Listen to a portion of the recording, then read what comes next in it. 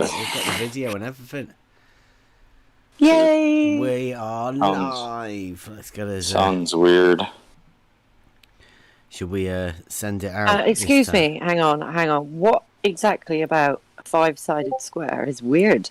Yeah, you listen to what Ranty says. Well, wouldn't that be like saying a 5-sided octagon or a 5-sided pentagon? Whoa, dude. Like the things Ranty would say to you for questioning it. I mean, Bullet Bill said it. Is that like a 2-wheeled unicycle? Maybe a 4-wheeled tricycle? Absolutely. Like, what are we saying here? Yep. A 3-sided circle. A 1-sided triangle. A trisquircle. A quinquarian. Who let all the crazy people out of the asylum today? I'll put it in.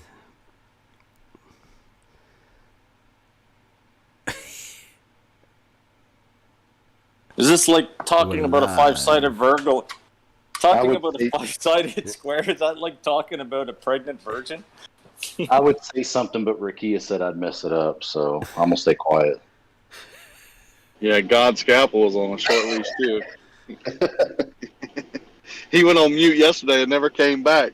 Everybody went away, like went to bed, and I said, "Can someone tell God's scalpel he can come off mute now?"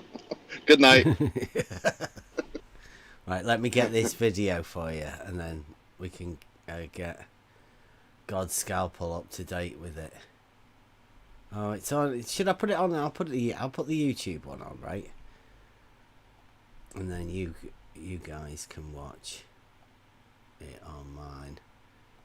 And then I'll tell you what I'll do. I'll put a link. Do I have to watch anything? Wonderful, because there is. Yes, you have to watch it. Yeah. All of But it. I'm busy. Do not miss a second of it. I'm busy. Right, Just so film me. it's Fill me in the important details. it's only 3 minutes, so you know, it's not as if.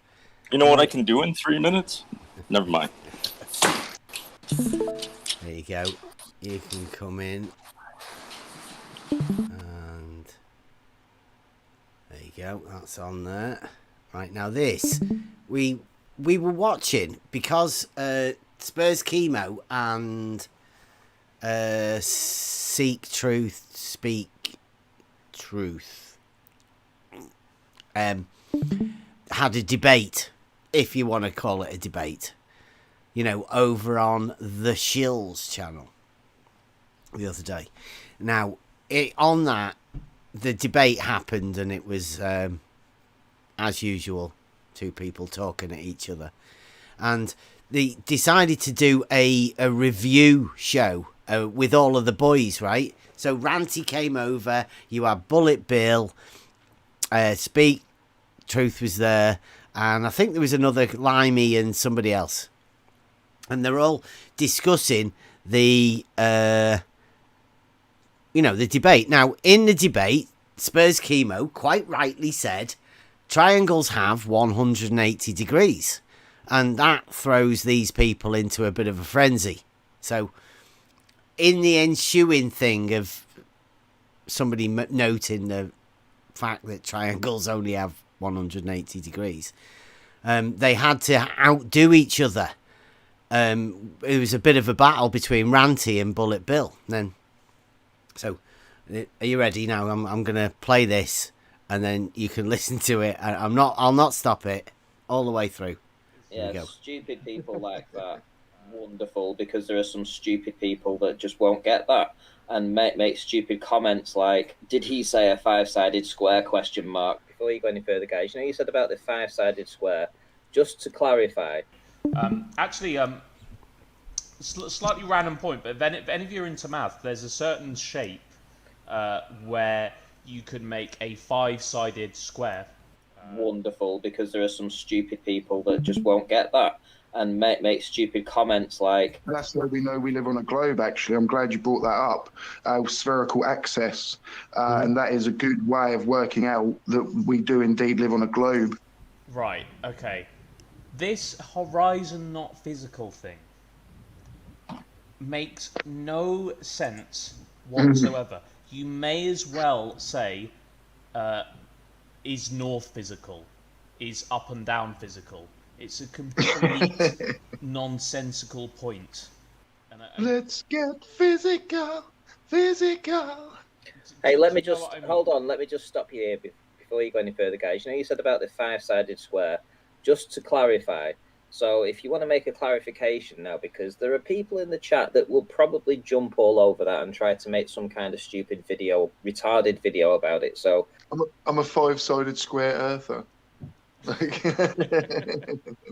you know, in order to clarify what you've just said, and you know, you might just need to back that up somehow. Yeah, no problem. So the 5-sided square is possible on a shape that it probably has a more technical name for it, but it appears as though it's almost like a funnel.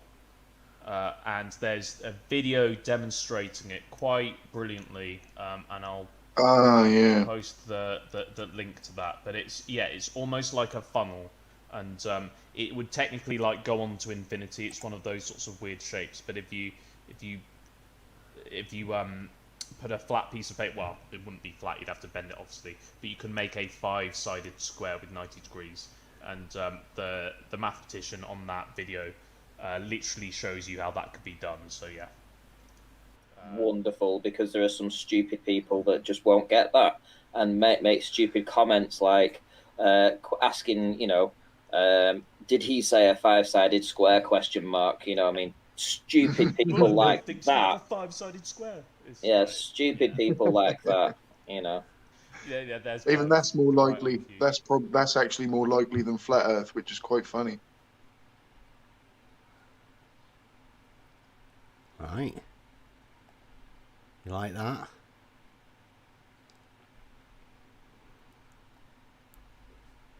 So, that's it. No, they sound ridiculous. Yeah. Yeah, but somebody might make a retarded video, you know, not understanding. You might get people asking this, like stupid people asking the question, a 5-sided square? I mean, Bullet Bill's told you all of that. A guy literally does it on a video, so... Sorry, who's Bullet Bill again? Well, he's a guy that said that 5-sided squares are a thing. I mean... Okay. I think he has a globe model. I think there's only globe model believers that would actually agree with that. No, actually, after that conversation, they have me pretty convinced. Yeah, you're there. You're like you would think twice about asking about a 5-sided square, wouldn't you? Well, I feel pretty stupid now. That's for sure. Did they teach me incorrectly at school? Well, they just didn't give you the extra nuances that are needed in your fundamental learning of shapes. Because I don't know whether you noticed or not, but he said it was a shape on a shape.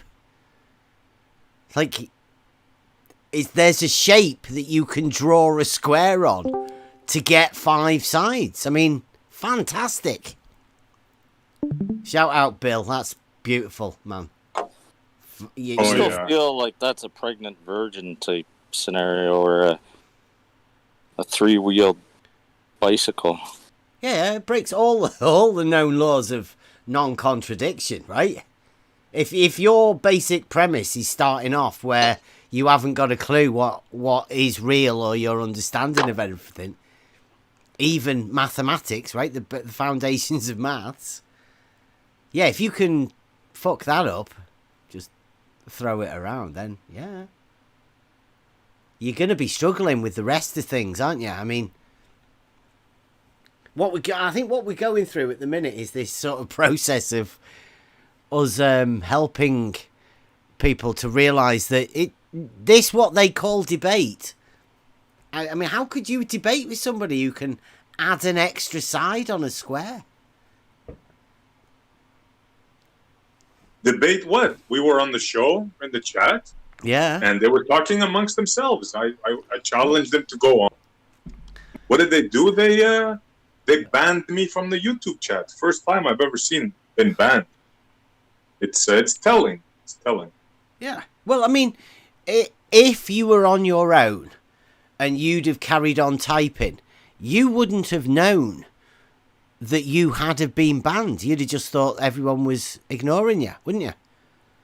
Yeah, that's right. It's only because you were with a group of us that we could say, yeah, your comments aren't showing up there, Essie. They've definitely hidden you. We can't see a thing. And that was because, like you said, you offered those people a debate. And, yeah. They're scared. Scared to debate logic. Because obviously, you have to not have a fundamental understanding of logic for you to add sides onto a square. Ranty, you out there? I'm calling you a pussy. You are a pussy. Is it? You hear that? Ranty won't come and do anything here. Anytime you want, I'm here for you. Come on. We'll discuss your fantasy. 5-sided square, you monkey.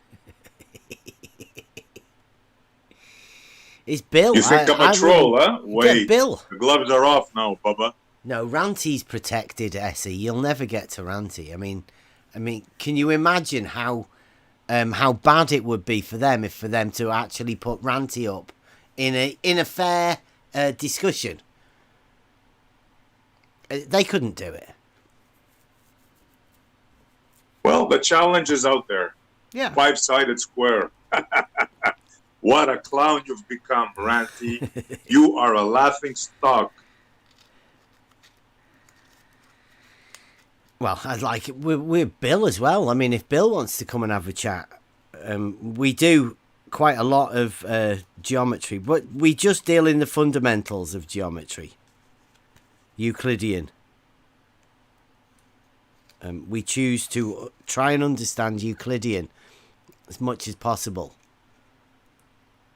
before we move on to the not Euclidean, because I say it's reality. Everything you see is Euclidean.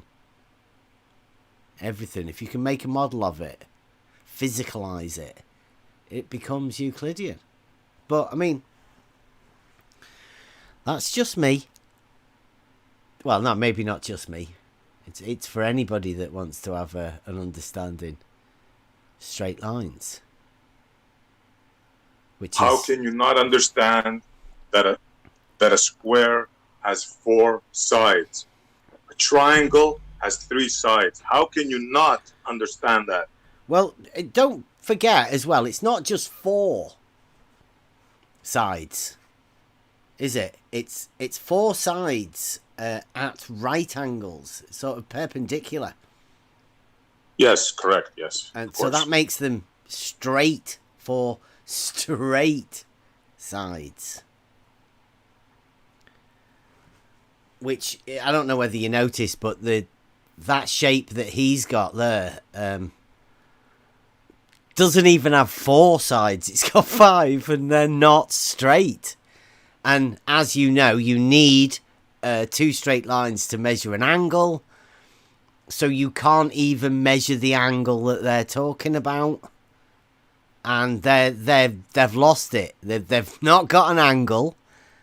They've not got straight lines. And they've not got 4 sides. But yeah, he's labelled the video. Yeah, it's like saying a cat can be a dog. Yeah. No. That's just semantics, you guys. Come on. Stop I know, yeah, we're always playing the semantics game. Listen up, Ranty. A cat is a cat, and a dog is a dog, Bubba. Well, that's the problem, right? Because I was just gonna say people can. Well, sorry, I didn't mean to interrupt you. I was just gonna say that's the problem nowadays, though, is people can decide they want to be a cat, so they say that they're a cat or a dog or whatever. That's where that gets us. Now we got 5-sided squares. This doesn't fly around here. We deal with reality. Well, it's their reality. Does that count? You have to respect their reality. Well, they can identify as a cucumber for all I care. They're still a human. Yeah, but that's the thing. That's the society in which we live. If you want to identify as a cat, literally, you can do that. And there are people out there that do that. They get implants of whiskers and all this other crazy stuff. So here we are, 5-sided square. Mm-hmm. Yeah, it's great. No, it's isn't it? like a little aggravating. You have a guy here who flipped, fine, no problem. You want to go to fantasy? Go to fantasy. But now you're trying to tell us that we're crazy after 5 years? You're trying to tell us a 5-sided square is reality? No, you're not going to get away with it, Bubba. It's worse than that, I see. He's telling you you're not even allowed to question it. You're not even allowed to put, what, a 5-sided square? You're not even allowed to ask that question. Because they haven't got an answer. And they get really upset when you ask questions that they don't have answers to. They call you names, they call you Flerf. Even though that's what they're called. They name themselves that. The guy that used to be called Ranty Flat Earth is now called Flerfspective. He can't get rid of it. I got a question for Ranty. How does he know it's not a 5-sided rectangle? Could be a 5-sided rectangle, right? How do they know it's not that? Maybe because all of the 5 curved lines are equal. Oh, they are. Actually. Well, I don't know. I'm just guessing. It sounds like they're just guessing too. Yeah. So. But I like the way Bill, being a genius as well, he says, this shape, there must be a better word for it. It's like a funnel. Well, I don't know if anybody knows any of the geometry. You've got Euclidean, then you've got spherical, the ball, and then the other one that Bullet Bill doesn't seem to know, right? The shape of what it's called. He doesn't know what it's called, that shape. It's hyperbolic geometry, isn't it? So it's a hyperboloid or something like that. I don't know. It's not a funnel. Although it could look a little bit like a funnel. They think they can draw a square with curved lines. Like the height of delusion. It's mind-boggling. Well, don't forget this whole thing of the 5-sided square. I have to keep saying it's fucking hilarious, right? It came around because Spurs Chemo had the triggering statement that triangles only have 180 degrees, and they to a certain group of people, that statement it's very scary. Because it's a truthful statement in mathematics. It's provable. It's axiomated within the foundations of geometry, Euclidean geometry. Triangles only have 180 degrees. I mean, not only is it axiomated, it's postulated many times. Pythagoras. And there's many of them. Like you go through it. There's proof on proof on proof. Triangles can only have 180 degrees. But triangles have 3 straight lines. That's another fundamental. If you lose the straight line, is a triangle still possible? Is any shape with 3 sides able to be a triangle? Could you proportion a circle into 3 and call each one of those a line? And would that then become a triangle?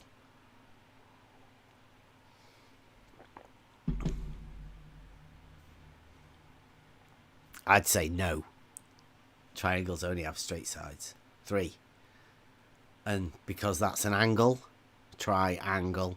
Angles are measured between straight lines. You can't measure an angle between 2 curved lines. it's impossible. So that's a rectilinear angle. That's defined in fundamentals of mathematics, geometry. I have never seen a square in my life or a triangle without straight lines. Yes, because it wouldn't be a square or a triangle. Like, yeah, like if you see a cat, it wouldn't be a dog, right?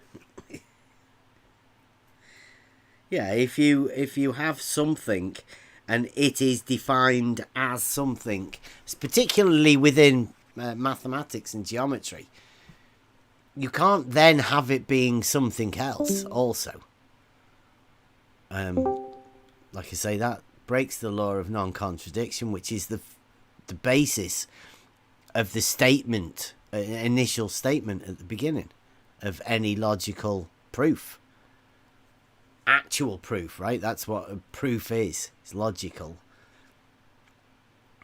The literal meaning of proof comes from a logical statement, which is then proved to be true or false, depending on how you want to word the logical statement. But the initial statement can only be a statement is something that can either be true or false. It cannot be both. It must be one or the other. If the statement does not have a possibility of it being true or false, then it's not classed as a statement in logic. And you can't base your logic or framework on a statement, well, something that isn't a statement. You have to make the statement first and then make the logic to prove the statement as either true or false. So if I say a cat is not a dog, would that be a true statement? It would be a statement. Well, yeah, a cat is not a dog. Yeah, I suppose it could be formulated a little bit better, but as a statement. Kind of like we can say a square cannot have 5 sides and be a square. Well, you would say a square has 4 sides. Right? It's either true or false, isn't it? You know, like there's no other way around that statement. Absolutely. But to these people, well, it could be, well, you see, you can have a square with 5 sides, and it's like, well, that makes a mockery of the initial statement, a square has 4 sides. Because a square, that's how a square is defined. It's a quadrilateral figure. Yeah, but we learned that definitions don't matter. Mm-hmm. Yeah, Ruhif said anymore. That. Yeah. We should add one word more. Anymore. They do not matter anymore. But only to a sophist. Right? Let's try this one. We all know the UFC, right? Go on. Can an octagon be a square? Absolutely not.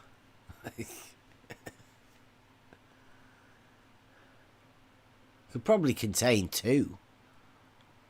What about a 9-sided octagon, though?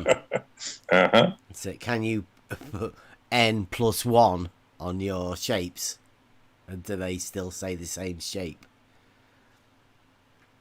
Oh, well, wait a minute. Have we got a guy in the chat? Actually, what's he put? Actually, no circles. Oh, circles have straight lines. Is that actually no?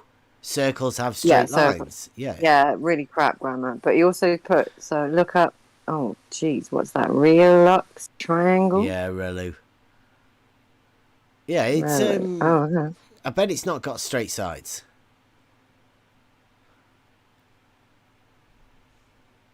got to run this to do. Yeah, It means things to do. Yeah. Later, See you later, Purple. dude. I mean, you wouldn't want to have to justify any of this stuff. I mean, I'd stay clear of it. A purple harpoon. That sounds like a really dodgy name. Yeah, we'll have a look over that flat side at some point as well. I think that may be wrapped up in a bit of a mystery as well. You have to have a bit of a think about the Pythagoreans.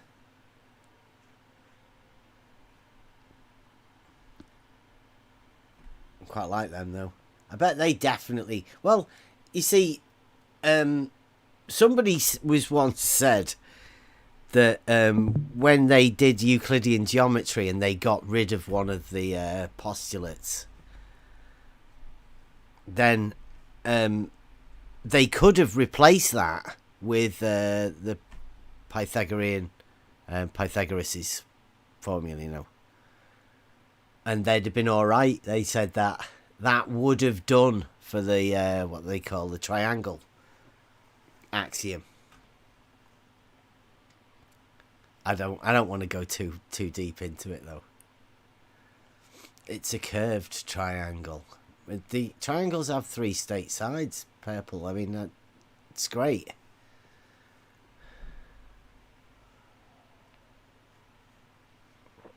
Is it 3 great circles intersecting to make a... In fact, that's probably where they come up with the basis of the... Well, actually, that was a good one, right? Because PhD Tony, in his confusion on the triangle issue, ended up with a triangle with 540 degrees. Each angle being 180 degrees. Now, initially, Essie, you'd be on with this one, right? Initially, that sounded strange to have a triangle that was made up of straight lines, 3 of them. And we thought it might have been a mistake, but the other day, Essie, who was it? Do you know, can you remember who it was? Because he... The one-sided triangle guy? Yeah. Mr. Yossi, right. Well, isn't that one-sided triangle the effectively PhD Tony's 540 degree triangle of 180 degrees? It's just it's a shared perceived straight line, but it's a circle.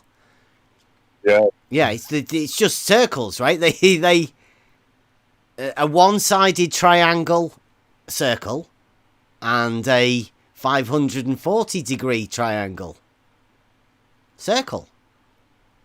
Yeah. Let me just say one thing on Yossi's behalf, because I'm not a slanderer, and when somebody admits they're wrong, I will say it. So Yossi walked back on his one-sided triangle. He admitted he was wrong. So I got to put that out.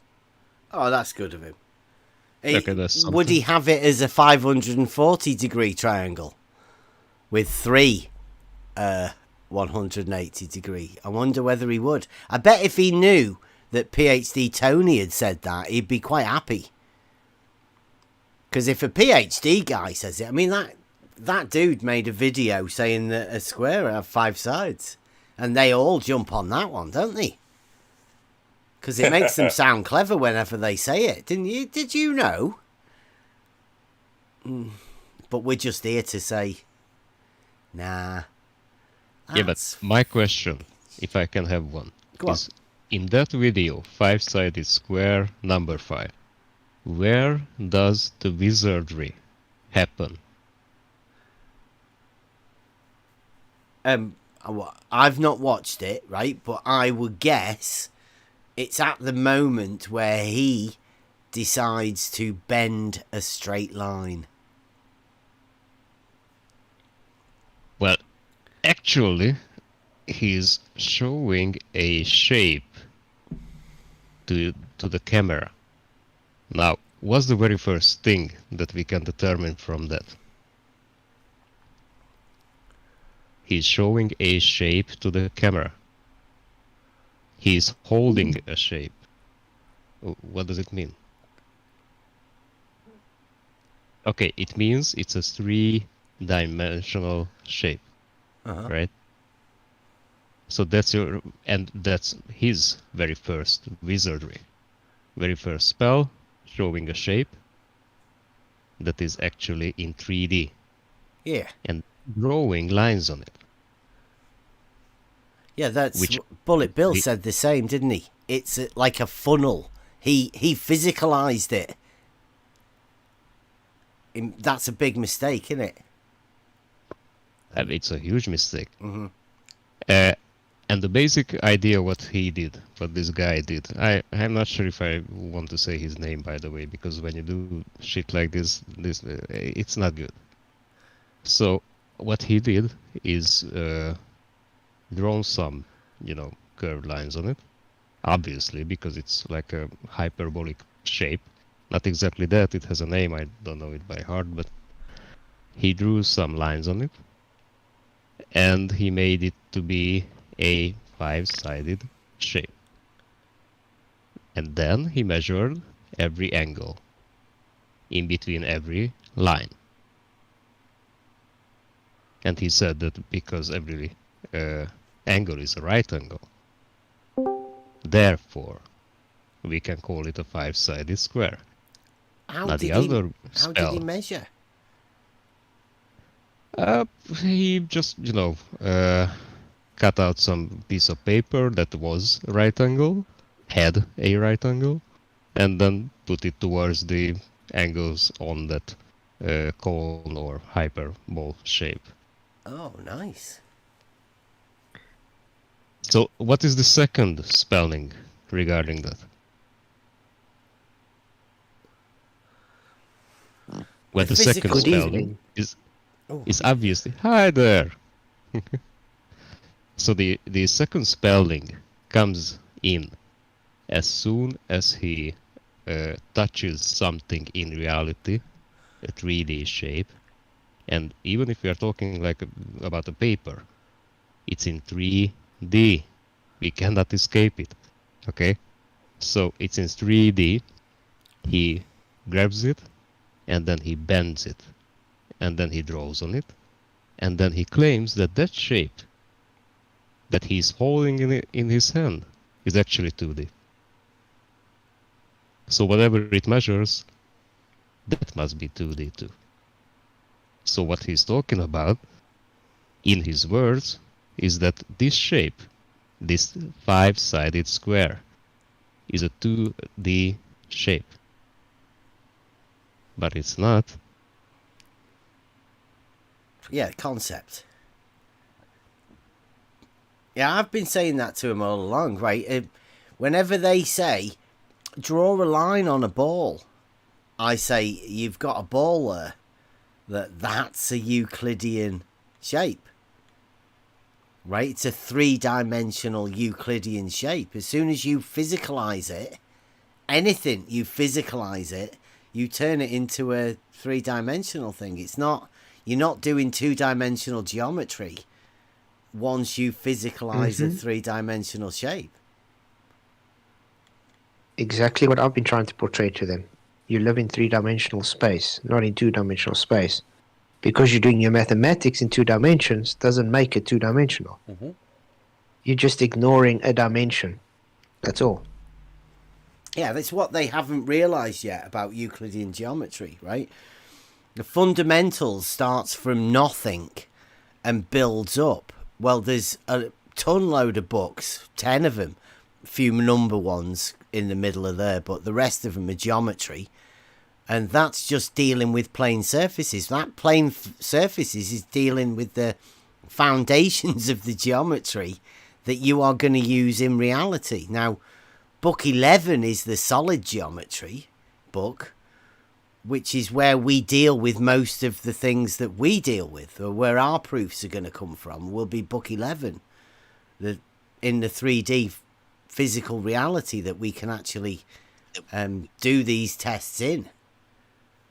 An experience, yeah.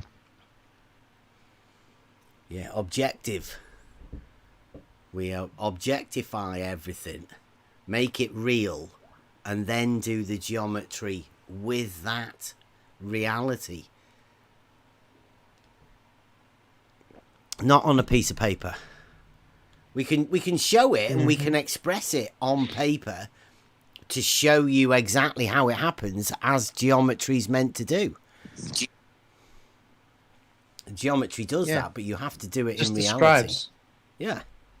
Yeah, that's all. That's when they take the math. They're just describing what they're doing. It doesn't make it reality, though.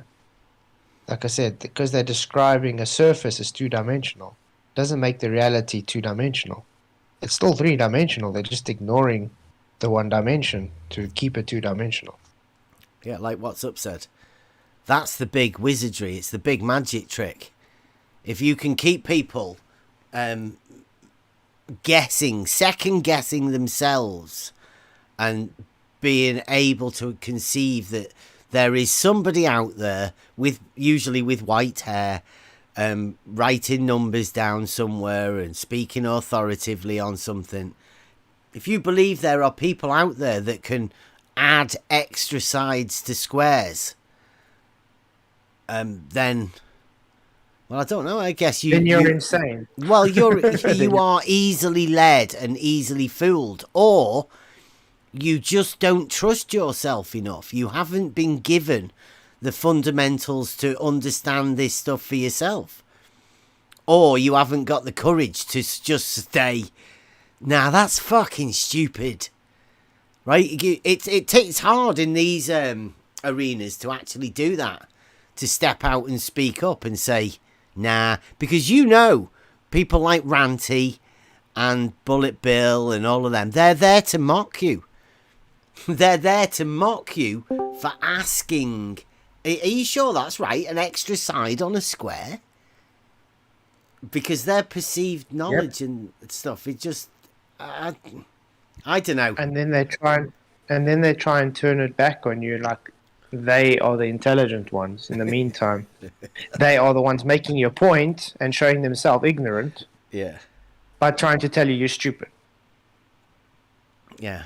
Well, there's enough listeners for them to perceive that they're making sense to them, and if they make money whilst doing this stuff, I consider them fooling other people. I really do. I think they're purposely deceiving people that are listening in, because people trust the people that they hear as authority figures. I mean, I don't know why, but Ranty's definitely meant to be an authority figure now for the globe. He hasn't got a clue. Yeah, well, he's like the man at the moment. Remember, he's all of a sudden growing hair, so now it's making him intelligent. If he's the man, why is he hiding behind Toupee his upgrade? Toupee? Is that standard procedure when you flip? If you're balding, you get a toupee, complimentary of the globe. Yeah, maybe they ask what are you most upset about yourself? How can we lure you back? We can give you hair. Ooh, like they give him the money to buy the hair. Well, what do you reckon? Do you reckon it's natural hair? Or do you reckon he's gone for implants? Or is it a tube? Not natural. I don't think it's natural at all. Looks like a Walmart toupee to me. It's globe. It's globe, yeah. It might have looked too much like a globe. So we've got to rug it up a bit. I mean, think about it. After all the years you've known him, how hard has it been for him to grow hair? And how's he getting all of that receding hairline, just have hair all of a sudden, overnight? Right. We go. Sean G's in the chat here on Discord. Yeah. It depends how you define square. If you go with the traditional definition of having 4 equal length sides, I mean, just the traditional then there is no such thing as a 5-sided square, right? Because it's got 4 sides, it's a square. But if you define square, remember definitions don't mean anything, but if you define square as a shape with all 90-degree angles, that's 90 degree is a right angle, and as you know, right means straight, so that's straight angles with at perpendicularly, so that's straight angles. But they do know if you have 5 straight lines at the 90-degree angles, there's not going to be 90 degree. It won't be 90-degree angles anymore. Try and stick 5 90-degree angles together. You won't get 90-degree angles. You won't get a shape. Nope. You won't. You well. So even the even the pentagon is not going to be 90-degree angles. But I mean, this is thanks, Bill, because this is great. This is exposing what Sean G has to do now, right? Bullet Bill said it, and now we have Sean G in the chat defending what he said. Right? I mean, he says squares only have 4 sides, but if you redefine square,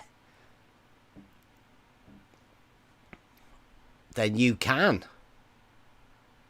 Oh, I thought they're the ones that don't like definitions.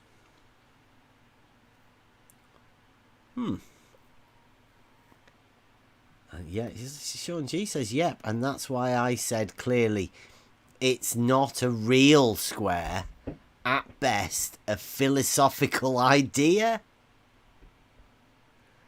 There is your PhD, right there. Yeah. What does PhD mean, by the way?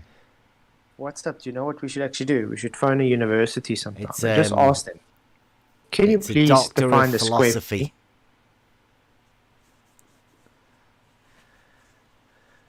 We should actually just phone a few universities and just ask mathematicians and if they can define a square for us and record it. I think we're already doing that, no? These guys who we are talking to are all PhDs, right? Well, yeah, percent. The only one that we know for a fact is PhD Tony. Although there is a guy called Phil that pretends to. Well, there's a couple of people that pretend to be doctors. I'm not too sure myself. I'm getting trust issues with anybody around. I mean, I've always had trust issues, but when people have been proved to be lying shitbags, then I really have trust issues with them.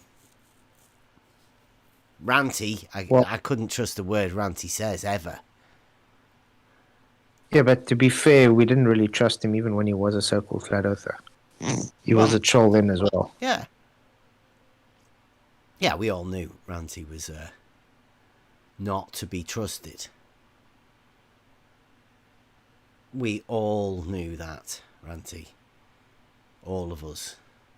All of us in here, anyway. I presume a lot of the Globers knew that as well. Yeah. The ones that are hyping him up are the ones that knew. Yeah, I bet they knew now. I bet there's loads of people that know now that Ranty's not to be trusted. But I'm guessing Ranty's the money giver. He's helped speak truth out, get a computer and done all of that sort of stuff. Ranty helps people get money, doesn't he? He's sort of the big man. He's like a Conspiracy Cat's right-hand man, or maybe. Is he working again? Who, Ranty? No, I don't know. Yeah, right. Yeah. He had a hernia, so he's off now again. He can't work. I mean, he went from working and doing his live streams, begging for money, to you never hear a peep about money anymore. Not working. Weird.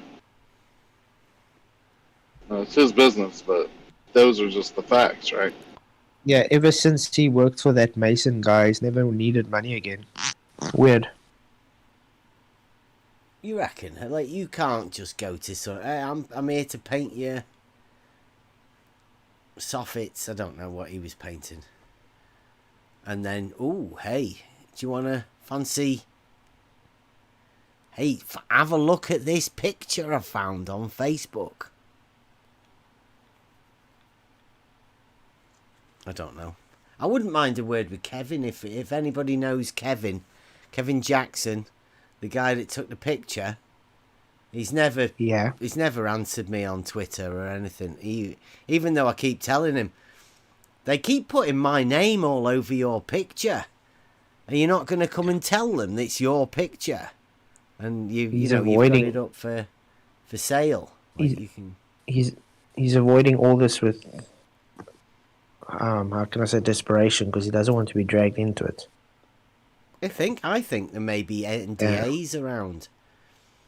Going round, people not allowed to talk about certain things. That's why conversations get shut down. I mean, I know it's awkward and confusing and hard work for them and a bit too taxing because they can't Google the answers and all of that. But I think there are topics that not only are they too confusing for a certain group of people, that they're not actually allowed to go there because they know that people look ridiculous whenever they start into this argument. You have to end up saying that water slopes when you put anything into reality. If you link geometry with reality, then the necessary outcome is that water slopes, triangles have to have more than 180 degrees, which is impossible. Like, literally impossible. And squares having 5 sides? Actually, squares having 5 sides, if you take that logic on. Squares also have 3 sides.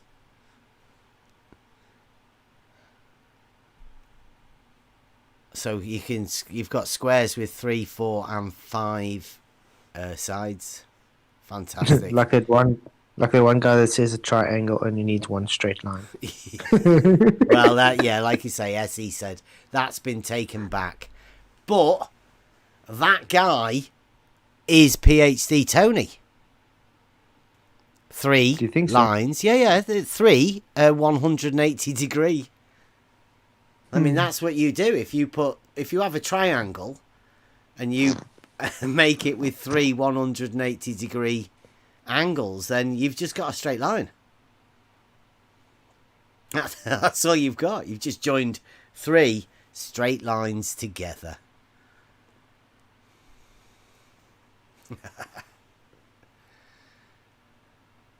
So Nathan here. What's Nathan on about in the chat? Is anyone? Have I missed something? He tuned in because of. I just got back.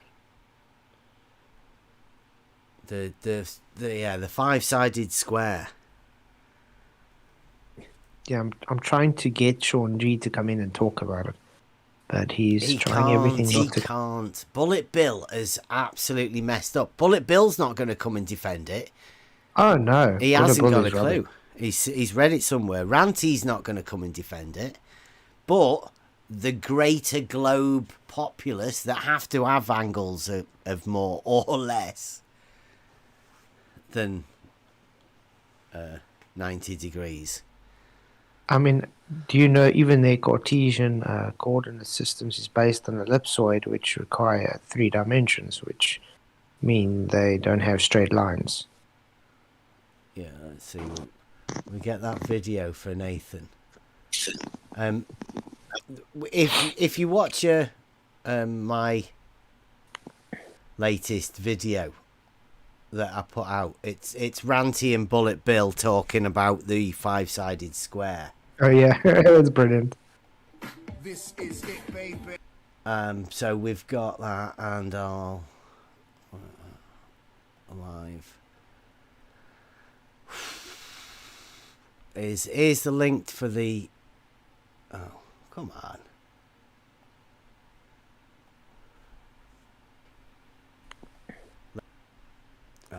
put it in here. There's a link to the video. That's the 5-sided square one that he's used to use as a reference. I mean, it's hilarious that somebody could watch a video on YouTube and sort of state on a live stream that a square can have 5 sides. I mean, and then still go ahead and try and double down and claim it's true. Yeah, I mean, I suppose I could play the one of ours again. Let me get that, and I'll play the ranty one again for Nathan. Yeah, is Nathan here? He's in the chat. Yes. Right, so let me just swap these windows over. Really? I don't see him. Right, here's the YouTube again. Do you guys... let me put it... I'll put it on the Discord as well, so you know what's playing and when.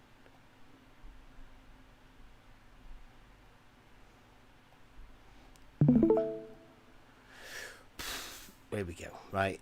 This is the 5-sided square from Speak Truth. Stupid people like that.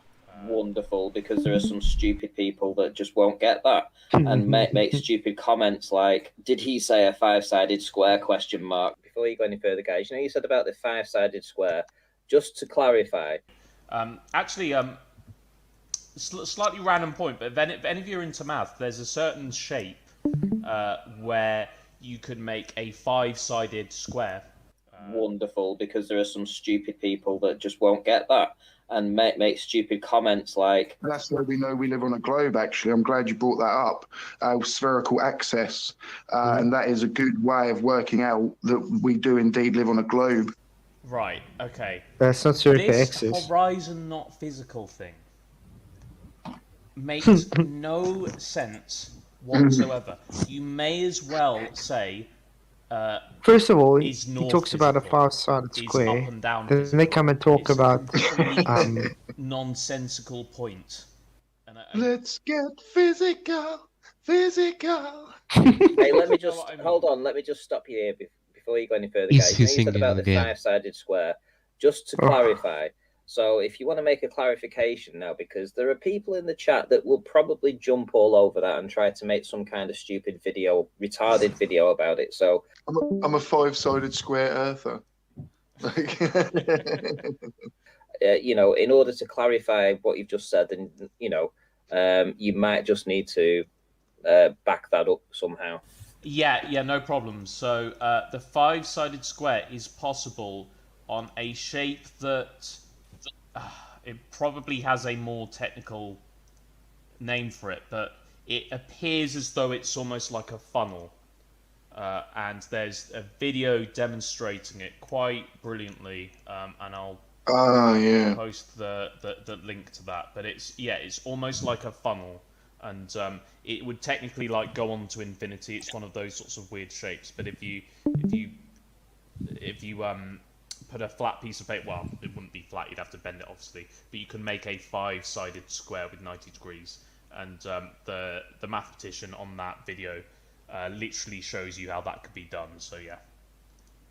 Wonderful, because there are some stupid people that just won't get that and make stupid comments like asking, you know, did he say a 5-sided square question mark? You know, I mean, stupid people like that. See what I'm saying? Ranty doesn't actually say anything. People like that. You know? He's trying to sound like he's saying Even something. that's more likely. That's actually more likely than flat Earth, which is quite funny. It's like he's trying to say something, but he's not saying something. Stupid people. Stupid people asking that a square has 5 sides. I mean, how stupid could you be to ask that? Fucking hell, Ranty. It's a joke, Ranty. Ranty is now a laughing stock. Because he got Bullet Bill said it as a flippant comment. Ranty got Bullet Bill to restate it because he was watching the chat, and I said, what? Did he just say a square has 5 sides? Breaking news. Yeah, I know. Breaking news. Jose. No. What's up, guys? Hey, Yo. no, that's not what I was going to say. I didn't mean to cut you off. I'm sorry. Yeah, I was just going to point out Jose in the chat. Yeah. Asking whether this is a gossip show. Yeah. Can be if you'd like it to be, Jose. Yeah, we're talking about 5-sided squares, Jose. Do you want? You can come in and talk about the 5-sided squares and the people who said it. I'm not entirely sure Jose is going to understand anything said to him, judging by your so-called debate or your little chat with him. Everything that you said, he repeated back and got completely wrong. So he has issues with comprehension. Well, it would be great if Jose would actually unban me from his Discord channel just because I played around with his little pet bearded devil. Oh, has he got to you? He doesn't do things like that. Yeah, he banned me from Discord because I embarrassed bearded. I've been banned from Jose's Discord for months. He says it's an equal platform for people to go and have a word on, and it's rubbish. Banned me for posting a couple of memes. That's how soft they are.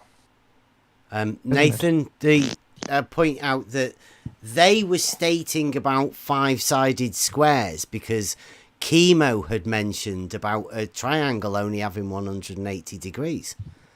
And when you state that it's a known mathematical fact that triangles only have 180 degrees, then a certain group of people start fantasizing about triangles with more than 180 degrees. So once you then have triangles with more than 180 degrees, you go to triangles with 3 90 degree apparently, and then from that obviously squares have 5 sides as well. It's fantastic the process that goes on in a glober's brain once you tell them mathematical facts. Yeah, it's almost like imagination, isn't it? Yeah. Jose's saying there's no gossiping goes on the Daily Boom. That's definitely not what they do. You wouldn't talk about people, would you, when they're not there or anything? Oh, that's all they do. Faceless internet potatoes? Oh, whoa. We got to talk about geometric relativism if we're going to go with the 5-sided squares. Yeah. You've just got to look at it from a different angle, and you can then just redefine things from this new relative position that you've took. It's great. It's great. Well, it looks like though that some people only care about certain stupid things. Glober say, not all of it. Oh. Yep. I would say more, but then it'll get you lot in trouble. Really? Of course. Yeah, I get everyone in trouble. You couldn't get me any more in trouble than I already am. I state facts. I am biting my tongue at the moment because I'm reading the chat and I am biting it. Oh my God. Emma is so responsible. You know, Jose's got his drama to fill on his stream, and he needs. I'm not even talking about Jose. Oh. Ooh. I'm sure they will understand if they're even bothering to still listen at this point. I doubt it very much because it's far too beneath them. Yeah, I'm only listening. I'm not reading the chat. Well, we don't need the screen on again. So, I think we have probably recapped on the 5-sided square, and I'll state, fucking ridiculous. Square's got 4 sides, and it's not only has it got 4 sides, it's got 4 right angles. It's got 2 diagonals that intersect perpendicularly, and they're both equal length. The opposite sides of a square are parallel. I'm not so sure whether there's any more on that. 4 equal sides. Did I say that? I did, yeah. Diagonals. I don't know how many other ways there are to describe a square, but you would never add an extra side ever. It's impossible. Now, people might say, well, that is the Euclidean definition. You're assuming Euclidean geometry. Well, I'd say, yeah, that's the foundation of mathematics, built on logic. And it's only because Euclid wrote it down, supposedly. I don't know. Euclid could have been a group of people. I would presume it is a group of people because it's a logical work of genius. I doubt it that one person could do all of that work on their own. It's a compilation of all of the logical works from beginning to end. Well, I mean, I don't know where the end is. But it wasn't made. It was found. It's logic. It's derived from reality and statements that can be proved. Be required to be proved. That's what the idea is. It's what the book is. It's a statement that then gets proved all the way from the beginning to the end. There's no other form of geometry. You can't just say, no, not that, and then I'm going to redefine it however I want. I'll call it non-Euclid. And I'll just say squares have 5 sides in my new geometry that I've made up. And then we go, well, what sort of geometry is that? Well, it's non-Euclidean. It's like, yeah, it is if it's got a square with the 5 sides. Yeah, it's definitely not Euclidean. Isn't that a pentagon? Yeah. Yeah. Right. Yeah.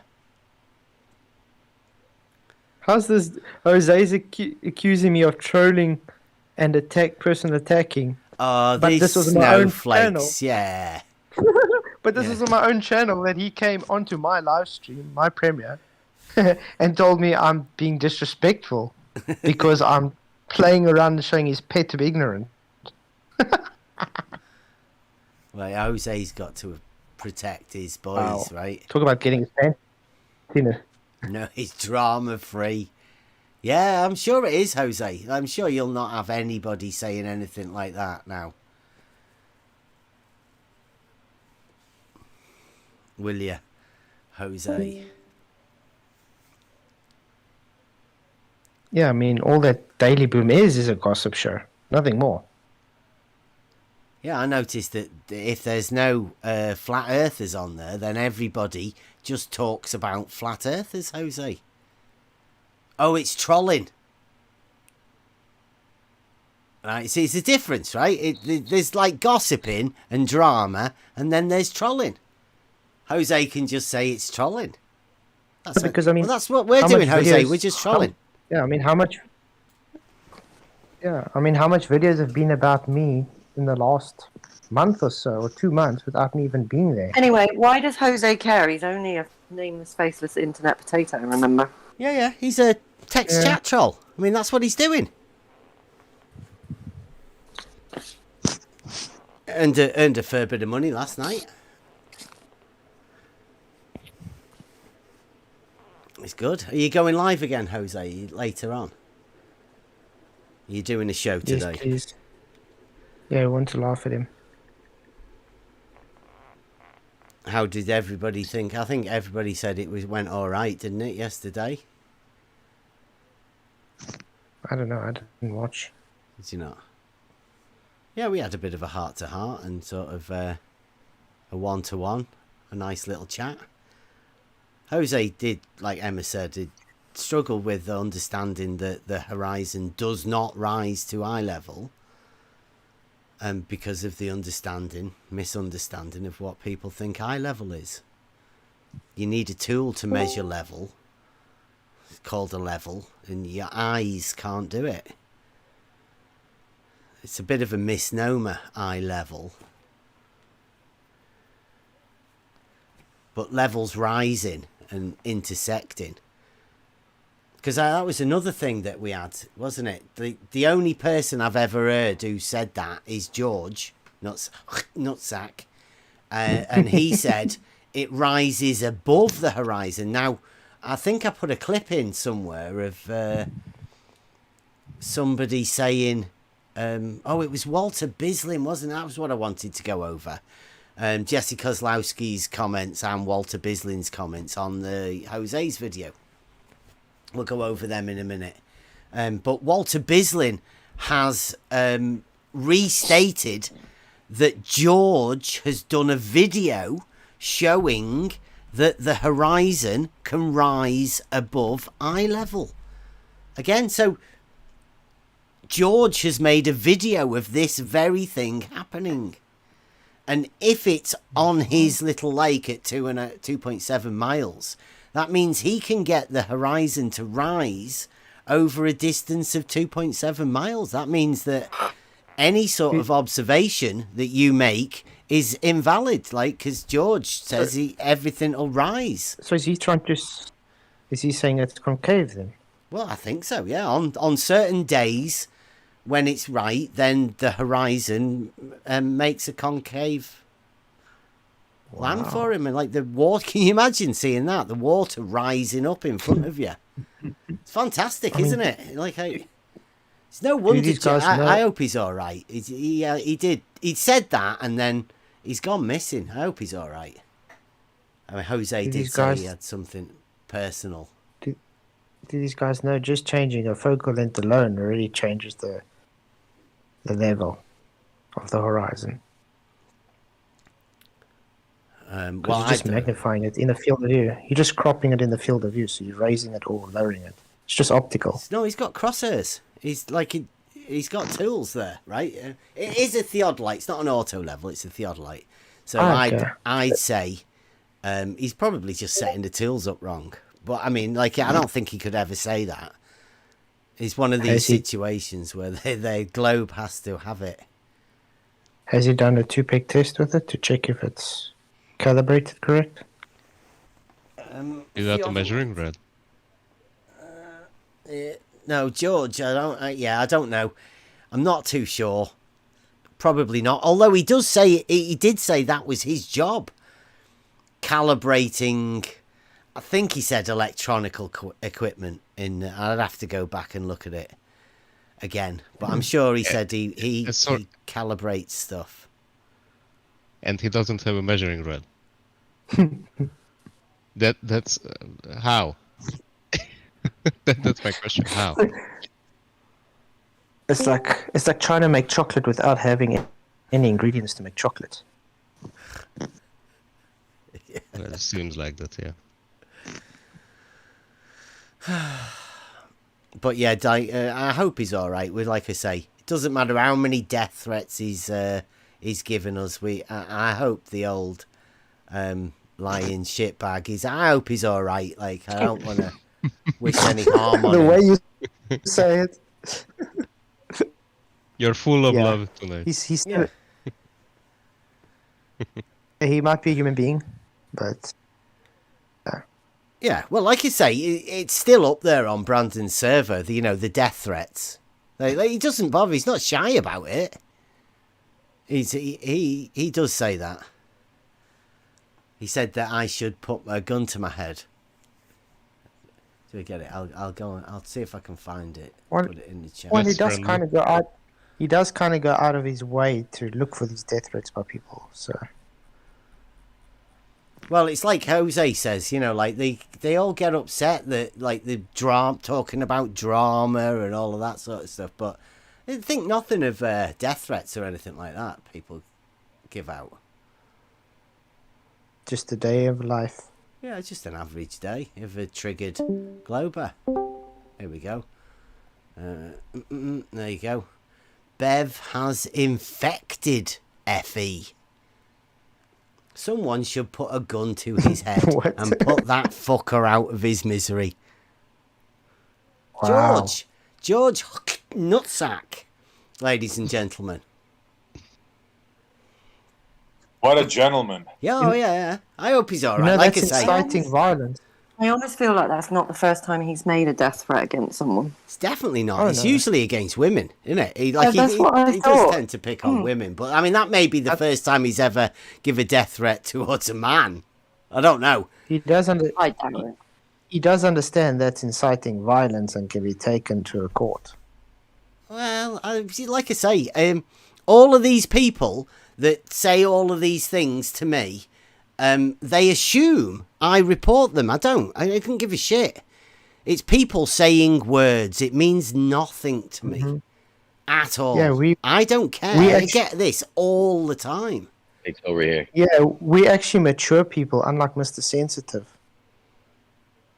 Goes and just copyright strikes people because they have rebuttals that show him ignorant. Yeah. Yeah. Or calls the police on someone because they don't have the same opinion as him.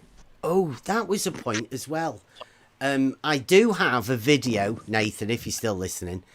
I have a video of where McToon was saying about somebody issuing death threats to him. Somebody said, like, "Ooh, what I'd do to him if I saw him. I bet he wouldn't say that to my face." Then they say, "Ooh, that's a death threat." So McToon was saying that somebody had done that. So what he did was he looked up his IP address and found out that he lived in a certain place. And then Spasticus, Mr. Sensible says, "Oh, well, somebody gave me Nathan Oakley's address." And I said I didn't want it because I'm not into that sort of stuff. I don't want to know anything about that. And then 2 or 3 months later, there was a thing going out that somebody was bragging about sending the police round to somebody's house. It may have been the person that said that he didn't have Nathan Oakley's address. Well, he did. And then he bragged about it later on. Yeah, he did. He bragged. He turned it round, didn't he? So, yeah, he said he didn't like doing that doxing and all of that sort of stuff, but then end up using it for purposes whenever they... Hasn't George been given a wrench somewhere quite recently? On Brandon's? No, he's gone. He's disappeared after that debate. Well, call it a debate. Me and him had a chat where he showed us that the horizon rises above eye level, and where he said the main surveyor couldn't set his tools up. So he that was like 2 of their surveyors, supposed surveyors, gone. So I don't think they've got anyone left other than Larry, but I mean Larry's not a real surveyor, and Sean G's trying to come back and say he's a surveyor, so that's all they've got at the minute on their side if George is gone.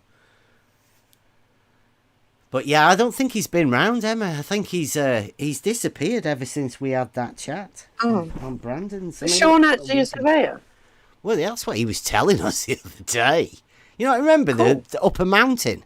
He went up mountains to theoretically measure angles to know that mountains are still in the same place as where they were. They just look further away because you're on the top of another mountain. And would these mountains be on a horizontal plane or on their so-called 2D surface, 3D object, spherical geoid? Well, Jose says that George's house burned.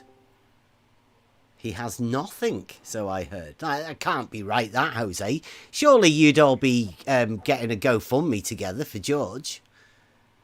You know, at least getting him a tent or something. Did he at least have last time I heard, George had 3 houses.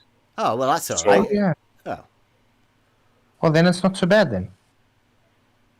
Like, I wish him well, but, you know, it's not like he's out on his ass. Yeah. Burning down the house. Well, karma's a bitch, isn't it? Yeah. Karma's a bitch, isn't it? Yeah. I like that. I hope Khan's all right, at least. Yeah. Yeah, as long as his dog's fine. then we're all happy. Yeah.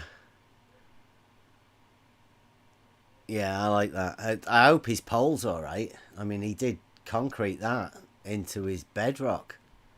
So no doubt that'll be fine. Wonder if it is that one, the one at the... it would hopefully not all of his optics records and everything, and his pictures of the thing over the... Oh, that would be terrible. Who would they go to now? With George not here, who do they have to issue death threats and pretend that optics? Not Rumpus. Ranty's optics man now.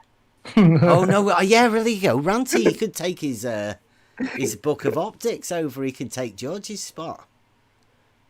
But Ranty can't do that, can he? Ranty can't go onto shows and berate people. He wouldn't get anywhere. I don't think he'd actually ever go back on Brandon's, would he? Well, Bob the Science Guy is really hard these days to try and show optics because he put a measuring tape on a pole. Ranty definitely can't go on shows and say the horizon appears above the crosshairs or the eye level. No. He would definitely never say that. No. Well, I don't know. He might back George saying it. But, like, as we know, like, we've been to the beach and we've shown everybody that the horizon never rises to eye level. I can't see it. Yeah, I never got that horizon drop thing. Yeah, that's how he says it's relative. There's a difference. It just they take it appears as to be it rises. Yeah. Well, no, exactly. like we had Optical. We had Speak Truth saying the other day that if you move, I think we might have been Jose as well. If you move further away from the land that you're on and you lift up, then that bit of water or whatever gets further away from you, but only because you're raising up away from it. I mean, it doesn't drop. You are the one that's moving up higher out of the way. Yeah, because you're just increasing your field of view, so you're just pushing the horizon out further, so it's rising relative with your eye. So it has an effect of raising. Yeah, it's still below you though, right? I mean, it's not water doesn't lift up. It doesn't alter its position at all. It stays in a fixed position. Just the optics of what it appears to do is what we're talking about. But I mean, that's, like I say, just optics. Just optics. Just apparent. That's all. We'll leave that for Ranty to put in his book, and we'll deal with the actual measurements. The first order measurements. That's why they come with these straw man arguments to say, on a flat Earth, you must be able to work out where the horizon should be. Well, how do you work it out if it's just optical? It's literally moving with too many variables to be able to take into account. That's what I had a conversation about with someone, that I asked them, why do you even try to calculate the distance to the horizon, right? Because you have a big problem. You're talking about distances, right? Now, can we measure other sort of distances in real life? We can, right? We have devices to actually measure something. What about the horizon? Yeah, Can you measure the distance to the horizon? Ever? No. Obviously no. not. Impossible. It's not a physical thing. It's not a physical thing, is it? And then that somebody, it was on another server, and two other guys, besides the one that I was talking to, jumped on me. And they actually told me that, for example, if I have a body that seems to be at the horizon from my viewpoint, then he can actually touch the horizon. I was like, oh, man, you literally lost it. At that point, you have lost it altogether. Whatever you had, like if you had 25 IQ, if you had 25,000, doesn't matter, you lost it. Yeah. Wow. That's like Mr. Sensitive saying, the horizon's not physical, but you can stick a flag in it. Well, you know, like I have ideas of that. Like if you're talking about the water horizon, the true horizon, then yeah, it is physical, but it's an apparent position. You cannot place it, because like you can't measure a distance to it. That's the only thing that makes it apparent, right? Just because you can't position it anywhere. But if that horizon is topographic, then you can definitely position that. That is a real thing, right? If you were stood on the top of a mountain and somebody was looking at you, that horizon would be the mountain. It would be topographic, and you would be stood on top of that mountain. Like you would become part of it, right? Yeah. So let me ask you, which part of the top of the mountain you would measure to? The part that the person is on. It's quite big, you know. Yeah, the part that the person's on. But if you don't have the person to reference to, because that's a reference point, your person, the other person standing at the horizon. But if you don't have it, well, it would be the top of the horizon, wouldn't it? It would be I'm not saying you could or you would. There would be no reason to, right? This measuring the distance to the horizon is a ridiculous thing. But I'm just saying, it's physical and you can see it because there's a mountain there, right? That doesn't make it apparent. The mountain is definitely there, and the mountain does have a location, and it has been measured. So yeah, to a degree, but then, like I said, it has to be topographical then. Otherwise, you're not going to get anything. It's topographic, and for whatever reason you want to call it, it's a topographic horizon. I mean, what does a topographic horizon prove? Absolutely nothing. Absolutely nothing. What does any other horizon prove? I mean, I don't know. What do you want? How do you use a horizon to prove anything? It's ridiculous. Horizons are just limitations. That's all it is.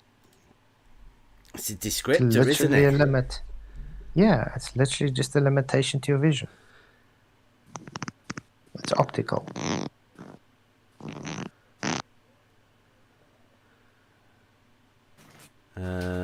What's Toady going on about Satanist trolls? What? I don't know. How come you let in Satanist trolls in here now? Who's that? I've just got a screen full of Toady and SE. Toady, come on. You're better than that, man.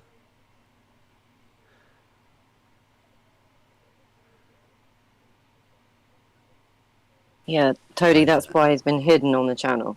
He's gone. Toady. Yeah, I had a bit more respect for you, man. That's bad. Who is he talking about, by the way? I haven't got a clue. Yeah, Toady, who are you trying to reference here? That Proving Bread. Yeah, the one you deleted the comment and then I've hidden him. It looked like he was doxing Nathan or something. Yeah, that's what I do. It was just putting up somebody's like we don't need that sort of stuff. There's no need for anybody to do anything like that. So I don't know what's Toady going on about. I don't know. Emma seems to be knowing it, but Emma's on it. I know. Yeah. Okay. Right, I've just got to go and nip and make a brew. Are you guys all right talking, or should I put a song on, a buster? No, we're fine. You all right? I'm sure me and WhatsApp can talk about something. Okie dokie. I'll be back in a few. Yeah, so you had a beef with Bearded Devil on Jose's? Not on Jose's, on my own. We were having that back and forth about perspective and everything. And because he keeps validating everything I say, Jose came on one of my premieres on my channel and started getting triggered and then banned me. And now he says I was disrespectful and trolling in his channel, but he came on my channel on my premiere and then banned me off his Discord. Just because I embarrassed his lapdog. Well, let me put it this way. Jose's Discord is a little bit interesting, because the first time I joined, I asked him how come I cannot, text anywhere on his Discord channel. And he immediately, like literally immediately, answered me by stating that I should go into voice chat. And after I've gone into voice chat, he will grant me a permission to write. So that was interesting. I don't know why I had to do that, even for a second, but that's interesting.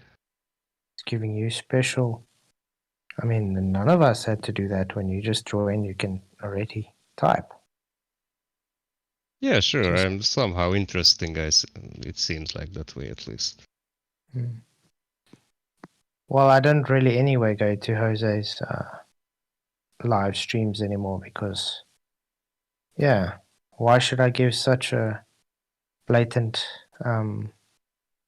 dishonest, biased guy content? Even though he does try and still use my name when I'm not there, trying to call me out and knowing I can't go in and back defend myself. But hey, that's how they operate. Sometimes. By the way, what was the last video that you put out regarding the Bearded Devil situation that's been going on between you for, I don't know, weeks probably? This was like what, a month and a half ago?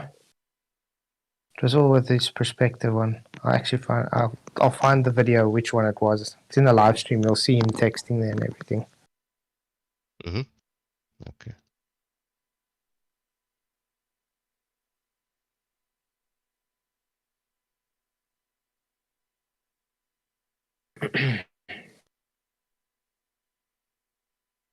So I watched an interesting video of 32 today. Came out 2 hours ago. You should actually watch it. Step inside the weirdest cult in history. It's all about the Pythagoreans.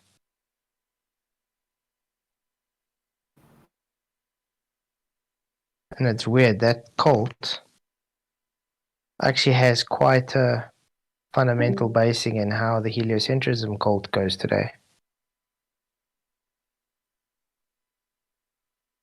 They've actually based their knowledge off of the Pythagoreans. Very interesting.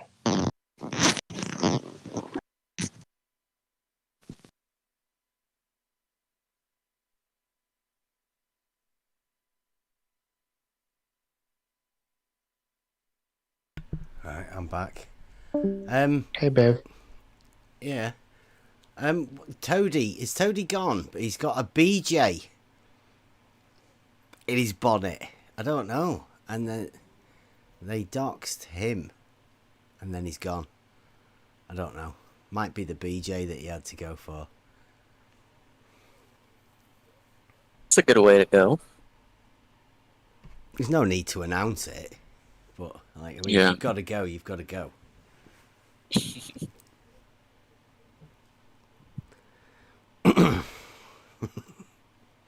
Sorry, did I interrupt anything? No. No. Not really. By the way.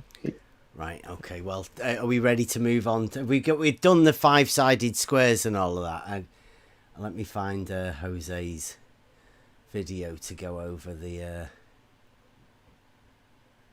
Yesterday's debate. Well, no, it's not. I'm not going over. I'm not going over that. No. Oh look, I've got some. What I want to go over is the which part? No, the comments it is. But I'm gonna have to get get the video up, and then we can go over the comments. Yay! By the way, gods, Scalpel, it's good to see you again, dude. I haven't spoken in a while. He goes quiet. He's shy. No, I'm just working in the background. There's lots of background noise. Thanks, man. I don't think you guys want me off mute. You won't be happy. Oh, look. Oh, here we go. Jesse Kozlowski, Jose's took it. It was on the top. And then, so can you see this here? Yep, you're good, Bev. Yeah.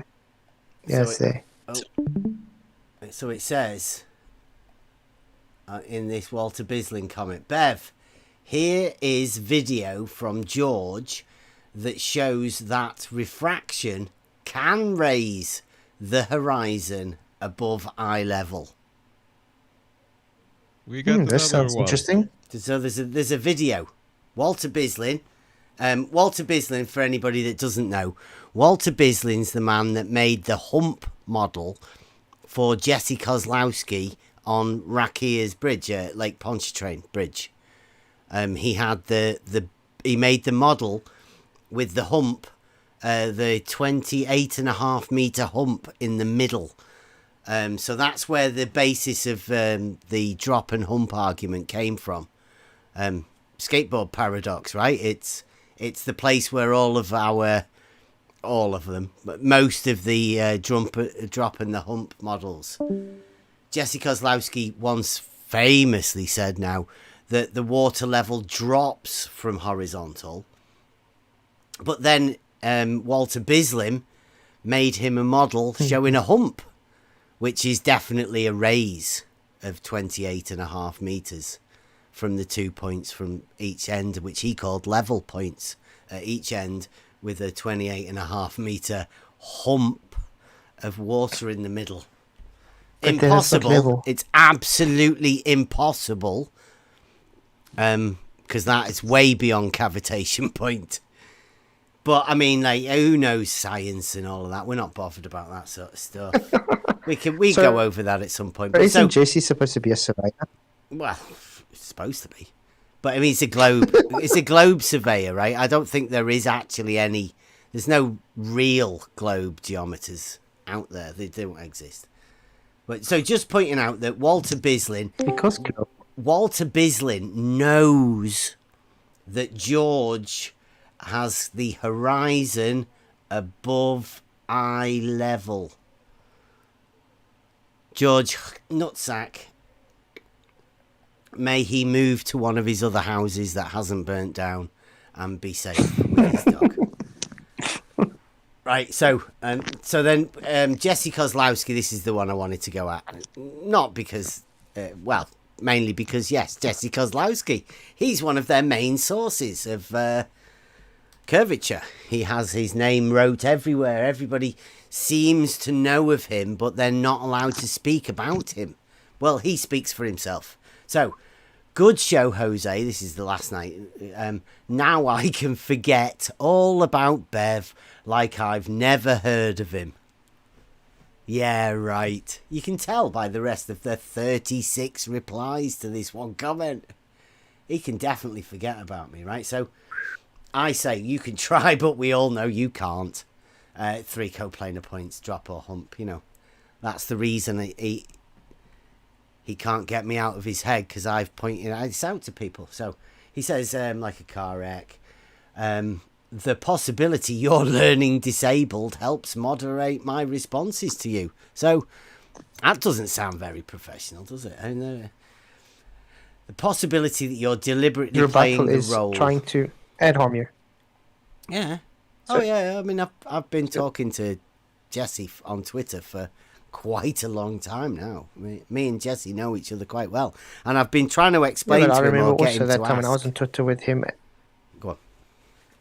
I was saying, I remember that time when I was on Twitter with him, and the main surveyor. They were doing the same with me until I finally got banned from Twitter. Yeah, what they do is they report you until you get banned, and all you've got to do is say something wrong. I haven't ever said anything wrong. Yep. I had a way of the beach.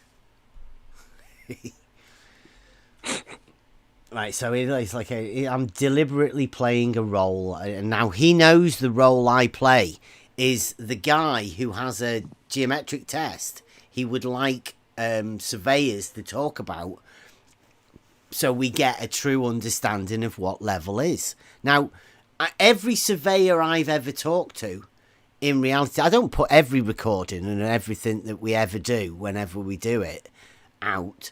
But whenever you do talk to surveyors, whenever I've talked to surveyors, the level is horizontal. I mean, it's a definite understanding. There's no questions ever from anyone about this sort of stuff. I mean, anyone I've ever talked to, really. Only a certain group of people, normally around Discord or YouTube or text chats or YouTube comment sections, only that group of people ever have any pushback against level being horizontal. So Jesse's one of them, and all I've ever been trying to do is to talk to him about the test that we have. Pretty solid test, pretty solid geometric test. Everyone should play back the part where you told Larry you have an instrument that you turn off the curvature and refraction corrections. Well, anybody that knows anything, they don't need to, because that'll be going on here. Are you referring to the switch? Yeah, the switch. The on and off switch. Curvature on off switch, yeah. Oh, everyone should always carry one round with them. And then went silent when I was talking. You know, right, this is the bit here, this is what I want to get. You know very well that this ends if you set up your theodolite to measure reciprocal zenith angles at each end of any line only 300 meters long. Should only take you 30 minutes to complete that simple measurement. When will you share those results? Jesse Kozlowski states here, you know very well. I mean, I don't actually know this. Like I say, I'll get round to that in a bit. But yeah, Jesse Kozlowski has a method here that he's telling me to do. Right? So I say our test is over a total distance of 600 meters. And within that distance, we aim to show a straight line is provable with Euclidean geometry. Of course, we'll be doing this using the perpendicular, meaning the perpendicular to the verticals, and proving the straight line with perpendiculars that will be parallel to each other. So if you get a straight line and you make perpendiculars to it, those perpendiculars to a straight line or plane will be parallel with each other. Just geometric fact. So all we have to do is prove the straight line, and then we get, well, if that straight line is then horizontal, which horizontal is a straight line, then any perpendicular anywhere along that straight line or plane would be parallel to any of the other perpendiculars. Geometric fact. Just letting Jesse know that. Now, he should already know that, really. And I say, how do you propose to measure verticals not being parallel? So just the act of measuring verticals not being parallel, because our test is just for the straight line. He has to account for the verticals not being parallel for somehow, and now I'm asking him how we would do that. Would you like to discuss these different tests we have? They seem to conflict somewhat. We should definitely try to explain both of these tests to the public. I will be trying my best to explain our test over the next few weeks. I hope you'll join us to explain the method you've briefly described earlier in greater depth to clarify it. The learning difficulty thing was a little unbecoming of a professional. Perhaps it could be you that has the difficulty in explaining yourself clearly. I look forward to hearing your method soon. Very nice of me, that, right? I'm just asking him to show his method. OFing Dogma. Now I would love to watch Bev attempt to find the location of building corners on a real job site. I bet the superintendent would like to take less than 30 minutes to draw what Bev started his semantic word games. Well, I don't know what FE Dogma's talking about there. I would bet FE Dogma that if he were to join me on a building site, I bet I could have a few of the lads laughing at the fool. But hey ho, we'll see. Jesse Kozlowski then says, you've been talking about your test for a very long time. When will you perform your test? Well, we've been practicing it, we've been testing it. We've made sure we've got no leaks. We've made sure we've got the cameras ready, and it's just a matter of us getting together, right? I mean, privately funded. We've done all of this ourselves in our spare time. We have been talking about it for quite a while, Jesse. I've been talking about it because I want to get people to talk about it. Right now, today, or this weekend, you can make a very simple measurement that will take you less than an hour. I suggested 300 meters for ease, but go for 600 meters if you like. Well, no, that's our test, is 600 meters to 400 meters with a 200 meter overlap. Shared straight line segment in the middle. This is not a test. This is a standard measurement made by surveyors every single day all over the world when they traverse around their project site. He's just talking about putting a vertical. And I'm not aware anyone, but you could try this yourself if you know any surveyors. Just ask them if they know what a zenith, reciprocal zenith angle measurement is. Hey everybody. Hey, I've never heard anybody. Hey. All right, Brian. Hey. Yeah, can I say something on it, Bev? Unless you're continuing reading those comments. I've got quite a fair way to go, but yeah, go on. If you want to jump in. No, I'll wait till afterwards. I'll wait till afterwards. Okay. I won't go in the middle of it. All right, okay.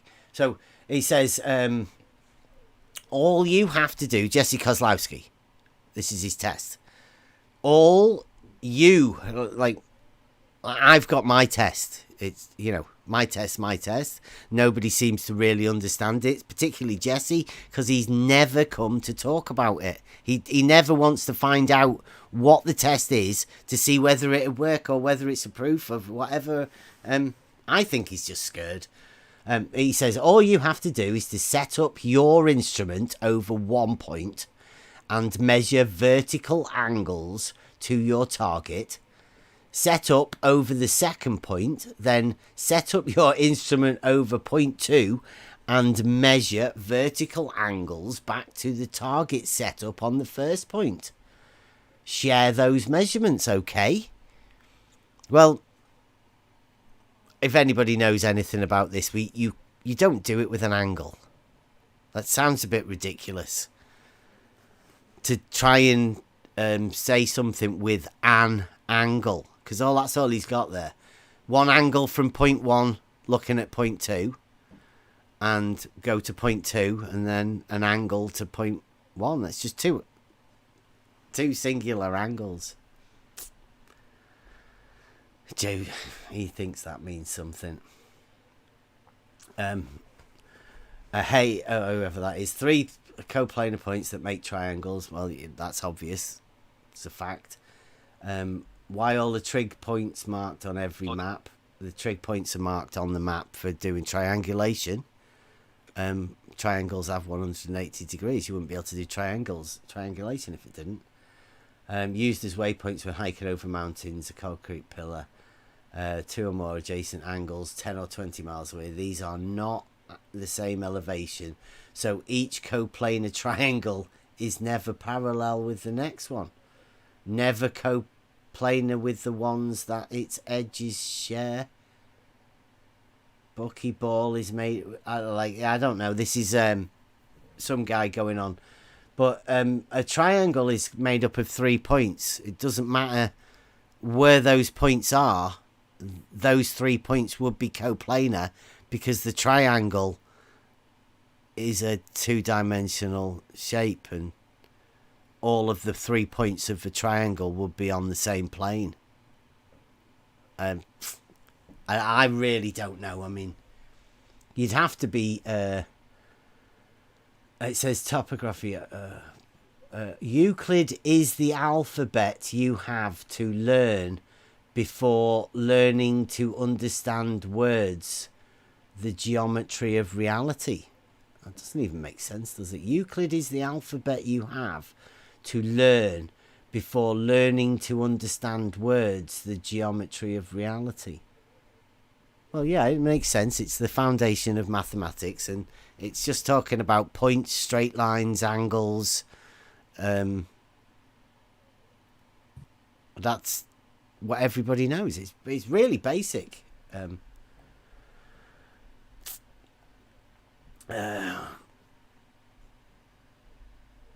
Brev isn't Does it just seem... transparent. Go on. Is it just...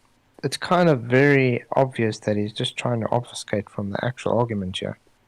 Yeah, I don't know if you've ever watched any of Jesse's videos.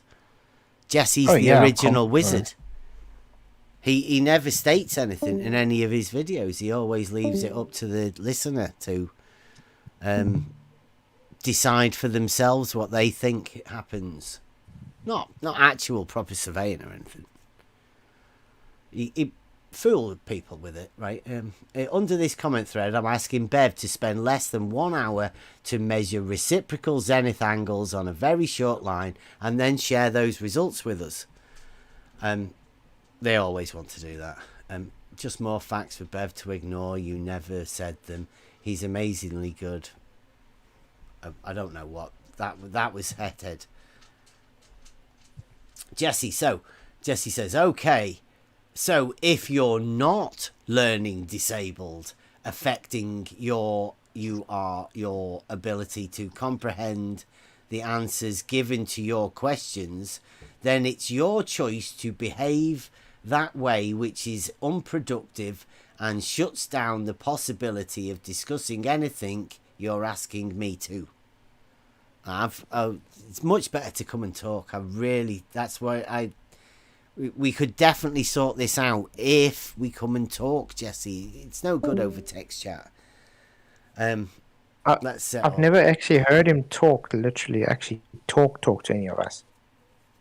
Well, he did that one time on Jose's where he said that the water level drops from the horizontal at a rate of 8 inches times the distance in miles squared. I mean, that was one of his biggest mistakes ever.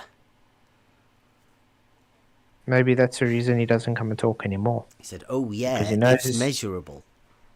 Because if he opens his mouth, then he knows he's digging his hole. And again, let's set all the talk aside. Just show us your vertical angle measurements on any line, 300 meters long or 600 if you prefer, made from both ends. Should take less than an hour to complete. That will give us something to talk about. Not a test, actual surveying measurements. You'll have my complete attention. Anything else is just your game playing. Show us you can make measurements, Bev. Again, so is a water level not a measurement? Well, how do you measure level? You can measure the distance that it's level. No.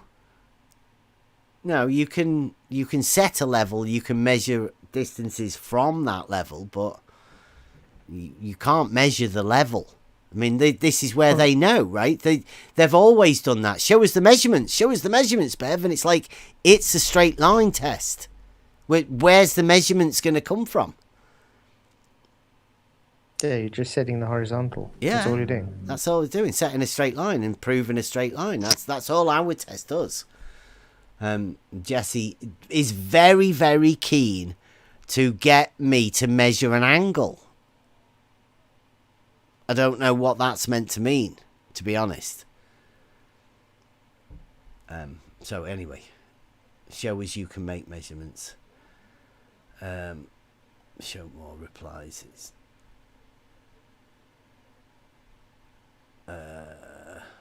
Bev's still learning the letters, still learning the numbers. And he says, one saw his proudest possession. It's not my proudest possession at all. I mean, they like to make this stuff. Certificate for land surveying. Look at that, 1993. How many details do these people take note of? This is Headhead. I mean, that's probably the whole thing. Wow, it is. Look at that. GCSE certificate of land from 1993. GCSE is general certificate in the UK, usually taken 12 to 15, not for land surveying, in all subjects, right? The certificate list and the results taken that year.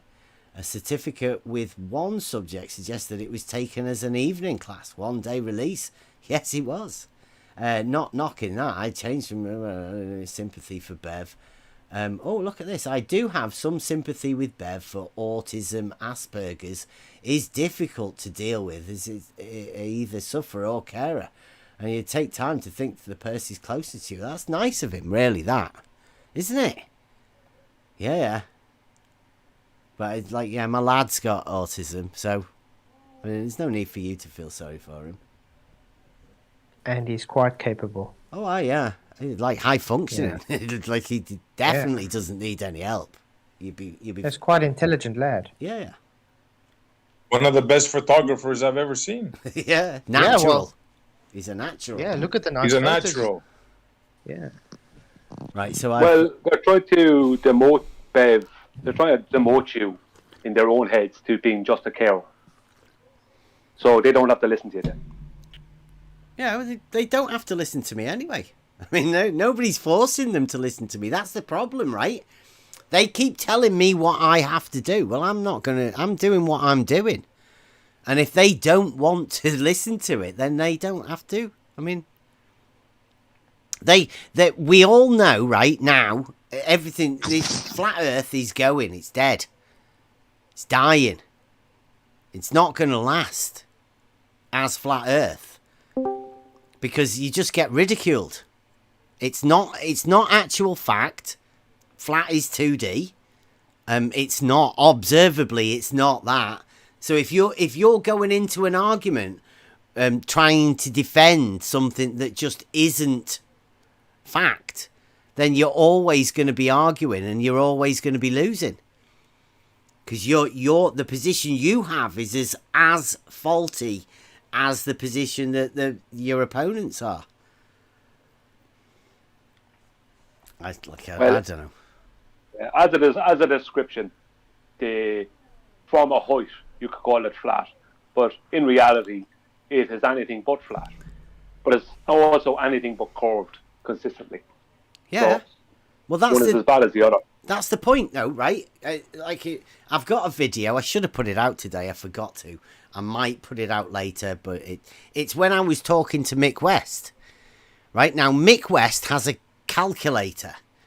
They call it Metabunk curve calculator. Now, what is that curve? Because people keep talking about Earth curve. Well, I say it's not. It's not Earth curve. The Earth, the land that we plant stuff in, goes up and down. It rises or falls, and observably. The water is level. Level is horizontal. Now, Mick West has a calculator that calculates the curvature of that horizontal.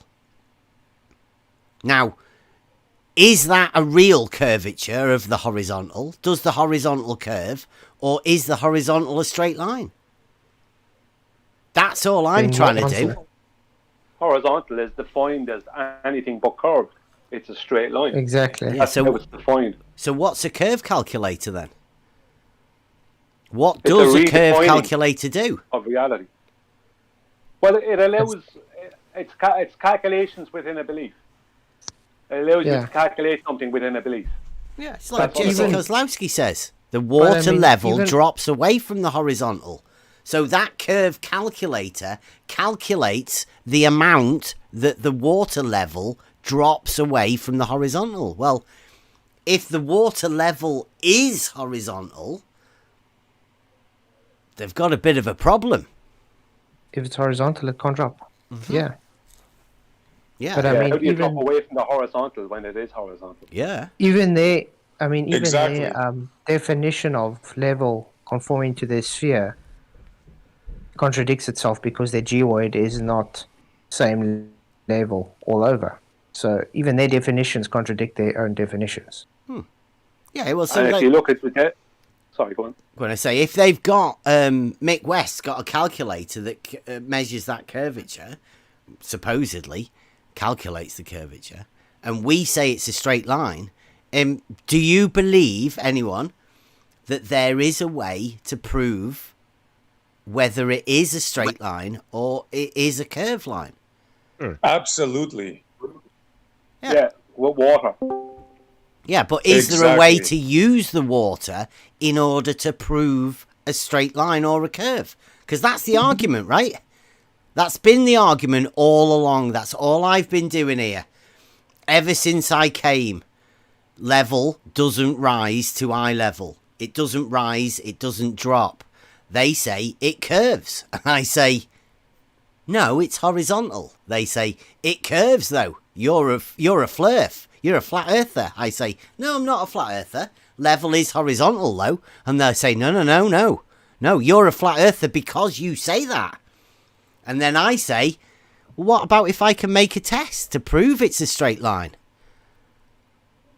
And then they say, oh, you're a flat earther. We're not even going to talk about that test. Because they know it is. It's a real test. It can happen. And it can prove it's either a straight line or a curve. Now, if it can prove either of those things, and it is a ball, like they say it is, why do they not want us to do the test? Because then it'll prove that there's a curve there, right? I mean, it can't prove a straight line and then that straight line be a curve, because that would be ridiculous, wouldn't it? Well, a curve is only something that they can claim. It's not something they can support. So they need a situation where they can continually make the claim, but not have to support it. That's the situation they need. Also, the problem they have is they cannot measure this. They have to calculate it. They believe that it is a radius, first of all. So anything they're trying to do as a so-called measurement that's not horizontal is already invalid. Yeah, it's a very simple argument all along. Elevation is measured as a vertical change. That vertical change comes from a tool called a level. That level tool establishes a horizontal. You measure a perpendicular change in distance from that horizontal set. I mean, half of the time, I mean, my argument has never changed. It's been exactly the same all the way along. I think it's the understanding of the argument that's coming across. It's either too simple, or the ballers just keep saying, no, it's not. No, it's not. Let's stop arguing about this. It is curved. Well, I'd say a horizontal isn't a circle. Level isn't a circle either. Straight lines. You can't. Well, sorry. No, go on. I'm just saying their claims, like the reciprocal Zenith angle thing. I'll go into that in a few minutes, but their claims always start with the center of a globe. So they will try and claim that all elevations are taken off of mean sea level. And they'll then try and claim that mean sea level, because they can't claim that it's taken from the center of their globe because it's an oblate spheroid, and it's not taken from the center of anything. It's all elevations are taken up with mean sea level. But then they try and claim that mean sea level is equal throughout their globe. But that's not how mean sea level is measured. It's an average between the mean height and mean low tide of any particular area. So your mean sea level, where you are near Blackpool, and my mean sea level in Waterford, Ireland, might be two different mean sea levels. Yours might be an island, but ours in the UK are set to Newby. Yours is island. You will have your own tidal marker to find your one spot, but you'll only have one on island in Ireland. That's right, yeah. Yeah. But the thing about this, if you go to Maldives, they're going to have a completely different one. The point is that they're all only averages, and the world mean sea level average is just an average of a load of averages.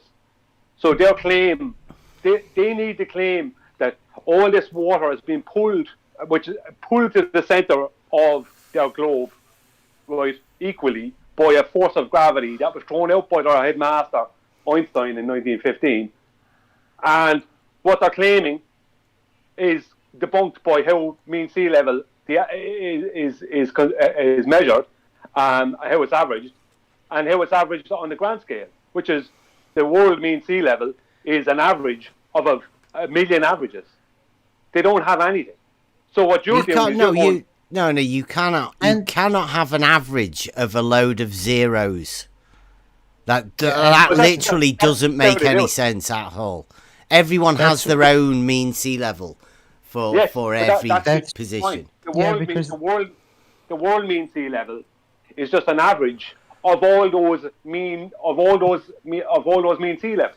So your mean sea level, our mean sea level, the mean sea level off of France, wherever, all those mean sea levels, the average of all them, that is the world mean sea level. So it's just an average of a load of averages.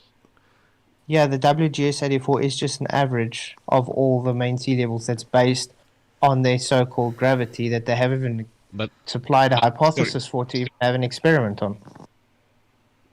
Yeah, how do you average zeros? That's you just add them all up and then divide it by... I don't get it. Yeah. No, it doesn't make any sense. There's no such thing as a world average sea level. Doesn't... Yeah, but they just claim that there is. They claim it. And it's a calculated thing. It's purely calculated. That's a great claim. 0 plus 0 plus 0 divided by 3. That's great. That's why they say. Sorry. That's why they say that one volcano in Ecuador, it's actually got elevation than Mount Everest, but it's more above sea level. They have the same elevation due to mean sea level. Their average. Yeah, I don't know. It's just the one. All I can talk for is the one in Newby in Newlyn in the UK, and that they supposedly took a mean the tide height every 15 minutes for 15 years. Or something. Yeah, like right. That. Ridiculous. Yeah, it was in 1980. I think it's 19 year. Because it's based off of a moon cycle, a 19-year moon cycle. The metonic cycle or something is called. Yeah, it's based on the densities, the different densities in different locations on Earth. They probably based it on the Soros cycle, but what a bunch of bull. Every 15 minutes for 18 years? Yeah, I believe that. But the reciprocal Zenith angle thing that Jesse Kozlowski is talking about there. I mean, he's literally telling you, right? He's telling the educated that he is going to beg the question. Bev, what is the average precision distance for a theodolite? What would you say in meters? For a theodolite? Yes. You just measuring angles with the theodolite. But what distance would it be not usable? You can measure an angle over any sort of distance as long as you can sight something. You can measure an angle from it. So See, what he's doing is, there's 300 meters, he said, 300 meters reciprocal zenith angle test he wanted you to do, or this is rubbish to keep the on. question should be, right, is what is a reciprocal zenith angle, and for what purpose would anyone ever do it, right? Have you ever talked to a surveyor that's ever done a reciprocal zenith angle measurement? No. Neither have It's not I. something they would. Well, Because even normal. It is. Sorry, go on, Flerfs. I thought in a sec. No, sorry, it's fine. I'm just saying, even normal geodetic surveys, they take the measurements already going and they just calculate. They don't use zenith reciprocal angles. Well, what they do at the end, what they do. No, they don't. The very first. Hang on, 1 second. The very first thing they do is they take a zenith. Who? And then around this zenith, right, around that zenith, they build a three-dimensional Cartesian coordinate system. And then next to that system, conjoining to it, there's another one, and a zenith in the center of that. And there's a zenith at the center of all the Cartesian 3D or 2D Cartesian coordinate systems. And all they do then is they calculate, because they pre-assume from the very start, if you look at what the ECEF system is, which is based off of geodetic surveying, based off the ITRF system, they calculate, or they pre-assume at the start that zenith, that the first zenith they did, let's say that zenith that they take is going to the center, the average center, which is 3959 miles of a globe Earth. That's what they do. Who? That's how they, and then the That's next what, zenith who they do the does? same. But that's geodetic surveying. Who? That's how Brian. That's how they, Brian, no, please. that's not the. A That's what they do geodetic afterwards. surveying That's the is calculation. just surveying. It's Yes, just but the calculations I'm talking about surveying. afterwards. Yes, but Yeah. afterwards, when they want to calculate it into a globe, that's how they do it. They don't calculate start- it into a globe. But that's what they do. That's what They do. don't. They convert.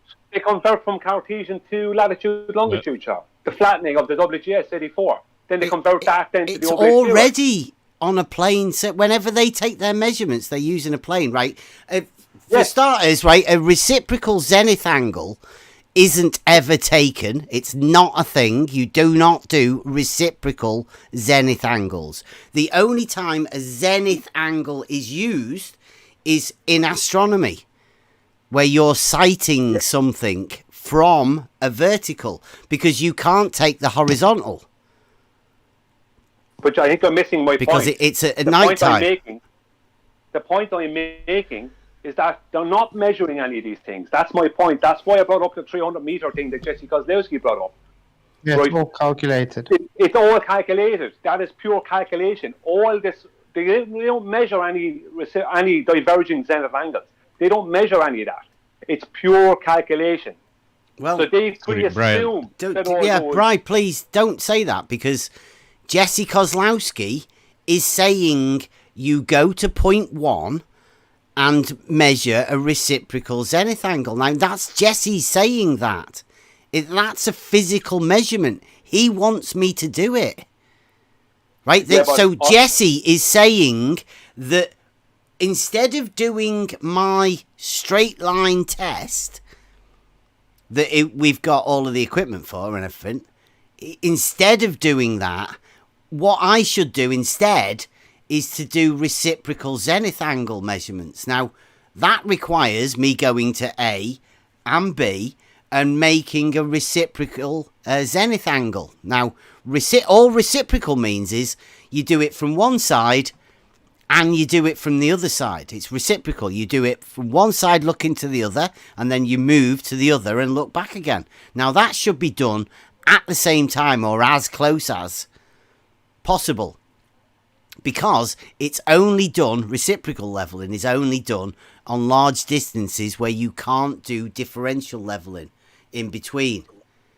So reciprocal leveling is an actual technique that's used. Now, when we are talking about doing this, we are optically sighting these things through optics. We aren't using coordinate systems and calculating anything.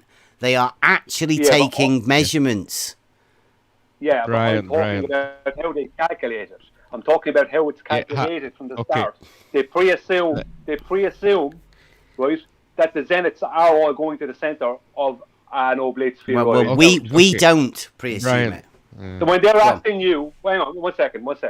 When he's saying to you, go out and measure, you won't be able to measure because two reasons. Number one, it doesn't happen. I'll get to the number two, you wouldn't be able to measure that tiny amount of You're right. diversion. You're very right. Let me say something.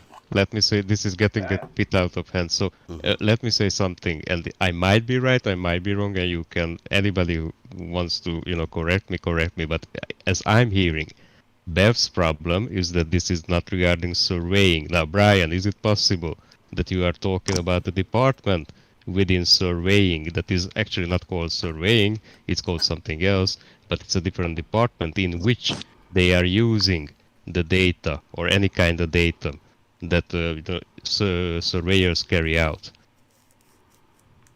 Yeah, I'm speaking about what Jesse Kozlowski is asking us to do.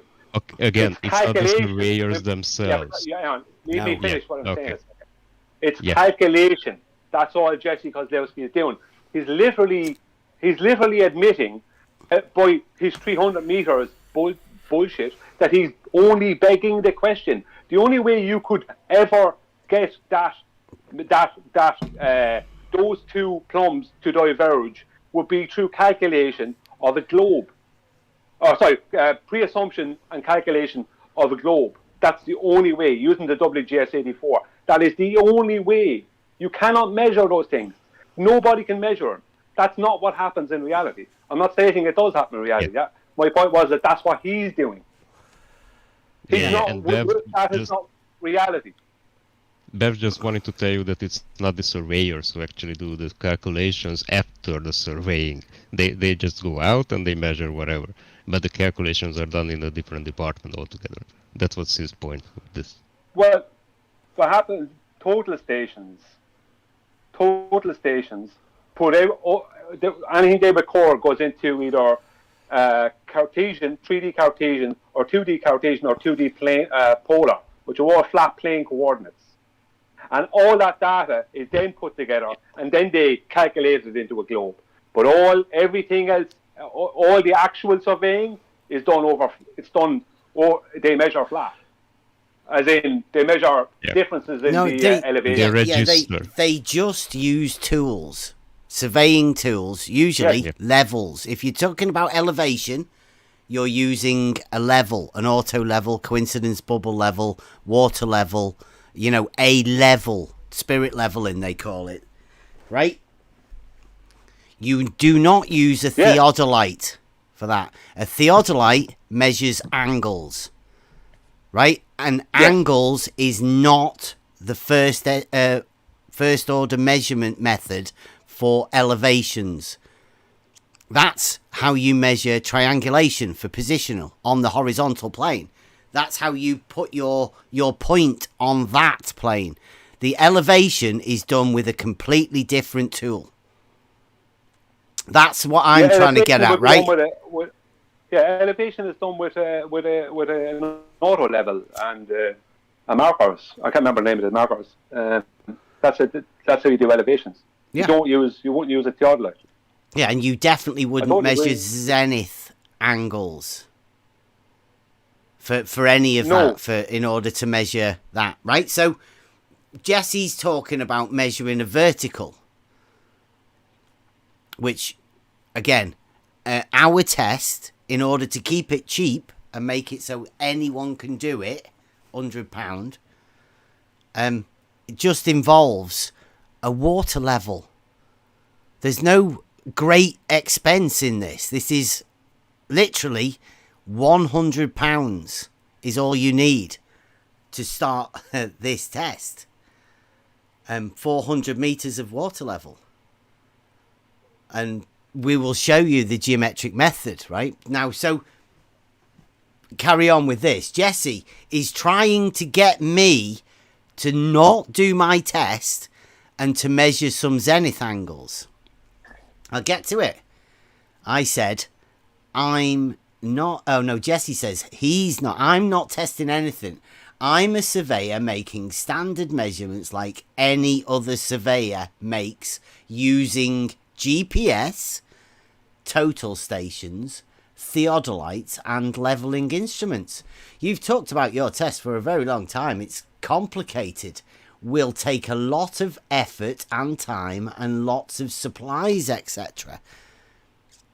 Right, so Jesse has got an idea in his head that my test is complicated and will take a lot of time and effort. And, well, yeah, it has. It's took quite a bit. Loads of effort and loads of complications because we had to sort the method and everything out from the beginning. We went right back to first principles. We've done loads of work on this. And then he says, instead of your test, just make a set of reciprocal zenith angle measurements on a short line as I described above. You'll be done in less than an hour. Show us those measurements. Show us you are capable of making repeatable measurements. Again, he wants me to make an angle measurement. Well, we have a saying round here. You can't do fuck all with an angle. Jesse doesn't seem to realise that. Jesse pretending he's a surveyor. And yet he wants me to make a measurement of an angle. Zenith angles used in astronomy, right? Well, the zenith angles, that's the only position you'd like, in order to put a point on a star, you'd use the zenith. And that's the only time I've ever heard of a zenith angle being used. Yeah. Is within astronomy. Yeah, because they stand on the nadir and they got the zenith to mark their celestial sphere to get their angles. Surveyors all reference everything to the horizontal. It makes more sense. Make the angle in the first place. Exactly. Yeah. Why use the vertical? You got a tool to do a level. I mean, right, so I've said my test is just for the straight line as the base, Jesse. It's just a practical example of Euclidean geometry in reality. We already have all the equipment and it's all been tested. We have everything we need already, Jesse. We'll be fine, thanks. If you'd like us to do a video showing you how you... If you'd like to do us a video showing us how you achieve your test with your theodolite, that would be great help, as we don't have one. And it would be an expense we don't need at this time, as it's not needed for our test. Talking about a theodolite. If you would like to chat about our test and how it differs from yours, and Sly Sparkane, please join and we can chat about any of these tests. Left the link for this place. Free to come and talk to us about it. So you're unable to make these very simple measurements, Jesse says. I'm asking you to which calls into question your ability to perform your test and the results. If you can't measure a standard set of reciprocal zenith angles like any surveyor can, like I just go and ask a surveyor reciprocal zenith angles if he's ever done it, and then when he asks what is the fuck are you talking about, what would I want to do that for, tell him just to measure, just to make sure that your verticals aren't parallel, and then keep an eye on his face when you say that to him. His verticals are not parallel. Just making sure your horizontals are parallel. Or your verticals are parallel. Brian, did you hear about the five-sided square yet? Don't ruin it. Let us get through this. Come on, it won't take long. Yeah. If you can't measure a standard set of reciprocal zenith line like any surveyor can, and does every day, like the surveyors do this every day apparently, yeah, then your test is beyond your skills at water level and capability. Anybody can do this. This is the beauty of this test that we're doing. It can be done by anyone, and the basics of it as well can be taught, and you will have an understanding of what a proof is through geometry. This is Our test is much simpler than this confusion bullshit that these people are coming up with. Do this short, easy measurement so people can be confident you can reliably perform your test if you ever do it. Right now, what Jesse's doing here is he's trying to get me to do something. Now, I don't know whether you've noticed this. People want you to do things. You make a video of doing what they ask you to, and then they will all make tons of content about whatever you did, rubbish in it. Saying you did it wrong, you're rubbish, you don't know what you're doing, you haven't got a clue. Yeah, it's obvious. So it's that's obvious what Jesse's doing here. Yeah. What he's trying to do is get you to go out and then not measure diverging zenith angles because you won't, because they're not a measurement, they're a calculation that's based on the question of the WGS84. It is a measurement. And then you say that you're not competent. That's what it's a character assassination thing. Then he can just say you're not competent because you couldn't measure reciprocal zenith angles. That's what he wants, because he knows you won't, because you can't measure them, because it doesn't happen. No. He simply wants Bev to go out and not do what he planned to do, because that frightens the shit out of them. That's it. There's no need for me to do it. I haven't got a theodolite, right? So it's never going to happen. But if I did have a theodolite, I would know not to do this because it's just simply not done.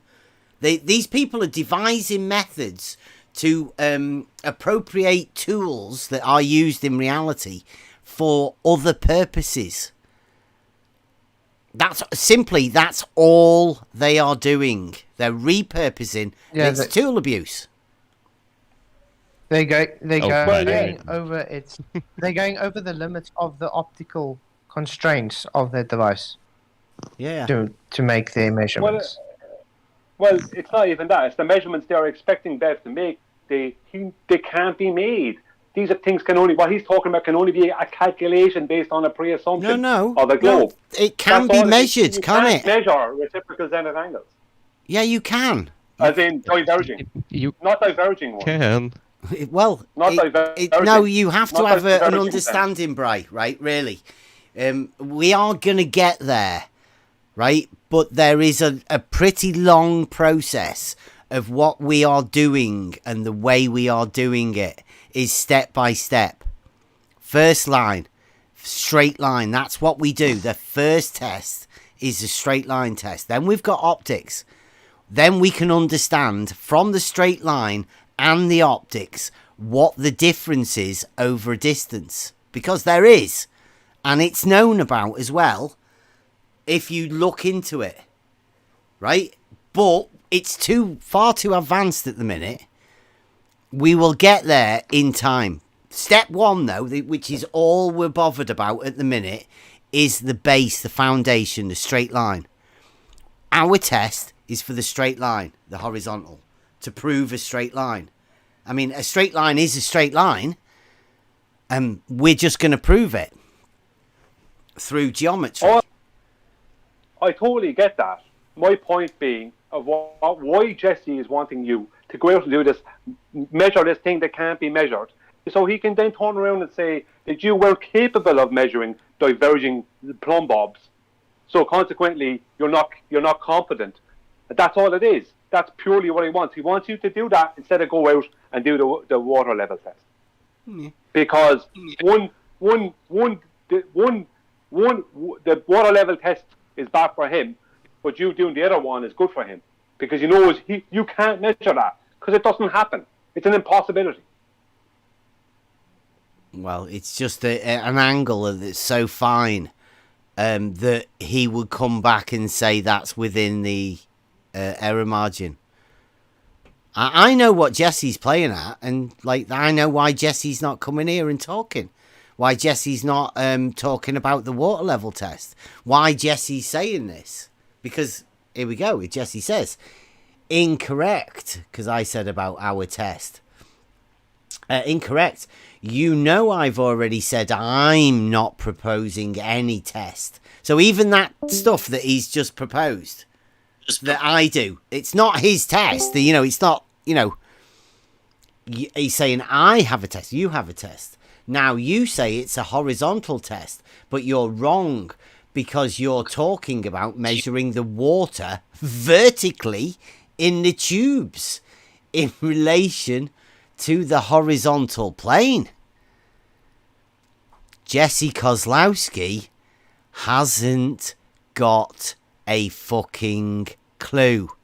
Jesse Kozlowski is not a real surveyor. I'll read that again, just in case you're in any doubt. Now, you say it's a horizontal test, but you're wrong because you're talking about measuring the water vertically in the tubes in relation to the horizontal plane. Do I need to read it again? Does anybody else understand that? Does anybody else understand that a water level measures the vertical in the tubes to establish a, like, what the fuck? He should just come and talk to us about a water level. It's really easy. Really, really easy. Oh, is that... Am I getting a feedback from somewhere? Sounds like rumpus or something. No, not from my side. Yeah. I don't hear anything. Oh, that would be nice if the rumpus would come on. Yeah. I have a nice question for him. He's been missing in action for a while now. Yeah. Yeah. The mirrors kind of scared him away. George. He's gone with George. He'd be up in George anyway. So I'm going to read that again. Now, you say it's a horizontal test, but you're wrong because you're talking about measuring the water vertically in the tubes in relation to the horizontal plane. Jeez, you don't know if you're going up, down, or sideways. What? You just explained it, so it's vertical and horizontal. Yeah. That's up Is there and a down, sideways? Yeah, I mean, I don't know. I mean, that could have been just a colloquialism or something from Jesse. I mean, we'll give it. And he says, last night you told Larry you have a theodolite that you turn off the curvature and refraction correction. No, I said I had a switch that I turned on and off. If somebody else thinks that there's a switch that you turn curvature on and off in a theodolite. Not me. You cannot turn curvature on. There's no such thing. That was Bev laughing at you guys. You just didn't realize it at the time. There's another on-off switch. There's another guy with the on-off switch on his auto level. Yeah. Oh, it's a thing. Lights. It's a thing. Yeah. It's like pattern lights with the on-off switch. Yeah. And Jesse says, this is not a test. He's talking about the water level test. This is not a test now. Slice Barcane had a bending water level test. Nobody complained about that. In fact, I've heard a few people use that as a proof of curvature. The fact that Slice Barcane can't set her water levels up without leaking. And he doesn't know what level is because he couldn't get the water to go up the fucking hill. Strangely enough. He doesn't know what water levels are either. I've been around here for 2 years trying to talk to people about the water level test. People still do not understand the fundamentals of a water level. So how they cannot understand, they're never going to understand the fundamentals, the technical nuances of Euclidean geometry portrayed in reality with a water level depicting 2 points, straight line between 2 points. And how do you check that that's a straight line? Well, you just use geometry and prove it by proving a shared straight line segment. It's very easy, and we will be going through it step by step by step. This is just to show that most of the people we're talking to George disappeared. The guy from Maine can't set his equipment up. I can get a video out with that. We'll go over that at some point again. Who else is there? Jesse. This is Jesse, what we're talking about now. We can go over some of Jesse's stuff. But he did a half-mile lake, exactly the same as Bob, the liar guy. You know, all claiming that they do stuff. Oh.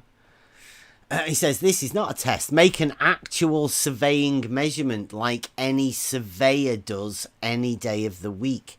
You won't or you can't. And that being the case, you're making it clear you can't perform your test, but you're not going to anyway. Jesse's measurement over a lake of a half mile didn't involve any human error or equipment error or refraction. It was just 2 inches. Voila. Well, it's a good 2 inches, as we say, if you look at it. Like Bob the liar guy had a good 4 inches. Jesse's is pretty similar to that. Sorry, them things they're dealing with, like I was on Jesse's case with that back in 2016.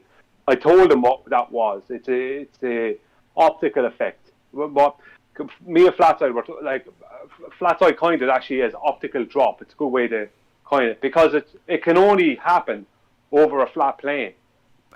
No, I mean, Brian, I can explain it. I can detail Brian, it. before you do that, right? You're talking to a dishonest shit who's got a theodolite, and like George has shown, you can tilt that in any direction. I mean, it's an adjustable angle on it. Now, in any of the videos that you've ever seen, or pictures, because that's all he ever does in his videos, did he ever show you that it was set up? Have you ever seen Jesse Kozlowski do a 2-peg test to make sure it is calibrated? No, I only saw the same videos as the rest of you did. There's no need to talk about optics or anything like that. If you can't prove that he set that adjustable angle theodolite up horizontally, because like I say, you do not use a theodolite for measuring levels. And he showed with evidence that he doesn't really know how to set up, because he took his theodolite and his autolev and stuck them next to each other, exactly the same spots. That's and the got main the surveyor. readings. Don't get the main surveyor. Oh, that's main surveyor. Oh, yeah, sorry. This is Jesse. Like Jesse's trained the main surveyor, right? So he could be as dishonest as we know that George measures the horizon rising above eye level over whatever distance. So what use is Jesse doing a half-mile measurement with the theodolite that he hasn't proved is calibrated correctly, and he's not even shown that it's in the horizontal position? It could be just lifted up or down enough for that thing to do. I mean, you can get that amount of movement by moving the camera for the focus. There's all sorts of different things that move the crosshair and everything. So you cannot take anything Jesse says or that in any of his videos as granted, because that's not how you do first order measurements. It's just simply not. I don't disagree with that. I don't disagree that he is not the real deal, and that they don't provide correct evidence for what they're doing. He should have been using an auto level to do that. No, it's a half mile. He shouldn't. Well, maybe not that distance, but if you're going to do that no, type of thing, Brian, you would use. If you're going to use, what's he doing? But he was trying to show. Look, what he showed is just a visual effect. Regardless, he doesn't have to mess with anything for that visual effect to turn up. I have real world evidence of this visual effect. It's just a visual effect that they're calling outdrop. Yeah, that's all it is. Again, you're missing the point here, Brian. When I say what's he doing, I mean what is the purpose of what Jesse Kozlowski is doing? Is he curvature? Ah, right. So his purpose of using that tool is to show that level curves. Yes. Right, and he's going to use a tool that cites straight lines from A to B to tell you that the bit underneath that line from A to B is curved. It's an impossible task. It's a stupid fucking thing. And what he ends up saying is, like Bob the Liar guy, that the water drops over that distance. It gets further away from the horizontal, which again, ridiculous. We know how water flows. It flows downhill. The pressure difference underneath, as we know, hydrostatic pressure, would cause that vertical distance. If the pressure was different, the pressure would make the water flow to equalize itself out. It's a ridiculous thing. So the very act of Jesse showing you that and getting that video and getting you to discuss how it couldn't happen and how to argue about it, right, is validifying Jesse as being a surveyor. You're validifying everything that Jesse does, and you're arguing against that when it's all just a trick. He's not. No surveyor does that. No, they don't. I agree with that. So that's deceptive, right? 2016. Yeah, but I'm going back to 2016, and my point at the time was I couldn't prove he was or was not a surveyor. And the truth is, I didn't care. If he's claiming to be a surveyor, grand. I don't care, because I can still show that what he's doing is an optical effect that happens over a horizontal. It's a parallel of two horizontals. A real horizontal, a physical horizontal, and an optical horizontal. That's all it is. And so for me, I didn't care whether, like, I'm after hearing so much. I'm sure we've all had it, but I've had it where I was told by people on YouTube that they were astronauts. That's who we're dealing with. Yeah. So they're going to be. I gave up caring what they claim to be. I just focused on their argument. But you are 100% correct. What he's doing is not something a professional surveyor would do. Why would they do that? Would ever do? Yeah. Yeah. They would never do it. No. It's so ridiculous. That's why I say it. Like it, you know. I don't think he can be a real surveyor. As you know, in these parts that we are, there are actors all around us, and they choose different parts. Imposters, well, somebody has been given the part of a surveyor, and they are really bad at it. Everyone who chooses a subject always will come up against somebody who actually has done that subject, right? Shout out Rodney B. Right? It takes guts to come round here and talk about this sort of stuff. When you've got a job. I mean, like, listen to Brian Mullen and the lengths that people like George and Ruhif will go to end people's careers for talking about stuff round here. Yeah, and that's why if they give too much information, that's why they don't really talk, because if he had to talk, you can clearly see he's not what he says he is. Yeah, that's why they travel in packs, don't they? They travel in packs and they distract and they get you diverted. They change subjects. They'll get you onto something else. They know what you're passionate about. They'll take you down that route because that's where you want to go. And then they'll get you annoyed. And you'll end up not focusing on the argument. Everybody knows how frustrating it is whenever you get into an argument with any of these people, because you inevitably find out that they're not as wise and knowledgeable about it as they seem that they should be. So then they have to ad hom and get out of the argument however they choose to do that. rather than just sticking to the argument, sticking to the facts. I can only agree with that because it happened like 150 times already, and I haven't been around that much. Yeah. So yeah. Yeah, it doesn't take long for you to work that out, does it? I was called a pedophile on the second day I've been around, so yeah. Really? that tells everything. He did choose to go and attack space over at Gem Panda's server, so. Oh, I didn't even know where I was diving into. Yeah, but still, if you go into a community as a newcomer, then you shouldn't be treated that way, whatever is your opinion about whatever. Yeah, asking questions should not have such an adverse reaction as it does around these parts. These little internet rooms that we're in, I mean, really small, tight communities, they call it. It's not a community, right? Definitely not a community that we're in here. Yeah. Because it's run by people that will, I don't know, they'll end your social media or whatever unless you're strong. Most people just sit and listen.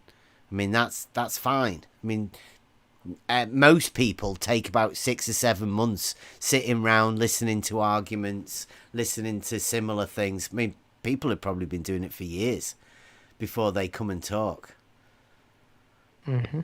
But the Globers seem to have some sort of I don't know whether everybody's noticed the new ranty defense of the Glober, where his ranty's just flipped and turned into like proper attacking people. The very people that have been giving ranty money and supporting him, possibly. I don't know. It might have been the trolls that have been feeding ranty with all of the money. Who knows? But Ranty definitely did take money for his drone and his camera and all of that sort of stuff. There was a community that gave Ranty money. Well, Ranty's now pissing on those people. The good people that sort of helped Ranty out. Mm-hmm. He's just turned his back on them right now. He says because people are treating him badly. Nobody's treating Ranty badly. He's just gone snowflake, like all the rest of the ballers. You see Jose. Everybody wants to think that they're being attacked. He's kissing the arse of the people that were disrespecting him all these years, and throwing away the people that were helping him all these years. Well, I don't know. Like, I've asked Ranty to come and have a look at the water level test, come to the canal, check the auto levels, do some laser tests, all of that. He refused it all. He refused it all. So Ranty's never been friends with me, even though he made a video slandering me, saying that I was his best friend. Yeah. That's slander, because Ranty's a fucking lying asshole scumbag, and I wouldn't have anyone like that as a friend. But like I told you, babe, even when he was still on the so-called flat earth side, we all saw him still as a troll anyway, and he wasn't really trusted. Yeah. So, I mean, he just did. Like I said, this was all planned from the beginning with Cats. I mean, look at Cat's conception with his channel. From the beginning, Ranty has been some kind of, how can I say, content with him from the beginning, and it's like they were in. It was just a story, just to get it to, how can I say, turn around. Look how much. Do you know who introduced both of them people into the community? Mm-hmm. Produced? What do you mean by produced? Who introduced? Introduced. Yeah. Ranty and Cats into this particular community. Sleeping Warrior. Oh.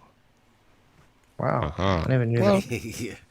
And they've both turned, right? I mean, like, Baldy it originally had the gas pressure without a container argument. I mean, I think that was when I first come in. Well, Conspiracy Cats was never on our side. He was always against us. I know. But Sleeping Warrior still claims that as he introduced him to the community. But the thing is, Cats did come on in the early years As it really started as a so-called normal globe before it became this prick that he is. Well, it's an empire now, right? Yeah. It's an empire.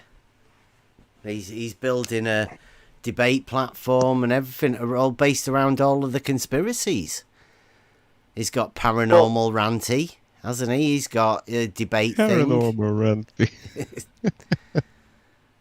But yeah, I don't see how Anthony influenced them, though, to be what they are.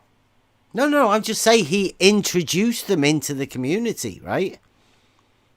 He's brought both of them in here. And I don't know, I mean, when I came in, like I say, I came in looking for the trolls. I was actively wondering where the worst trolls were. That's how I ended up here. The straight line test and all of that, it's coincidence. It's the Logos that's ended up here for that. But I came in wondering why these trolls and horrible people, looking for the worst, to be honest. The people that got triggered the most when I said the least. And it turns out when I say level is horizontal to a group of people, they go absolutely mental. And these are some of the worst trolls you've ever met. You'll see George Nutsack. I mean, death threats. He'll call people up, people's businesses, the licensing board. I don't know, who knows what else he's done. But I mean, yeah, like he does that. Ruhif brags about doing it, trying to record us so he can pass it off to somebody else, so somebody else can sue us for something. It's fucking mental, by the way. Yeah, these are not nice people. Yeah. I mean, it's not a community that you really want to be in, but we are still here because we're still trying to do what we're doing. We're trying to find the understanding why people do this. I mean, why are people in this community? I mean, I know why I'm here. But I mean, it's going to be interesting because soon I think we're going to do a study on flat Earth, what people think flat Earth is. Both sides of the argument, people that consider themselves flat Earthers. I want to know what you consider flat Earth to be. See, the problem is if you're going to be labelled as a flat Earther, which we are labelled, it's actually taking the label of the Flat Earth Society. And we actually got to try and get that label gone because we're not Flat Earth Society. Well, who were we talking to the other night that said that about Flat Earth? Was that Jose talking about that, I think?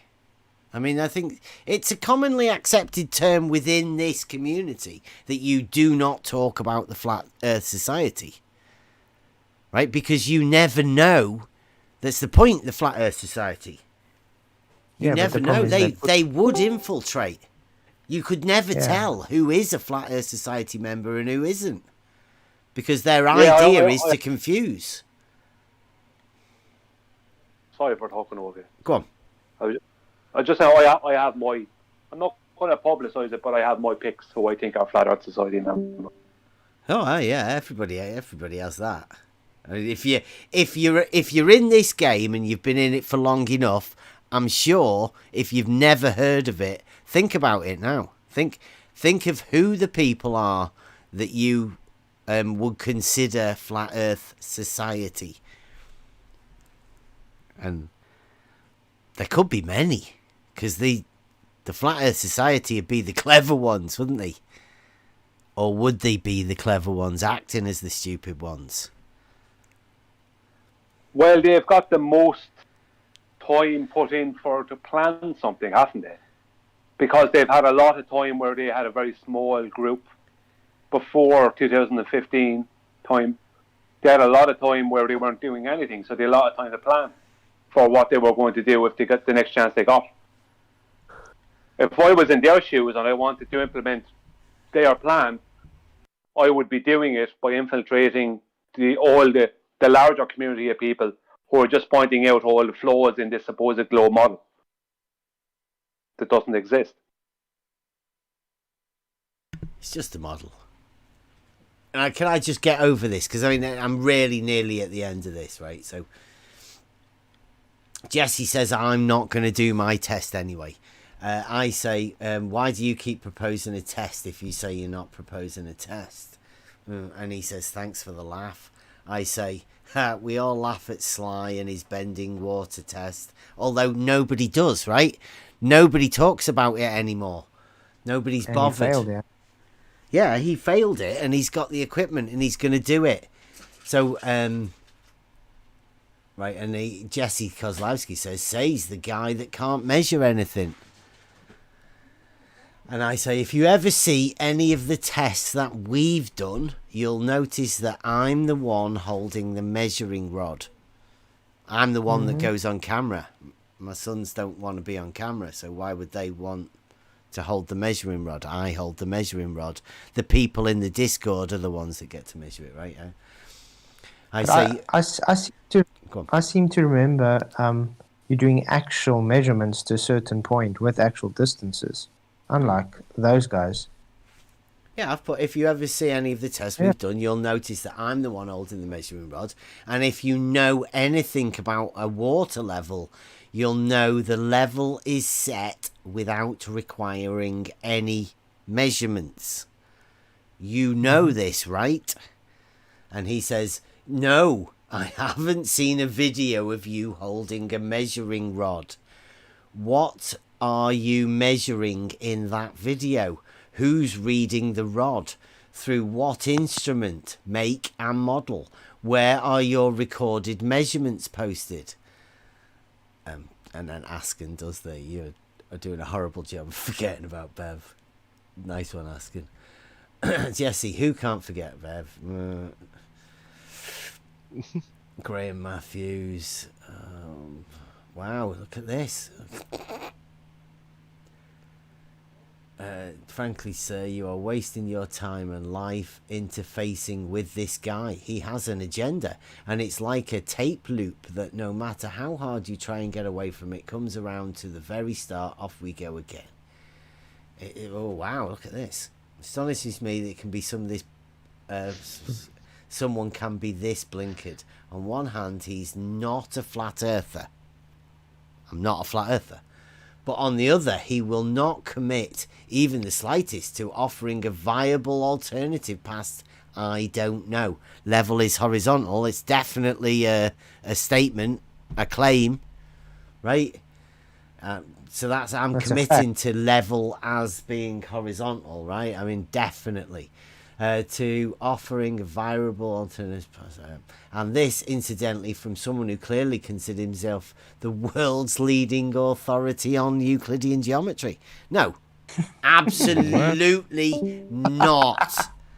When did you say that? I've never said that at all. I would never claim that. That's fucking ridiculous. Oh my fuck. Just the basics. I have a good understanding of the basics of Euclidean geometry, and I think I can help anybody else get a slight grasp of that. Although it takes time to reorder your head around the logical process, it's well worth it.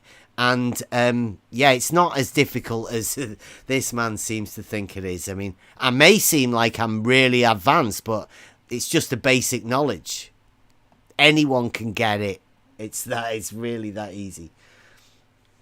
And then so this leads me to conclude that either he has some peculiar defect in his mental process that will not allow him to get past his default position, or he's a Poe. Either mental or Poe. He reckons he has Which one do you choose? Yeah, false dichotomy, I claim.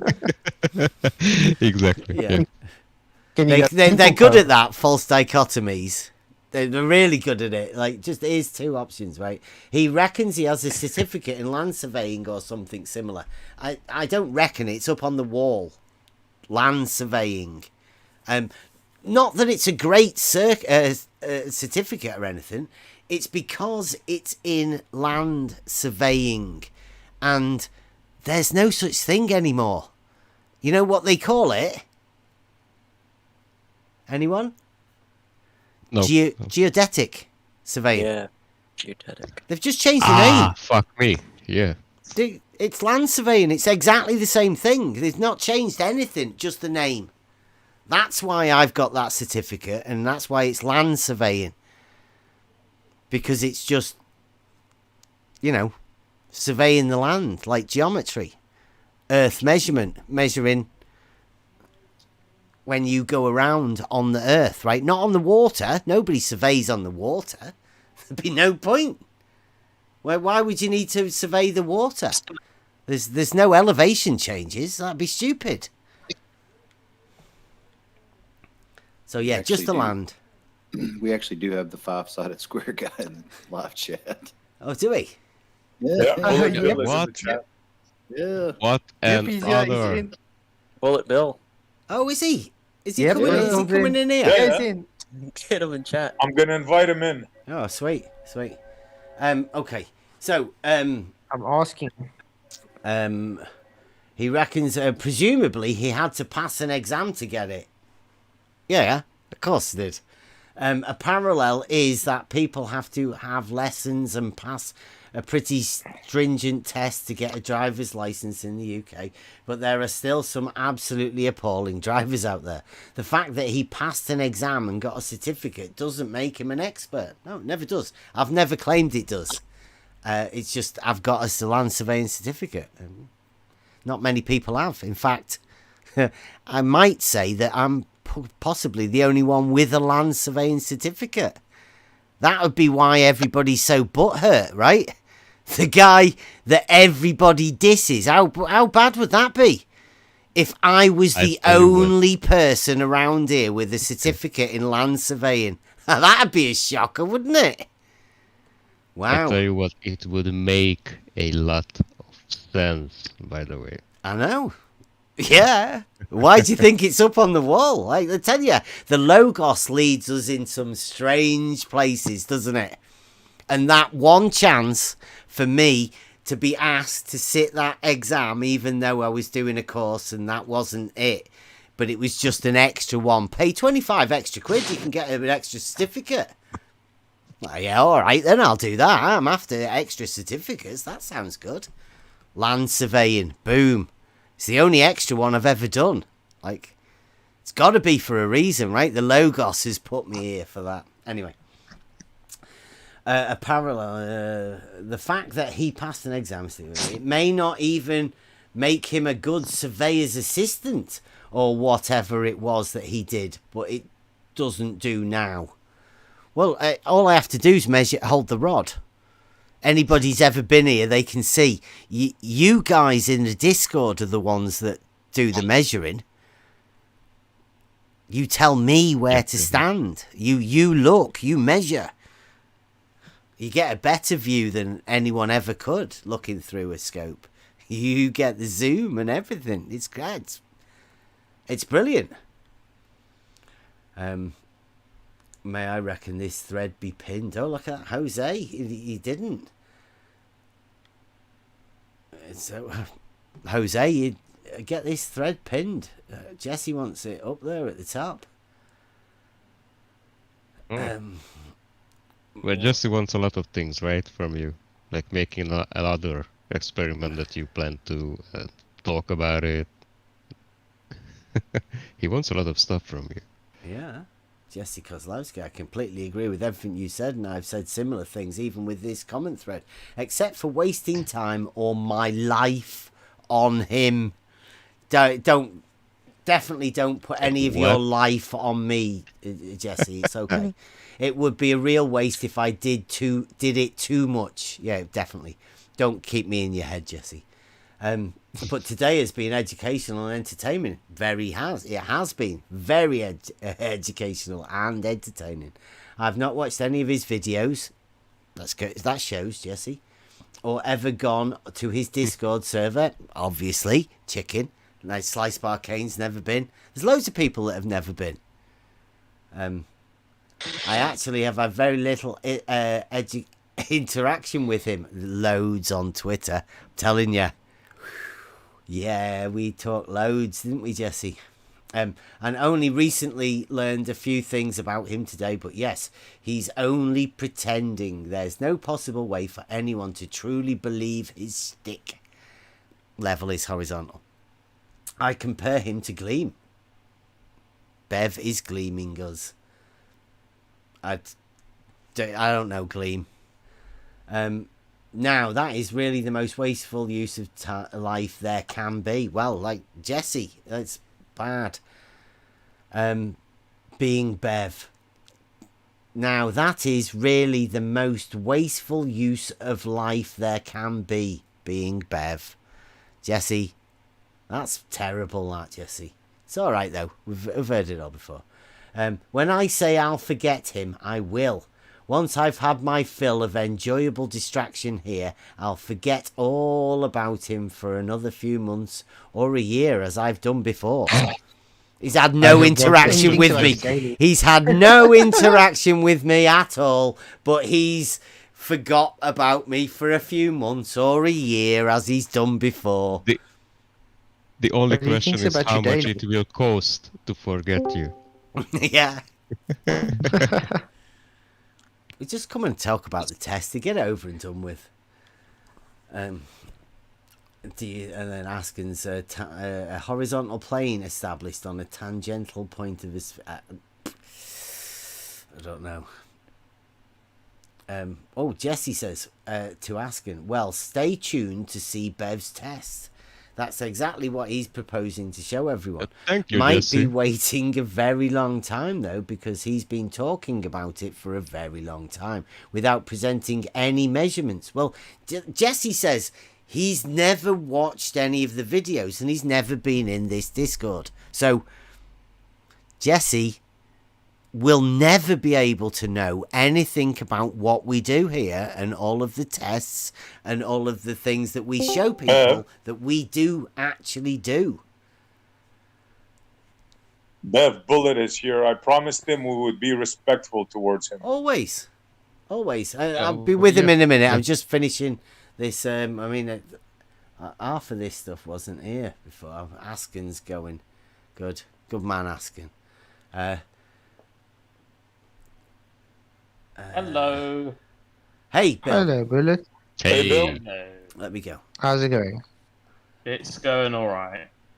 Well, That's I have to self-isolate, but apart from that, it's all good. Oh, that sucks. Oh. Yeah, it sucks because I usually have my food shops on a Saturday, so if it had been Monday, I'd have been like, yeah, no worries, but I might sort of try and get it ordered or something. It'll probably be fine. Okay. At least you got a lot of time to yourself now. Self-isolation, that sounds like a punishment for something. Yeah, that's flagellation, isn't it? Why are you preventing yourself from being social? You know, isolation is very lasting effects mentally. It's one of the worst forms of torture that people use. Nice 3-pound. What shape is the Earth? Oh, this is it. So this is my point. You're asking me what shape the ground is when you can see it, but you won't ask me what color the sky is when you can see it, because it's so painfully obvious. You can see the sky. Okay, can you tell me the obvious answer? It's just all. That's all I want. I promise. That's all I want. He wants to have a one-on-one with right the hand. Let him go, guys. All you're looking for is to pick the side, so you can be like, okay, you're this. Oh, it's I'm right this, the hand. So you can never answer honest questions. Like, is it right the hand I'm speaking with? Hang on, bro. I'm sorry. Why are you not just answer this question honestly if you can? Why aren't you asking? You're asking me what shape the ground is. Why aren't you asking me what color the sky is? Right, I'll answer any question you want. After I asked you a question. Why aren't you asking me what? My question. Okay, yeah, but your question. Okay, your question is the exact. This is the point. It's painfully obvious that the sky is blue. You don't need to ask that because you can just go outside, look up, and be like, look, the sky is blue. Now you can do that exact same thing with the ground. You can look at the ground and be like, wow, look at this ground. It's this shape. But for some reason, you feel the need that you have to get like authorization or verification from someone else.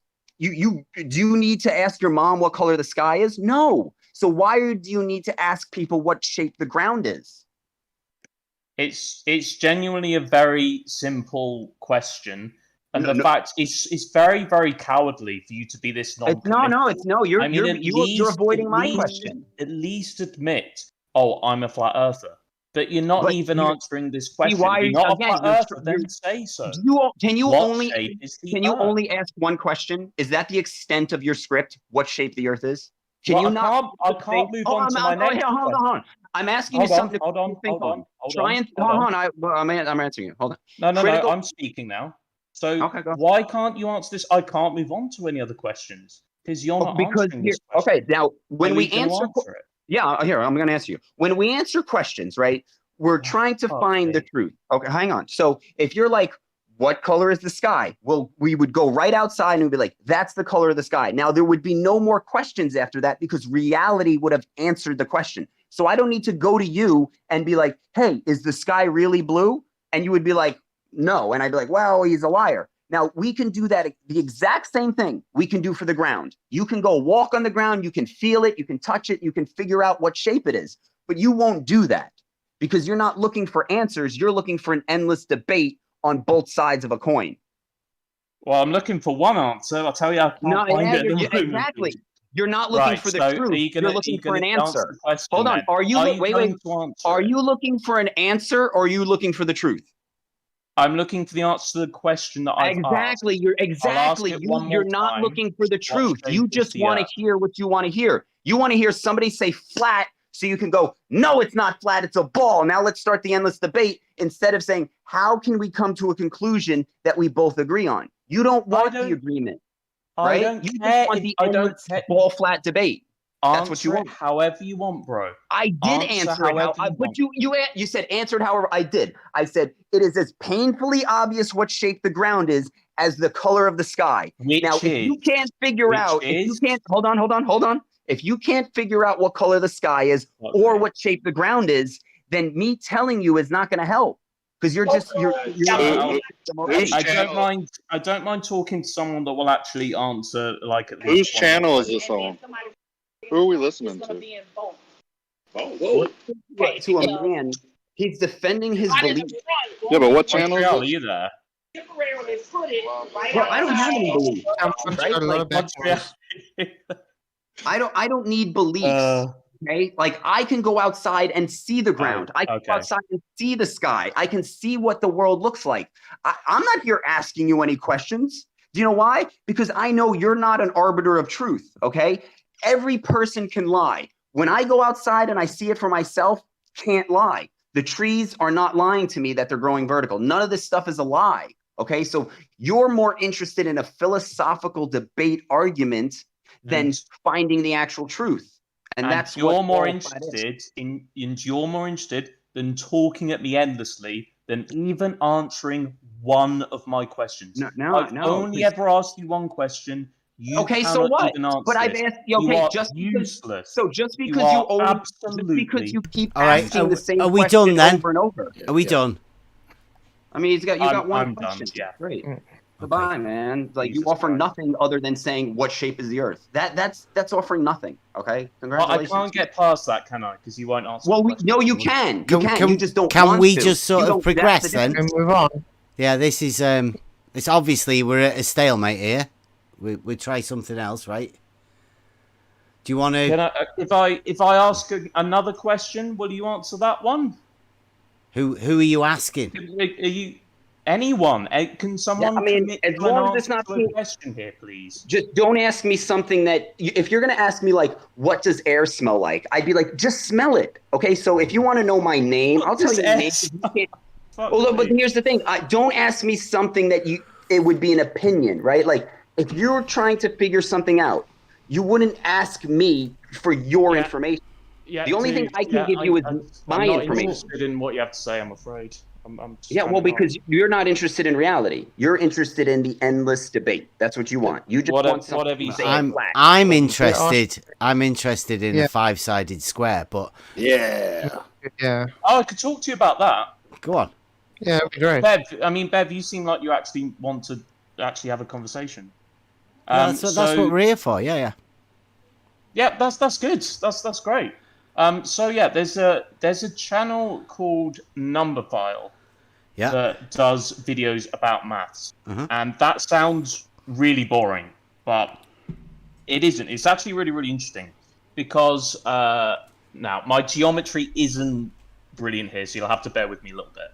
So we know that on a flat surface, a square has 4 sides, 90 degrees each, doesn't it? So that's your 2D square. We know what a square is, yeah.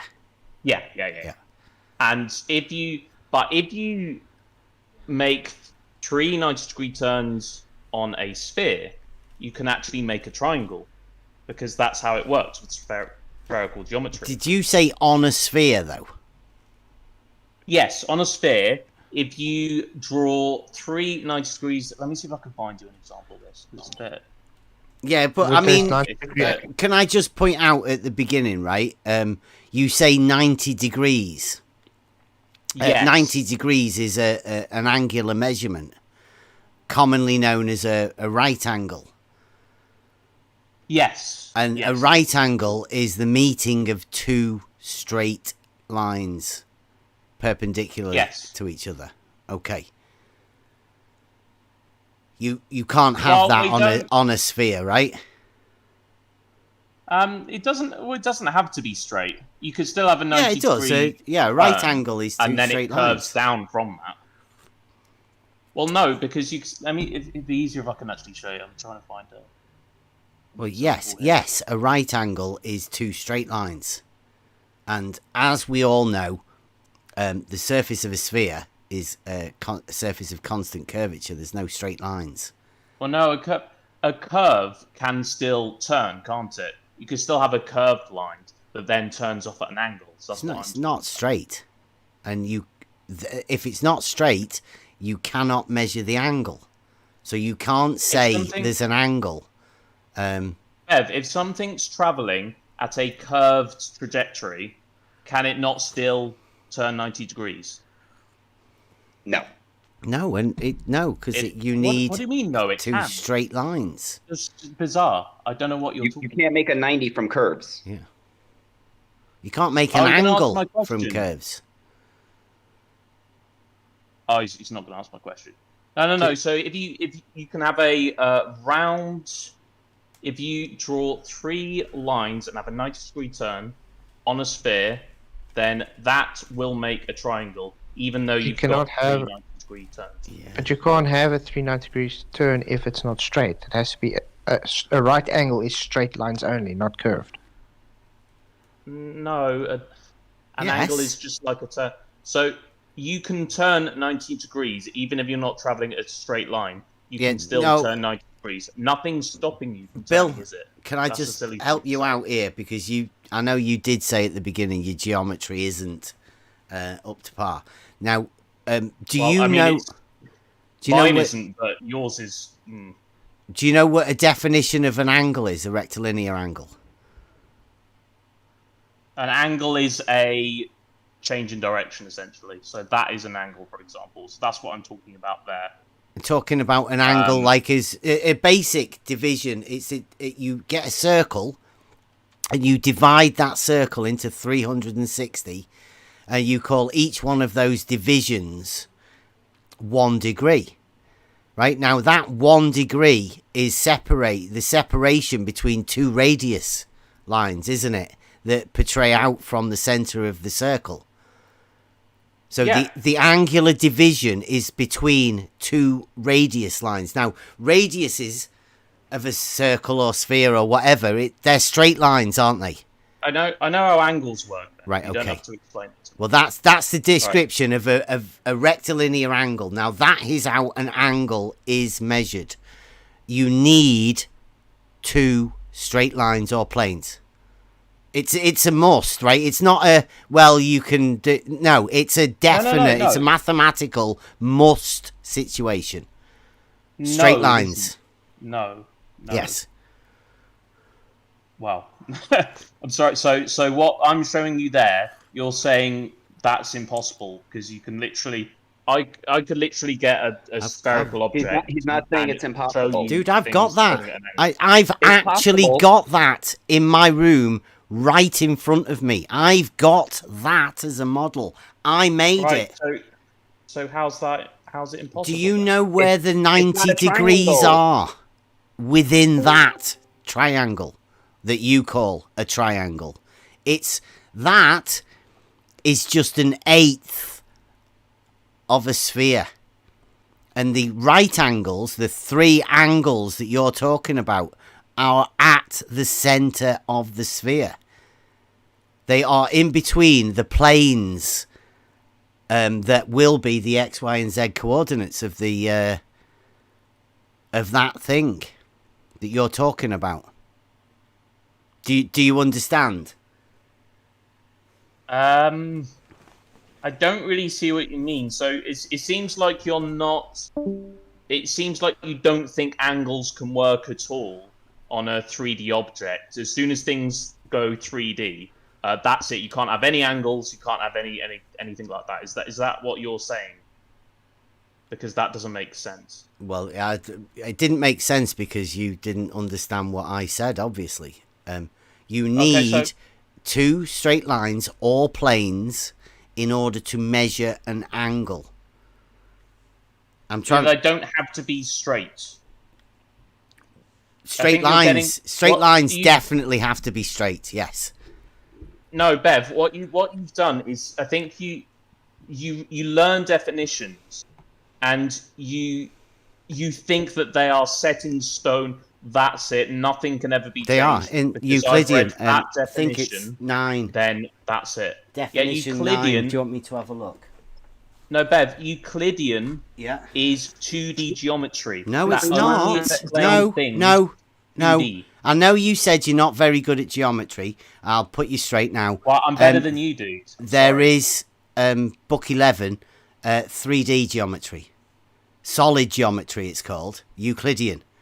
Yes, it is 3-dimensional. Okay, I stand corrected. Yeah. But you could still have angles on 3D objects. Straight lines, yeah. A plane rectilinear angle is the inclination of two straight lines to one another which meet together but are not in the same straight line. So what I showed you there, that diagram with the red have you seen the one I've shared? With the red lines? The A, P, and the B. That one. So how would you describe what's happening at those three vertices? If it's not an angle, what is it? Yeah, I've just where lines intersect. It's not right angles, so it's not an angle. You cannot get an angular measurement without it being a right angle. Right, That's so the point. you're looking at that with your eyes and you're saying that's not an angle. No. Have a look in the live chat there. That's the piece that you've got cut out now.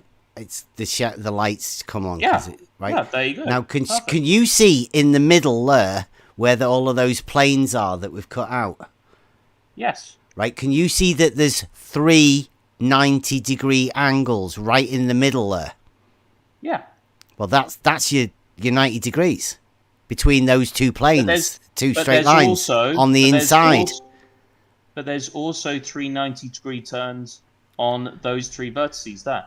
So yeah, but the angle is measured between the planes, as you can see, cut out on the internal. They're not measured on the external. They're measured between those planes at the center. That's where you can see the right angles. Right, okay, let's try this. So if you were to get... Oh, I thought it disappeared. It just got bumped up by another picture. So let's say if you got a sheet of A4 paper, let's say something like that. Something with a 90-degree turn. 90-degree, edge to it. And you put that to the 3, points, I'll say, because I can't vertices, you know what I mean? If you put them up there, would they not fit? Would they not fit in that gap?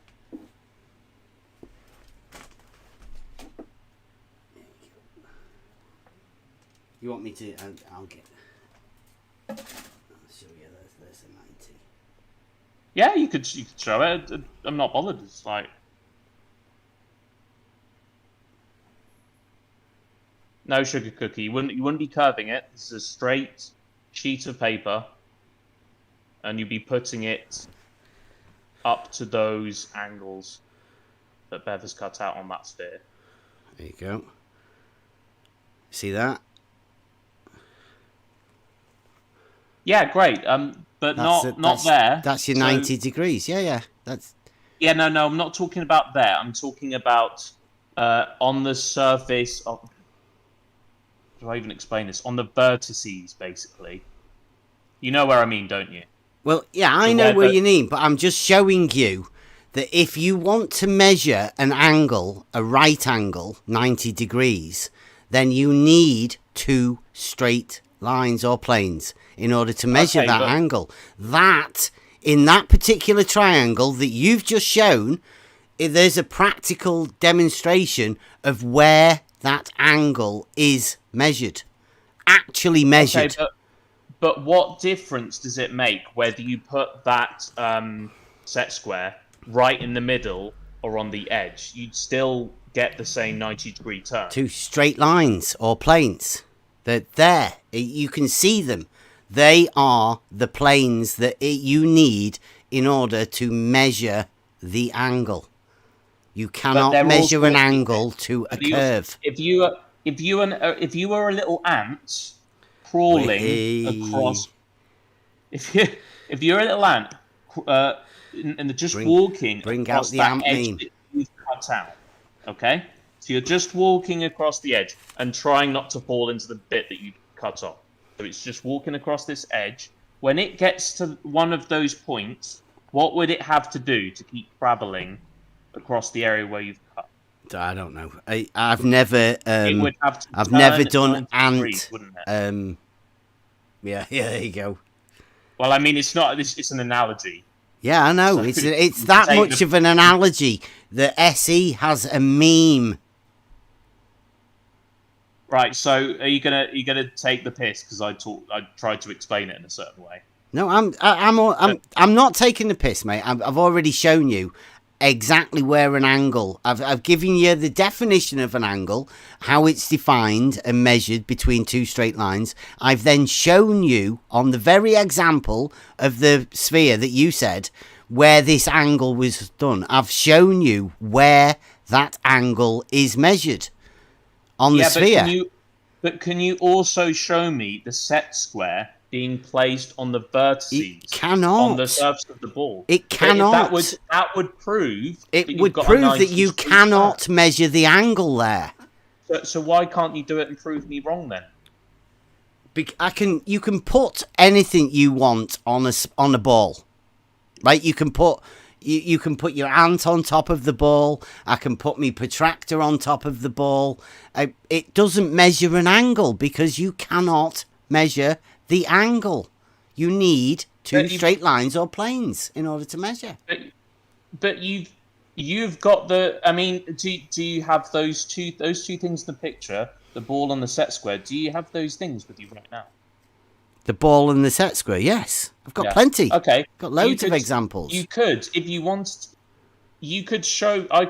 You could get that out right now, and that would show that if you put that set square to one of those corners, you would have a 90-degree turn. Yeah, I made that model to explain to you and exactly show you exactly what I have already shown you. That's why I made the model.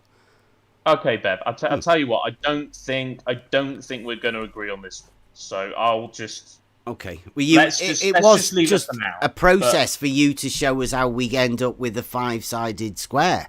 Yeah, no. I'll talk to you because that's a little bit more obscure. Can I share my screen? Because this is it's interesting stuff actually. I'm not going to pretend I. You're not going to be showing me a video, are you? I'm just going to show you I kind of have to. It's very, very hard to kind of like visualize, Bev. I can't. So I'm on YouTube, aren't I? Live. I can't. Oh, right. Okay. Let me see if I can. If you could get some screenshots or pictures of it, or yeah. I'll take a screen grab. But basically, so you've got, if you have it on a sphere, then you could have 3 90-degree turns, which will make a triangle. Which I know you disagree with, but that's what I said before, right? You've also got a shape. Now I've no idea how to describe this shape, but it looks like a very, very long funnel. And I think it's a shape that technically would go on to infinity. Got one of those weird properties to it. But it looks like it's very, very long funnel. And if you were to get let's say a piece of paper, and you pushed it down on it so that it fitted on the surface, you could draw a 5-sided square with 90-degree angles. And that would work because it's 3D space. Would so work. Let me see if I can yeah. What do you mean work? As in, that shape would have 5 sides, but they'd all be 90 degrees. That's not a square, is it? It's not a square. No, it's not a flat square. But it's weird because it has 90 degrees. All sides are 90 degrees, like a square. Yet it has 5 sides. It's just an interesting mathematical thing. Well, you see, when I'm looking at that picture there, right, and you see those two. Let me see if I can. Let's call them in the middle, the ones that there's a high one, and then 2 at the bottom, and then there's sort of 2 in the middle. There's a screen grab for you now, Bev. That's probably the best I can do. I probably should have full screened that. Sorry about that. That's a bit of a sweet. Well, thing to do, just looking at that, that's a square. Briefly looking at it, I'm looking at that and seeing imagine there's 2 bits at the bottom, and then there's 2 bits. We'll call them in the middle. And then there's the peak at the top, right? Well, those ones in the middle, do they look like the same angle as the other 3? I mean, if you were to measure that, they actually are. And in the video, I'll tell you what, guys. There's a link. See, you've just said there, if you were to measure that, how do you measure an angle to a curve? Measuring in what framework? Yeah, you can't measure an angle to a curve. So that's ridiculous for you to even say that. We're back to this same argument again. Yeah. I mean, it's not an argument. It's just a statement. How do you measure it? Okay, could you get the set square, please, and measure the angles? No, the set square is for measuring an angle between a straight line and another straight line, or 2 planes. Okay, can you... Again, you've not got them, have you? There's no plane there, is there? That's the definition of an angle. If you can't do that, you could literally show me how it's impossible. I could show you can't do it. There's no way you'd be able to do it. Okay, can you do that, please? I can show. How can I show you that you can't do it? I can give you the definition of how an angle is measured, a plane rectilinear angle, right? I can show you that. I can give you the definition. I can show you how to measure an angle in reality in between those 2 straight lines or planes, right? I can do that, right? What I cannot do is show you how to do something that you cannot do, right? In fact, right now, I'm showing you that you cannot do that by not being able to do it. You show us how you measure those angles. Oh, apologies. I've literally just already sent the same video. I sent it twice. That's my mistake. I'll delete it. It's all right. But no, I can show you. If I were to show you, I'd have to like buy a ball or something, a football or something like that. But if I showed you, an angle on a sphere, would you then accept it, Ben? I don't think you will. Why don't you just draw 2 curved lines, on a piece of paper, and show us the angle measurement? Yeah. Well, no, it would need to be something. There we go, 3D. Bullet. There you go. There we go, Bull. 3 right angles there. That's where those 3 right angles are. Right, okay. So if you can imagine, so try and imagine with me, you're pulling that angle towards the Y direction. So you're going to pull that towards the green line, towards the edge. You will still get that 90-degree angle right up till the end. Yeah, the angle is measured in between those 2 straight lines, all the way across those planes, all of the perpendiculars. right up until the surface, so you can have an angle on the surface. No, you can't. Bullet, you've used a protractor before, correct? Projector? A protractor. A protractor, yes. Sorry, I misheard. Okay. Are those angles based on straight lines off of there? You can measure angles on 3D objects as well, like on that ball. Most of the time, you'd use them on 2D shapes, because that's mostly what you'd use protractor for. But you could use them on anything you want. But you understand, those two intersecting points is the angle. That intersecting point at the end of the Y, at that edge of the sphere, is curving, so it's got a different angle. That intersecting point isn't an angle. Yeah, but Flatsoid, that angle exists all the way across. So if From you the followed inside, down, yes. if you followed your finger down the Y line, the Z line, and the X, there would still be that 90-degree turn. So that exists all throughout that cross section, including the surface. As soon as it gets away from that cross section, it's only horizontal. It's not a angular measurement, and it's just a horizontal plane. You need that cross section to have an angle, which has to be straight. I don't think you're going to agree with me, whatever I say, but I'll try. And I probably won't stay for that much longer. Not because, to be fair, guys, you've been perfectly respectful. I take back what I said. But yeah, just because I don't want to stay that long. It's tricky, isn't it? It's tricky. What's tricky? This geometry stuff. Yeah, geometry's hard. I'm not a mathematician. I'm not going to pretend I'm an expert, but I do have some level of understanding. Mm-hmm. I do have some idea of 2D and 3D geometry. Yeah, we do too. Most of us here have our own copy of Euclid. Do you have yours? I don't have mine. No, I don't. People don't need to carry around their own copy of Euclid's book. No, they don't. To know about geometry. It'll help you. You can download it. With angle stuff. You can download it as well. It will help you. It will. Nobody said about carrying it around, did they? It's just a reference.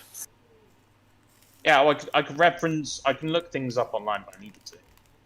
Yeah, the whole thing with angle. The problem is I don't spend most of my time. Okay, if you don't have the ratios uniform, your angle is useless. That is what an angle is all about: even uniform ratios between two straight lines. Once you curve one of those. Oh my god! Right, I didn't think. Anyway, Bev. So, if you can imagine, so someone is let's say I'm traveling. I'm not sure how to explain this. I'll try one more time. Let's say Can I ask you a question? Go on, Brian. Can you sure, as long as you're polite back and don't disrespect me. Can you pre-assume and imagine one curved line when you're using a sextant? Or do you have to always pre-assume two straight lines? I'm not sure. I don't even know that much about sextants, to be honest. So It's just geometry, though, right? It's just a basic geometry, right? Earth measurement. Like that's all you're doing is measuring an angle with a sextant, right? You're just referencing it to a light or something. You reference one point to a light, and then the other one. I genuinely don't know that much about how a sextant works, so my answer would not be very useful to you. Okay, it's just an angle, though, right? You can't determine just because it's an angular measurement device. Just to clear up, they have to pre-assume two straight lines. Mm-hmm. It's an angle. Well, put it someone that knows a bit more about sextants. I don't really know much about sextants, but anyway. So let's say, I do. Right, I'm gonna bring up an example here, and don't complain at me that I'm talking about space, but let's say you're in space flying a spaceship and you're going forward in a straight line. But let's say I decide, okay, because why not? Instead of flying in an exactly straight line, I'm going to dip slightly. I'm going to curve downwards, or something like that. Let's say I need to avoid an asteroid or whatever. Let's say so. I'm traveling forward, but I'm curving down. Have you got that? We can all understand that, can't we? Yeah, I know what a curve is. Yeah, okay. So we're travelling in a circular motion. Exactly, yeah. If I kept going, I'd eventually come back to where I started, wouldn't I? Yeah, that's what a curve is. Yeah. Yes. So I'm traveling in this portion arc, of a circle. If you want to be, arc. If I want to be specific, whatever. I'm traveling in this arc. So, is there anything stopping me from, whilst I'm traveling in this arc, turning 90 degrees right or left? Turning is not an angle. Yeah. You No, I'm not talking about an angle. Is it possible for me to turn? Do you mean turn right or left? Turn, yeah. Yeah. Right, okay. So if let's say my rocket leaves a trail in the air of fucking, I don't know, something. It leaves a trail, like you saying there's air in space, Bill? Yeah, it's a gas, leaving a little bit of smoke trail. Yeah. Wait, DP, when did I say that? When did I say say that? that? Like you said you in space. Yeah. I get it. That's what You're leaving a trail of gas. We get it. Yeah, Go he's ahead, just Bill. he's just in a plane. When did I say gas? When did I say gas? Hold on. You're leaving a trail behind you. I've got an idea. Why don't we come down to Right, okay. fly the plane in the sky? So it's a Hey, plane in don't. the sky. Yeah, let's a plane. Right, Yeah. so it's not gas, it's something. Let's say it's magic. I don't give a shit. Brilliant. It's beside the point. We are imagining this anyway, aren't I'm we? using Imagining this- spaceships spurting out magic. Yes. I haven't done this for a while. This example, I don't give a Brilliant. shit. For this I love it. example, Yeah, it's for great. This example, let me speak, please. Yeah. For this example, I don't give a shit if space exists or not. Whatever. It's just to explain a point. It best add. We're in a spaceship. Exactly. So in our imaginary spaceship, traveling forward. Branson. I drew what he's trying to say. He has an arc, right, and then he has a hard right. No. You can't turn in a spaceship like a hard right. It doesn't do things like that. To write the hands, it would be. This is in 3D, so you'd be either coming out of the paper or you'd be going in. So you can't represent this on a piece of paper. You can, because when you're traveling in a direction, you're traveling in one direction. Now, if all we have to do is orient ourselves different, and that what I drew is exactly what you're trying to talk about. Yeah. No, it isn't. That this would be if you went back on yourself. I'm talking about turning left or right. Bull, you understand that X, Y, and Z coordinates that I drew on that ball is actually a 2D representation in the 3D. So you can draw it on 2 dimensions. You can Bill, draw are it you in 2 saying dimensions, on your ship, but if the you way turn, you're going to make a right angle? Is that what you're trying to say? yes, that would make a right angle. Yeah. Wow. How is that? You're traveling. Oh. How do you figure as you're traveling in a curve that you can? Are you going to stop your ship in midair and make a right angle? How are you going to do it? In so Essie, this is just an example. All right, this is just to explain my point. All right. Yeah. So let's say the spaceship can, for some reason, be able to stop dead and turn on a dime. Stop dead. That's a whole different story now. You see what you're saying here? Changing it. You're not traveling. Can I just point out that there's a quote in the chat there, right? The description of right lines and circles upon which geometry is founded belongs to mechanics. Geometry does not teach us to draw these lines, but requires them to be drawn. You would call this a sort of a mechanics sort of thing, wouldn't you? Flying a spaceship, and so right the hand drawing it is the exact example that that dude was talking about. Who was he? Me? Isaac Newton. No. So what you're drawing there? What you're drawing there would be is if I was in my spaceship traveling in the arc, and I went back on myself, so I didn't turn left or right. I went backwards. What I'm talking about is if you would turn left or right, you would be making a 90-degree turn.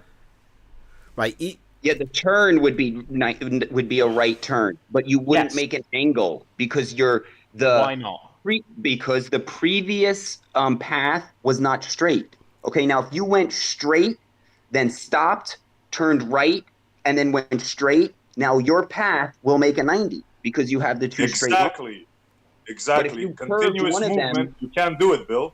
Simple, man. Yeah, because where's your reference for this 90? Okay, on that curved line, the angle changes wherever you take a measurement along that curved line, the angle will change, which is not what an angle does. Not in that axis. Not because I'm turning into a different axis. It doesn't matter make a 90-degree turn. I'm not. It doesn't talking matter about what axis you're in. You can be in any axis. Yeah, let him finish. Look at the picture that Flatsoid brought up there. So you've got 3 axes there. You've got the Y, the Z, and the X. All right? So let's say my spaceship is traveling left to right. So it's traveling along the Y line. Okay? So if I make... It doesn't matter if I'm curving up or down. I'm not traveling in the X direction at all, okay? If I go up or down. My Y would change, my Z would change, but my X wouldn't. The only time my X will change is if I turn left or right. When you're traveling, are you going rectilinear? See, check this out. Oh, perpendicular. Bullet, it's been a while. Bull, would you mind reading out that comment I pasted for you? It was a minute ago, about an arc. Just to see if you understand why an arc is not an angle. An arc measure is an angle, the arc circle, where's the arc? Work. The angle measure. I think he means read it aloud for everybody, Bill. I mean, it's there. I can read it out loud if you want. An arc is a section of a circle around the circumference. An arc measure is an angle the arc makes at the center of a circle, whereas the arc length is the span along the arc. This angle measure can be in radians, degrees, and we can easily convert between each with the formula pi radians equals 180. Okay? You're talking about an arc measurement, not an angle. No, I'm talking about what you kind of said. What I'm talking about wasn't. No, that's what you that curving arc. That's the arc measurement. The straight lines to that curve. That's the angle. Two totally different things, and you're conflating them. No, I'm not talking about the I'm not talking about the radians here. What you've basically done is tried to make out that I'm talking about the radians. I'm not talking about the angle radians. Is a radian. What do you think a 90-degree angle is? No, a radians, that's to do with the circle. I'm talking about... Yeah, that's angles. 2 pi radians. Without a circle, there are no angles. Angles are representations of part of a circle. That's why there's 360 degrees in a circle and 360 degrees in all the angles. That's because it's what it's based on. Yes, there are, but I'm not talking about the radians here, because what you're talking about is how curved the so my spaceship traveling forwards, curving down. You're talking about the angle at which how curvy that would be. I'm not interested in that. I'm interested in the turn right or left, which you most certainly can do. If I'm in a spaceship traveling forward, curving down, I can 100% make a right angle turn or a right angle turn. No, you can go left or right. You're not making the angle because you have a line to an arc. Am I not changing my direction? Am I not changing my direction? Okay, but changing directions and angles are two totally different things. If I'm traveling forward, I change my direction, right or left. Traveling would I not make an angle? Are you traveling rectilinear or in an arc? Because if you're traveling, I could be traveling in a straight line. Bill, what you doing here? You are traveling, right? You are the object. Now, what you have to do to imagine an angle is like you said earlier, with a bit of smoke or whatever out the back. You would have to put yourself out of the position that you're in and then put that into something else, right? You are looking at that as though that is the angle. Sorry, just wrote. replying to Flatzoid. No, so the angle I'm talking is very, very simple. If you're traveling in one axis, whether you're traveling in a straight line or you're curving up or down, you could 100%, you can most certainly make a turn right or left, and then you'll be making you'll be creating an angle. No, so, you create an angle by the inclination of one straight line to another. Right, not by Bill, driving you have angular and turning. Momentum, Bill. You have angular momentum. You're not traveling in a rectilinear path. Do you not understand that, bro? He's traveling in an arc, and then he's taking a line, and he's he's connecting the arc to a line, and then thinking that makes a 90 when it doesn't. No. It's, like I said, it's got nothing to do with the radians. I had to correct you twice on this now. But I didn't say radius. I said arc. You're traveling in an arc. And then if you take that arc and you make a straight line and connect it to the arc, you will not get an angle.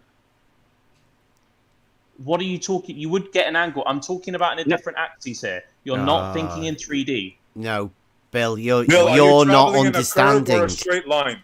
Bill, answer this simple. Are you traveling in a curve or a straight line? Right, I've already explained this, but let me try it again. Traveling forwards, but you are curving down or up. It doesn't matter. Right, so can you have an angle from a curve to a straight line? Yes. No. You need two straight lines, bro. That's what they're trying to explain you all this time. But you're not getting it. Have you ever heard of a cylinder? Of course. Yeah. Right, so a cylinder has a round cross-section, doesn't it? But what happens if you reach the end of the cylinder and you reach basically the flat bit? Is that not a 90 degrees turn? No, it's not. You need straight lines to have an angle. What are you talking about? Right, do I have to show you?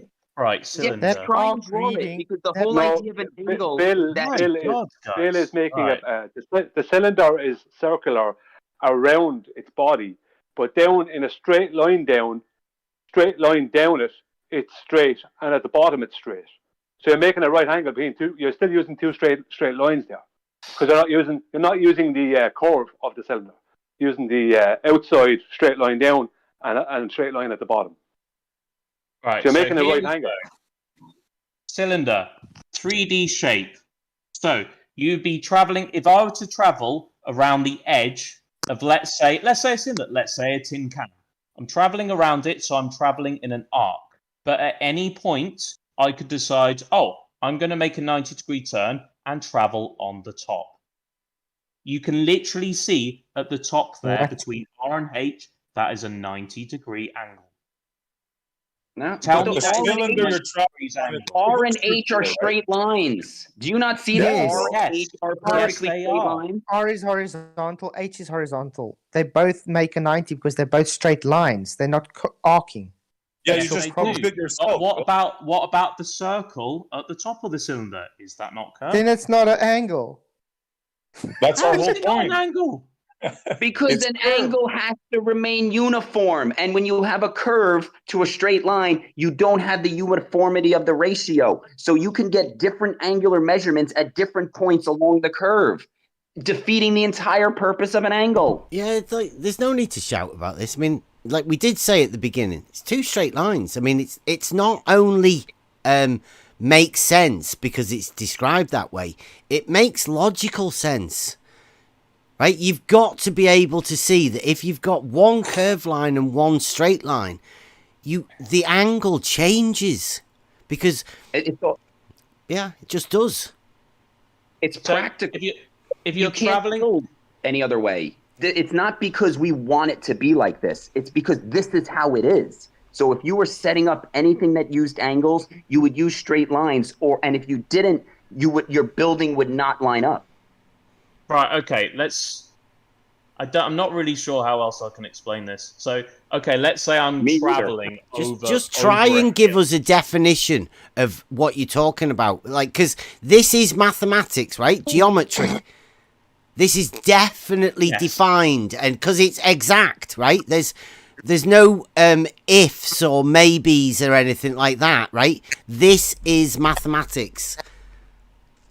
It is mathematics, yeah. Right, well, but I think we're showing you all of the things that we have for measuring angles. And they all say straight line. I think you've forced yourself to think that angles must only ever work in 2D. But they can work in... No, they can work in 3D. I showed you just before a ball that you used, that we cut a portion out of it, and I showed you where the angle was. Now that is obviously in 3D, because that's how we measure them in reality. But you refuse to measure the angle at the surface for some reason. You even what surface? You could take the set square and measure that angle on the surface, and it would work. But you'd need two straight lines in order to measure the angle. That's all we keep saying. No, you wouldn't, because they're curved lines.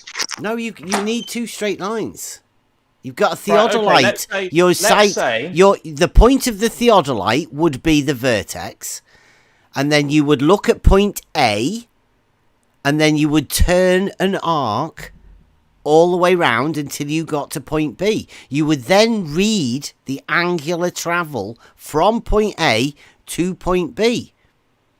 Right, so you've got the vertex point, or the point of the theodolite, and so that point to point A, that's a straight line, and then that point, again, the theodolite to point B, that's a straight line. The angular travel is the amount of turn. In reality, that's how we measure angles. Straight lines. Right, okay. Let's say, and this would be the last thing I say. And then, yeah. And then I was hoping to get to how you get an extra side on a square at some point, but well, I can't angular. really explain that well enough. The video link, if you go up in live chat, is there if you're curious. It's just you don't even have to get worried about it. It's not as if it's a globe or anything like that. It's just an interesting mathematical thing. But anyway, so let's say, Bev, I have an L shape of paper. I get out my scissors, my pencil, my ruler, I go all out, and I make a beautiful L with a right angle, and it's beautiful, this nice L-shaped piece of paper here. And I can take my set square, my protractor, whatever I want, and I can see, oh wow, look, I've got a perfect 90-degree triangle. Aren't I amazing? Awesome. So, I lift up my L-shaped piece of paper by the intersection, and when I lift it up, the weight of the paper will actually curve. It will flop, won't it? So one side of the L will bend down one way, and the other side of the L will bend down another way. But even though that's happened, even though I've got two curved lines, I would still have a 90-degree turn at the intersection, and I can check it. I could get my set square and my protractor, and it would still work. It would still be 90 degrees. Could I Only ask at the intersection? Could I ask one question? Yeah. Do you know what a stair stringer is? The board that you would lay out for stairs? No. Well, it's the board that's the structure for your stairs. They call it a stringer. And typically it's set at a 45-degree angle. You would do your rise over run to get your stair treads. And you'd use angle straight lines. Now, suppose that stringer board is a curved board. It's got a huge crown on it, like it's just curved. Do you think my stair treads would all be the same size? You think your stair treads will be all the same size? Right. So you have a 45-degree, you're building a staircase. Yeah. If it's the same, if the angle is consistent and it's going up 45 degrees, and then yeah, your stairs. Well, I mean, you could have different size stairs. If you want to. Can I answer? Yeah. No, they're not going to be the same. It's dependent on your stringer board being a straight board, so that you get your rise over run measurements right, and your stair treads will be the same size and the same height, consistent all the way up. If you had a curved stringer board your stairs will be off.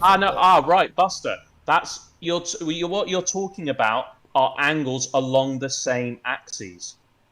So if you're talking about if you were to turn up or down, absolutely, it wouldn't work. But that's not what I'm talking about. He's talking about a warp in it, so it wouldn't be straight. I'm talking about if you were to turn left or right, you could still have a 90-degree turn. Doesn't matter if it's curved, you could still turn left or right 90 degrees. But you say you're arcing. You cannot arc at an angle, at a 90-degree angle. That defeats the object of 90 degrees.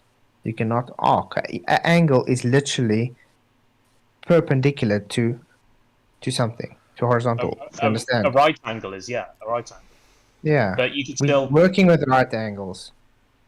You could still have a 90-degree turn on a 3D surface. You understand what a vertex?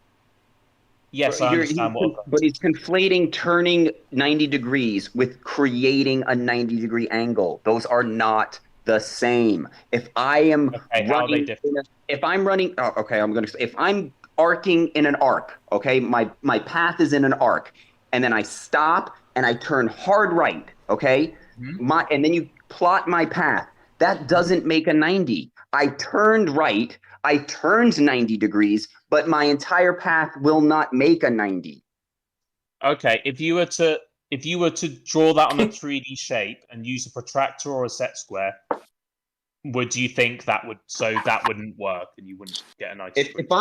Even if I'm walking along a square, right? Like my floor right now is a 3D object, and if I walk in an arc and then stop and turn right, I did not make a 90-degree angle. I turned my body 90 degrees, but turning your body 90 degrees is not the same as making a 90-degree angle, because a 90-degree angle is two perpendicular straight lines. Now, what you're talking about is something totally different. I think your floor is 2D. My floor is 2D. Oh, come on, dude. Come on. So the object, the wood and the tile that I'm walking on is not an object. 2D floor. You don't have a flat. Do I live in a wonder they're confused.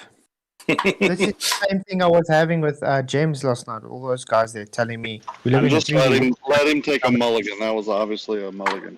Well, no, I mean by that I mean your floor's flat. I mean, what do you have a cube shaped floor? Oh yeah, okay. Can I say something? Because this is one thing I've noticed listening to this guy talk.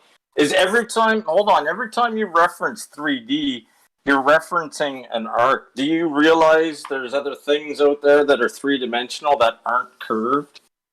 No, I've never heard of any shape that has no curve. Why every time you reference are you telling me? 3-dimensional? Wait. Hold on. Why is it you always put it into a peg of it's got to be a curve then? Every time you say 3D, you're referencing a ball shape for some reason. Are you telling me there's other 3D shapes that don't have curves? Well, you seem to think a floor is 2D, so I don't know. So floors aren't flat then. Well, my floor is flat. I don't know. Flat. Well, yeah, just because flat. Flat three-dimensional. Yeah, flat is like the realistic term, right? For 2D. 2D is geometrical. We're going to be pedantic then. No. These are the terms of the words that we use. 2D is 2-dimensional. But Brian, flat. By the way, Brian Mabbott, what the hell are you talking about? Communication there, right? Can you have a flat? Bill said his mum and dad didn't create him. Can you have a flat piece of plywood? What are you talking about, dude? Why are you obfuscating from the point that's being made, Bill? Sorry, I'll get back to it. But why are you even reading the chat? Well, you see the problem. Reading the chat. Hey, Bill, you have a flat piece of plywood or what? Well, you see the problem with... Can you have a flat piece of... You were just being pedantic. Okay, that's fine. Can you have a flat piece of plywood, Bill? Or whatever your name is? Is that possible to have a flat piece of plywood? Right, so you're going to be pedantic and say, no, it's not pedantic. Because it's just really, really thin, blah, blah, blah. Yes, what I meant was... What am I saying? You want to tell me what I was saying and I missed it? So you're trying to say, haha, you think the floor's flat, but technically it's 3D because it's made of floorboards and things like that. Well, it is. Well, yeah, but I don't see why you're saying conflating. I don't see why you're conflating flat and 3 or 2-dimensional. That doesn't even make sense. My floor isn't flat; it's level. Okay, that's the difference. But he's conflating 3-dimensional and 2-dimensional with flat and not flat. That doesn't even make sense. Some are things just because it's flat, it can't be 3-dimensional, which is absurd. That's it, right? Yeah.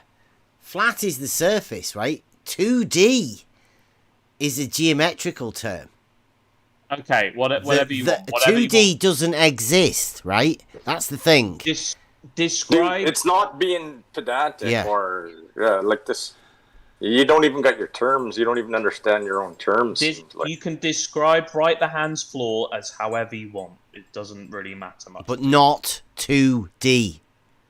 You can't describe it as 2D because 2D doesn't exist. Okay. That would be a really bad description. The idea is the same. I'm moving in an arc through 3D space, right? Whether it's on my floor, whatever matters. My direction of travel is in an arc, and then I make a hard right 90 degree. On the same axis? Well, you can't go on the same.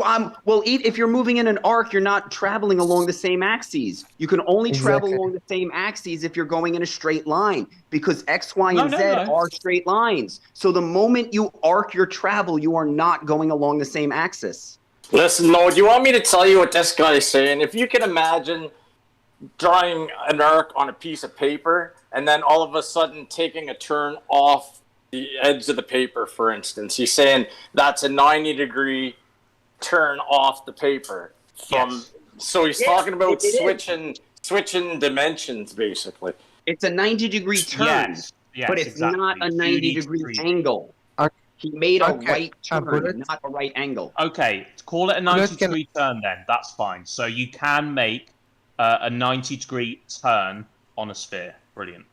What are you talking about? You can go any direction on a sphere, dude. You could go right, left, up, down. That doesn't make curved lines make an angle. I thought you said I was allowed to say that you can make a 90-degree turn. Yeah, like you can make it, bro. I can walk I can walk down a hill, right, which is basically a half a sphere, right? And if I'm walking down the hill and I stop and I start going right, okay, I made a right turn. I did not make a right angle. What should we call it then? A right turn? That turn is direction. Right and left are relative directions. Somebody looking at you would say you made a left turn, right? Right.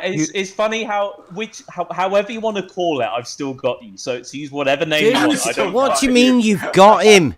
You're talking about angles and talking about curves. I can make that turn on a 3D shape then. I'm glad we found it. A turn is not an angle. A turn is not an angle. A turn is not an angle. Fucking ridiculous. Are you trying to say latitudes and longitudes are angles? So I can travel in a sphere, and I can make a insert turn here, and then travel the same distance, and then make another insert turn here, and then get back at my starting point. So that could be called a 90-degree turn. It could be called a turn. It could be called a 90-degree angle or right angle. Whatever you want to call it. A change in direction, we call it that.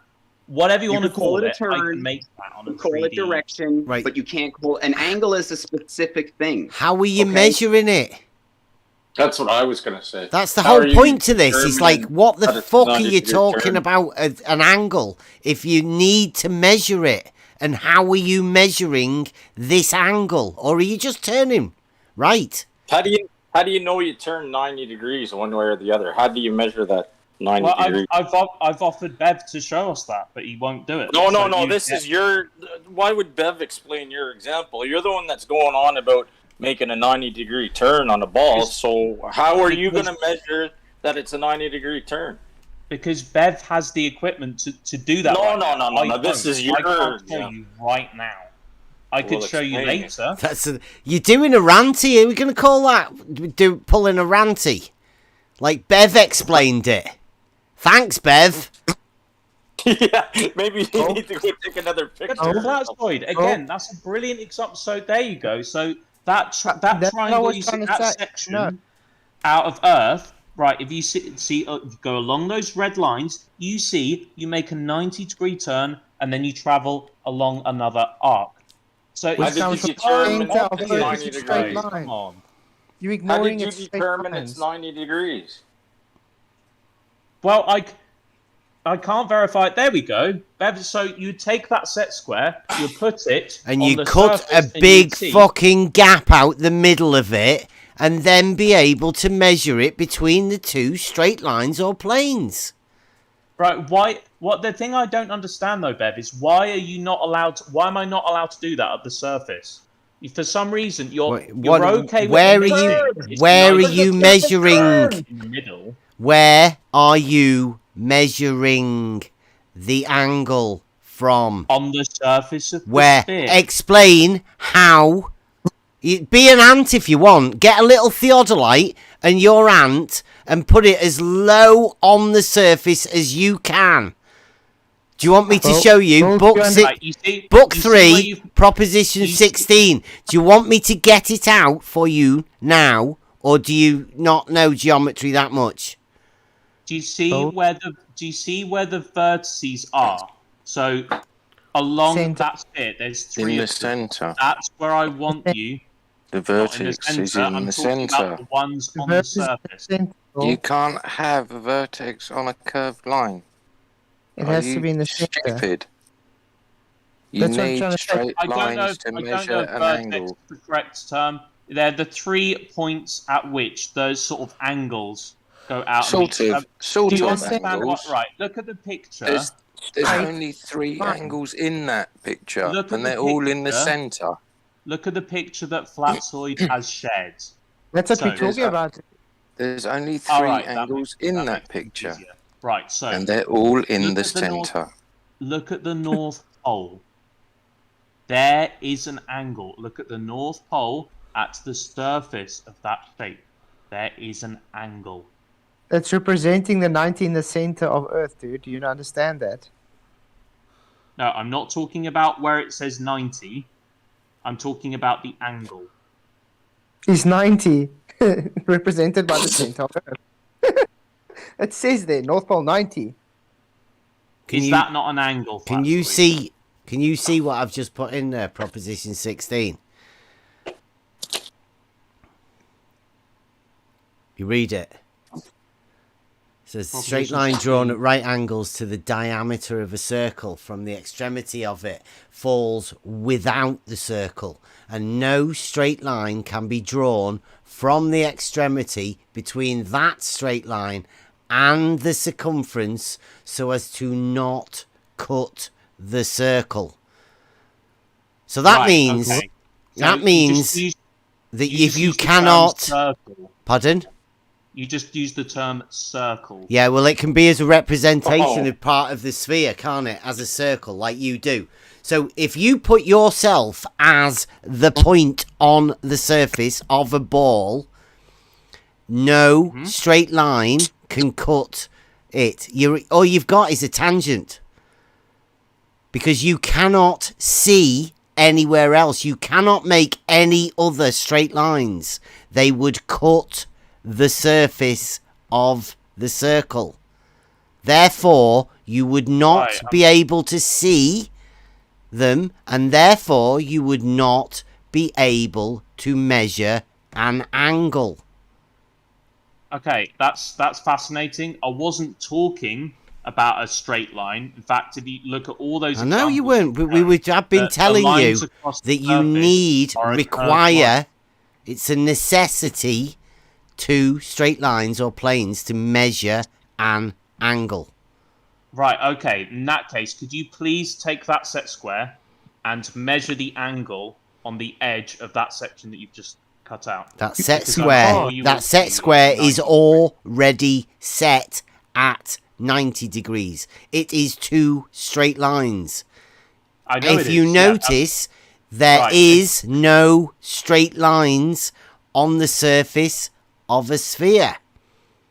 Right, so are you or are you not going to take that set square and just pull it? You can keep that corner of the set square and you can keep that in that little nook that you created. All you have to do is pull it further out until it gets to the surface, and you will still see that there is a 90-degree turn. No, that 90 degrees always there. It's a set square. It's already set at 90, like I said. But it won't be touching. It will not be touching the surface of the sphere, will it? 1 point only. You know that if you know anything about geometry. No, I'm not talking about it touching any plane would be perpendicular to the radius at the point it touches, right?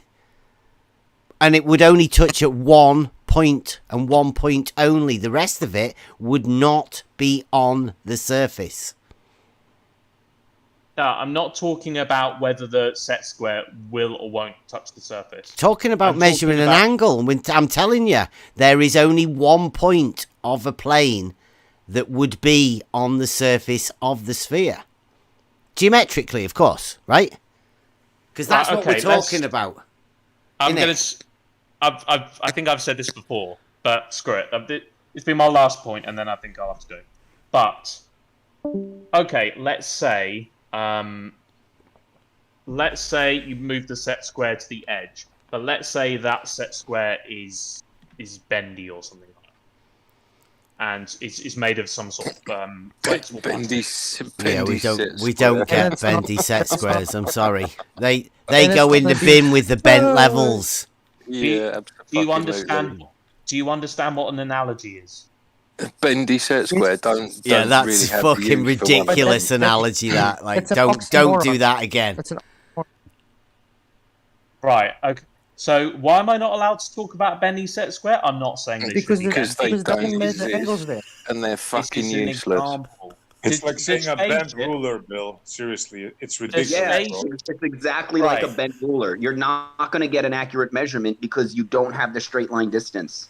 Okay, did the spaceship that I talked about before in my example, did that exist? No, no. Right, that's why we pulled you apart on it. Right, so it's exactly the same for this set square. No, okay, a spaceship doesn't measure anything. No, bendy set square then. A set square is a tool that is used to measure something very particular. Now, if it's not what it is, it's not what it is. So once you start bending the set square, it's not a set square anymore, and it is now useless. It goes in the bin. I'm not talking about what a set... Right. This isn't... Do you seriously not know what analogy is?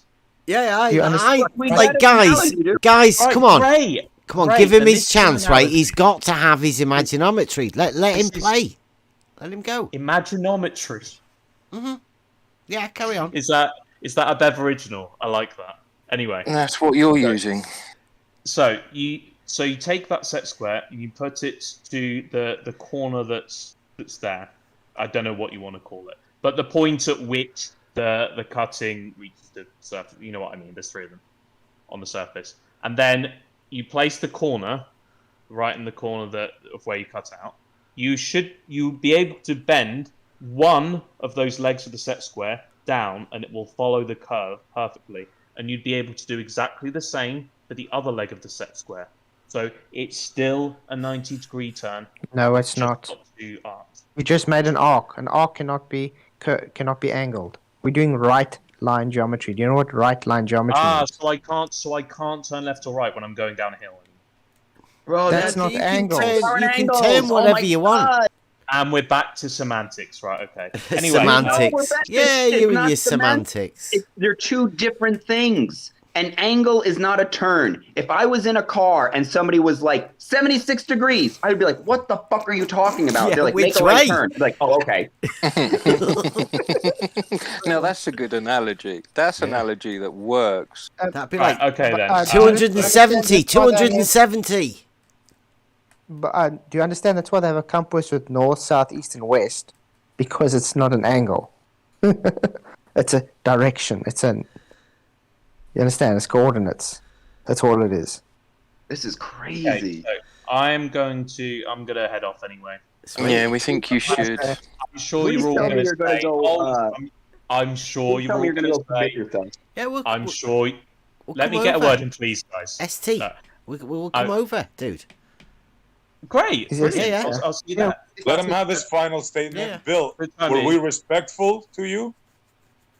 To be fair, most of the time you were, apart from Brian, what's his face, and a few others in chat. No, in VC I'm talking about. In VC, were we respectful to you like I promised? Almost all of you were. Yes. To be fair. Sweet. So, Well, it was good having you over, dude. It was really cool. Thanks. Yeah, no, I appreciate it, and this was fun. And just gonna say, guys, I know you'll do it anyway, but I'm not leaving because I'm scared. Whatever. I'm just. No, we won't do that at all, Bill. I mean, don't pretend that we're somebody else. We're not like that. There's no running away or anything like that. You know. Sweet. It's been good. I wouldn't do the same to you because I think it's a bullshit argument, and anyone could do that. No. You'd end up in a debate for like the rest we of the want time. these sort of talks that we have to continue, right? We do want them, honestly. That's good. I will say at this point I am undecided. I'm a bit wary of this channel, but this chat has been fine, so that's something at least.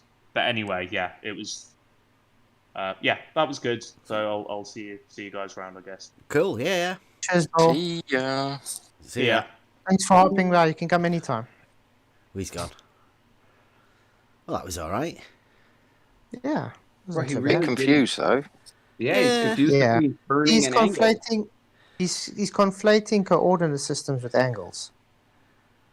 I think they just conflate the angle, right? I mean, we've always said that the angle is magic, and it's built itself up into this magical property that I don't think they even understand what it is, right?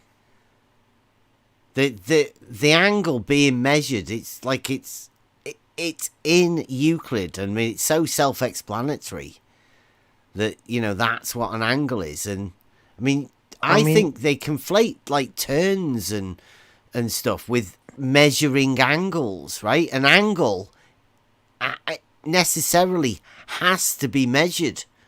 You can't just envision it and imagine something turning and like doing it in your head. I mean, that's not an angle. That's like imagining a volume. Well, where's the volume? Well, it's just that bit of the air in front of me. Well, what do you mean? A cubic meter of air there. It's like that's just imagined. It's not measured or anything, is it? I mean, how are you going to get an angle from a vertex if the one line is curving? You can't get to... Because that curve perpendicular to that is not going to give the same angle as it changes, goes around. Well, that's like that Newton quote. Yeah. Right? It belongs to mechanics, and it is being required to be drawn. So if you were to draw that curved line like right the hand did and put a straight line to it and then go on then, measure as an angle like right the hand said, they can't. Like, so that's why it's required to be drawn, right? It gives you the proof that you cannot do something. It's a requirement that you need two straight lines. I don't know. You call that a proof, right? If you were to draw that out and attempt to do that and not be able to do it, then that's a proof that you cannot do that. It is required that you can only have straight lines to enable you to measure an angle. It's a really silly argument, but I mean, I guess that's the area that we're in at the minute. It's like where you end up arguing things that turn into something else, right? We were in spaceships. And this is why I'm stuck on 2D surfaces and 3D surfaces. Yeah, because that's where they have to keep it. They keep the argument in a ridiculous place. When I say they, I don't mean all of them, right? It's just the people that do have this 2D surface thing. Yeah, I mean, just because you want to measure something in 2 dimensions doesn't make it not 3-dimensional in reality. They're all 3D. Everything's 3D. Exactly. Yeah. But just because they're only measuring 2 dimensions of that 3D object doesn't make it not 3D surface anymore. It just means they're not measuring the one axis. That's all. Well, but they failed to understand this. Shows Euclid, right? Euclid is plane geometry all the way up to book 11, and then book 11 is solid geometry, but it's straight lines. And it's straight lines because you cannot measure the curve. There's no such thing as a curvature measurement. There's no curved angle. Like, you cannot do it. It is one of those you can't do it. You have to go through a process of it's all straight lines, but the calculations that occur that relate to the sphere are internal external type things where you average to find the spherical part in between. There's just literally there's no way of doing it. It's straight lines and planes. It's all you can do. It's ridiculous that the model but along with that model comes a perceived intelligence. You could hear it. Bill was like, he doesn't know much about geometry, but he was absolutely certain that he knew more than anyone here. Mm-hmm. He was playing the model dictates. Yeah. He has to. They have to have that curved straight line and a curved line and a straight line making an angle. It has to be that way. But you see, that's the problem. That's why when you get these guys like STST and all of them going onto his stream and they talk about 5-sided squares, because they're all ignorant to what's going on with geometry, they're all backing up because they're all ignorant to it. So they're all going to puff up each other and say, yes, you're correct. In the meantime, none of them actually know what's going on. Yeah. So when they come to actual people like, do you know what's going on here? They get totally demolished because they are shown to be ignorant.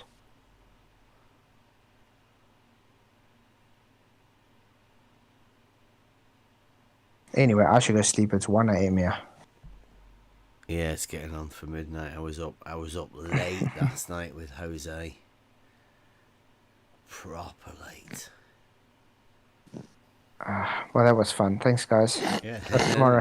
See you later, Flerfs. See you later. I'll keep an eye out if you guys are going to the beach again. Yeah. I mean, we could tell exactly where the confusion was, right? Like, and he just didn't want to really address where the confusion was, like, or you know, call it whatever you want, but where there is, like, when you turn, that's not a measured anything. You're just traveling, and then somehow he's like, oh yeah, I made a right turn, therefore I made a right angle. That's too no.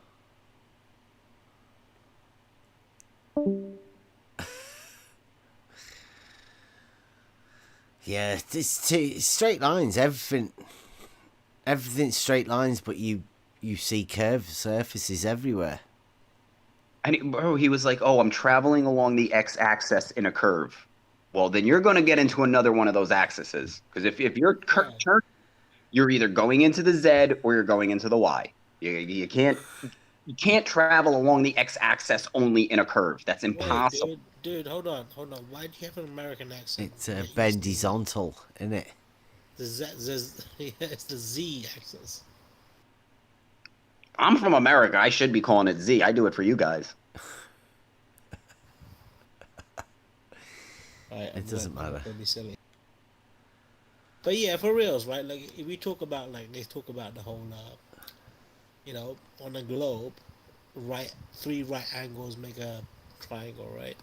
That's only because we're talking about in a 3-dimensional type of plane. No. Or field. No. Are you saying 3 coplanar points in 3D? Right. I mean, the only way that 3.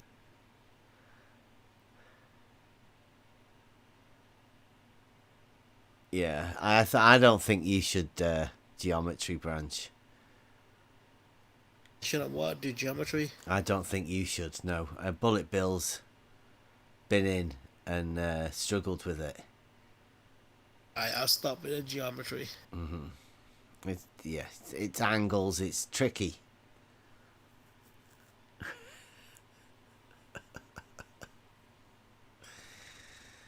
Yeah, I mean, coplanar. Coplanar angles? What's that? 3 coplanar points. It's a triangle. Right? So if you get 3 points, then you join them up. It would be 3 coplanar points. Bam. Did I fail to? I thought it was pretty obvious. I was talking about 90-degree angles. Triangles, yeah, but triangles can't have 3 90-degree angles, can it? Unless in the 3-dimensional plane they can. A 3-dimensional Three-dimensional plane. Yeah, like I say, Branch, I don't think you should. You shouldn't geometry. A 3-dimensional plane that you're talking about the entire coordinate system, which isn't a plane; it's the coordinate system. Okay. 3-dimensional plane. Oh, look, he's going there. You know what? This stuff is like so. I It's totally so agree. rudimentary. I totally agree with Bev. I need to shut the fuck up on this subject. Sweet. Otherwise, it's just gonna become nasty, and let's not go there. You can't go there, Branch. You don't have the mental capacity to go there.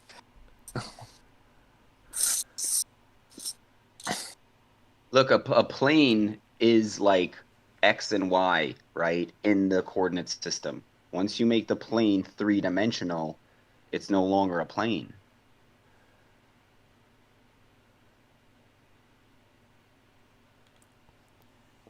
And people wonder why Bev starts from scratch every time. Oh, why do you start with at 1 axiom? Because this is why. Straight lines. Yeah, guys, teach me from the start, because obviously I don't understand. Yeah. Well, I mean, a 3-dimensional plane is. Do you just mean a plane in reality? Well, let's go right from the start. Like, let's go from the fundamentals.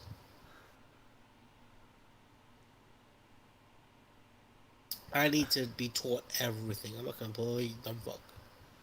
So what would be where would you start? Like if you were trying to explain all this, you'd have to start at. I would start with like you know how there's like X and fucking Y and shit. Yeah, I'll start with A, and then we can move on to X.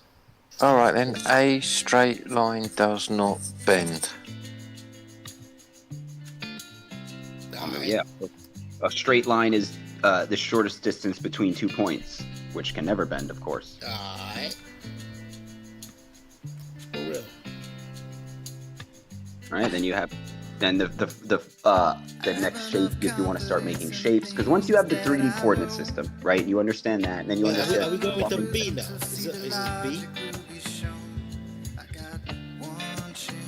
Well, bends, does not bend. There you go, there's your B, and then right hand is starting with C, coordinate system. There you go, so we're on to C, 1 step ahead of you. D. Let's get the coordinate system done, right hand. Right, that's an easy one. You got X straight, Y straight, Z straight, right? And it makes like an infinite box that you live in, and you can move around in. It's not what you say, it's only what you can prove. You better watch your step, you better mind your P's and Q's. You guys think you keep this up all the way up to X? Not sure that you're up with the ABC yet, Branch. Oh, shit. I thought that. Did I miss C? I thought C was like obvious. Like, I see you, see, we see each other.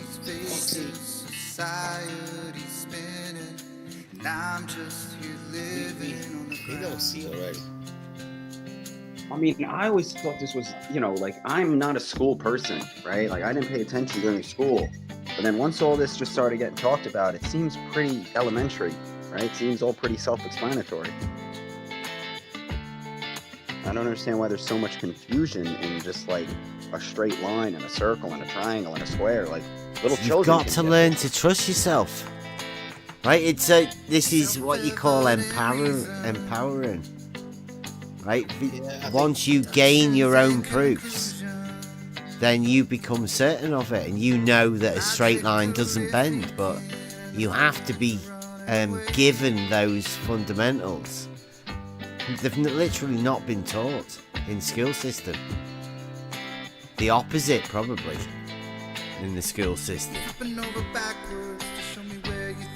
I mean, I took like advanced math, like how we did algebra, we did like sine, cosine, and all that stuff, and I mean, it all. They did the whole sine and cosine, both of them.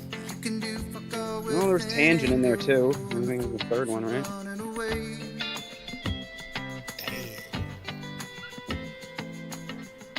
But I mean, that's way past straight lines, right? Like that's like first grade. You did all three. That's pretty good.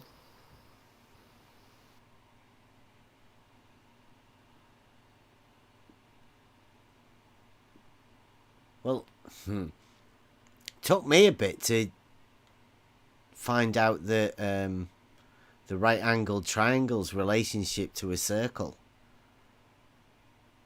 Did you ever did you get to the point where you start talking about what the integral of a sine wave means? Nah. Did you? Nah, fuck that. There's no need, is there? I mean, what's the point? Where would that get you? Man, fuck all that.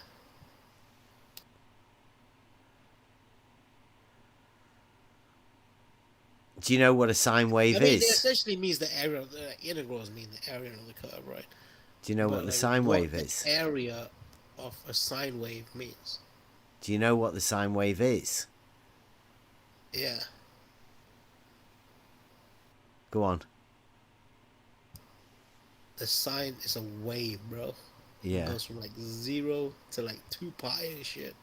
In the middle is a pi. So depending on what type of pie it is, I hear apple pie is the best type. You can have 1 or 2 pies. It's pretty delicious shit.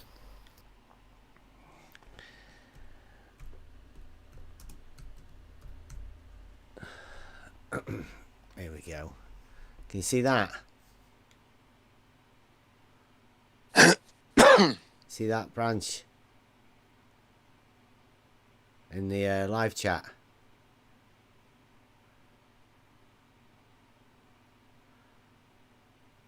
Are you there, Branch? I am, but give me a sec. Let me find the live chat. I was reading some other shit.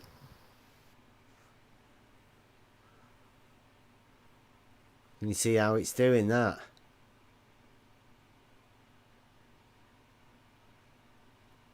One sec, bro. I'll be there in just a second.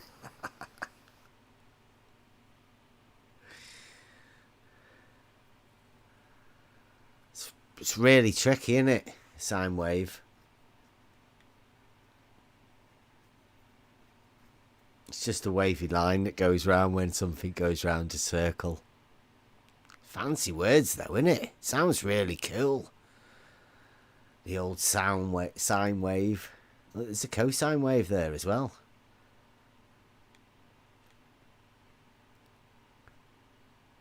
They look the same.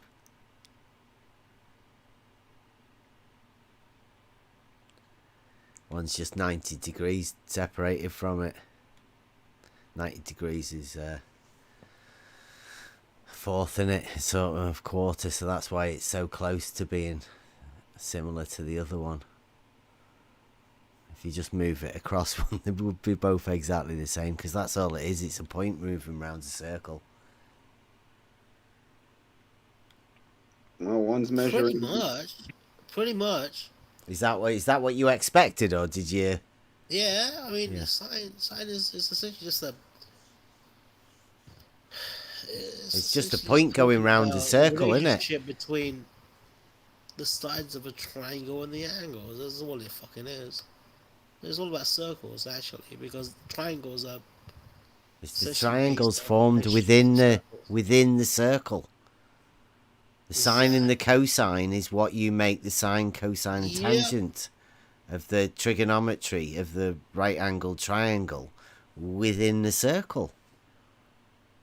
Bro, I remember doing this on the calculator like crazy. Oh my god. It's why triangles only have 180 degrees. Provably. That's why all of this stuff works, Branch. And that's the thing they don't get. It's funny, man. I love triangles, bro. Like, out of every shape in the world, I think triangles have got to be the best. Because they're so closely linked to the circle, innit? And it's what shape a vagina is. Yeah, true that. True that.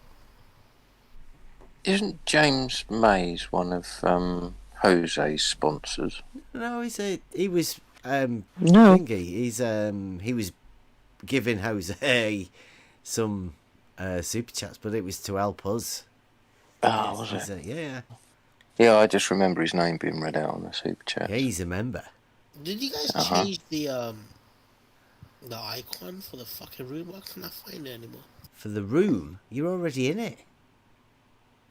Oh, I know, but I need to click on it again to fucking see the voice chats and shit. It says the NX. text chats. Oh, you've been to another room, have you? It should be the one with the little voice icon on it, shouldn't it? With the speaker thing. If you're on mobile.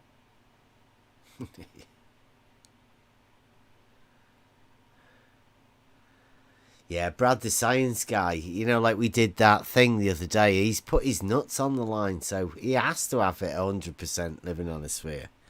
I was just going to ask, is he the guy that put his balls on the line? I thought we'd get enough. Yeah, along with 50, wasn't it? 50. He seen 50 did it, and Brad's like, I'll have a piece of that. Yeah, I'll have some of that. Whap him on there with him. Put me balls on the block. Dear, oh dear. Bro, I would love to be like get in a hot air balloon with them, like with their balls, like and we just start going up, and they're like waiting for the curve and like waiting for them to start sweating. Like, oh, wait a minute, guys, you know. Yeah, I mean that's the sort of reason we know when we do the test, right? We use geometry to show a straight line, and we do the test, and whatever happens, right? For people like Brad, it'll never be a straight line. It can't be. It's a must type situation. It cannot be a straight line. There is no way you can have a straight line. A horizontal cannot be a straight line. Brad's fully on board with the model dictation. What about a vertical? Does a vertical bend? No. No, they have to change the idea of perpendicular. Like that's another one, right? We said at the beginning there's a couple of words in here that are vital to this, and perpendicular, literally, that word ruins the globe model because they can't have it. Construction is based. Everything is on that perpendicular and carrying that perpendicular left and right and forming grids. Like without that, like you couldn't. Well, yeah, the construction part of it, right? That is, but the troubling part for the ballers, right, is that they have gravity acting perpendicular to the surface. Gravity always gets in the way, dude. It's like such a fucking. Well, it's like, just vertical, Branch. Gravity's like Branch. one It's just vertical, and if it's perpendicular to the surface. That, you know what that means? The shape of the surface is. Yeah. Not curved. Like, gravity's like that cunt, right? Who you don't want to take along to parties and shit, but you got to because he's your roommate. Or she's got the hot friends, right? And you're like, I don't really want to hang out with you, but you got those two friends that are like. True. Hey, Usually, grab. if it's about the hot friends things, you can ditch the cunt in the middle of the night, but you can't do that if it's your roommate. Like, you know, gravity's always gonna be with you. Well, gravity is just like Bev said. Gravity is just the word for up and down, right? Like that's why whenever they're like, "Show us gravity," they drop something. You know, it's the vector. Gravity is a vector. It's not a cause.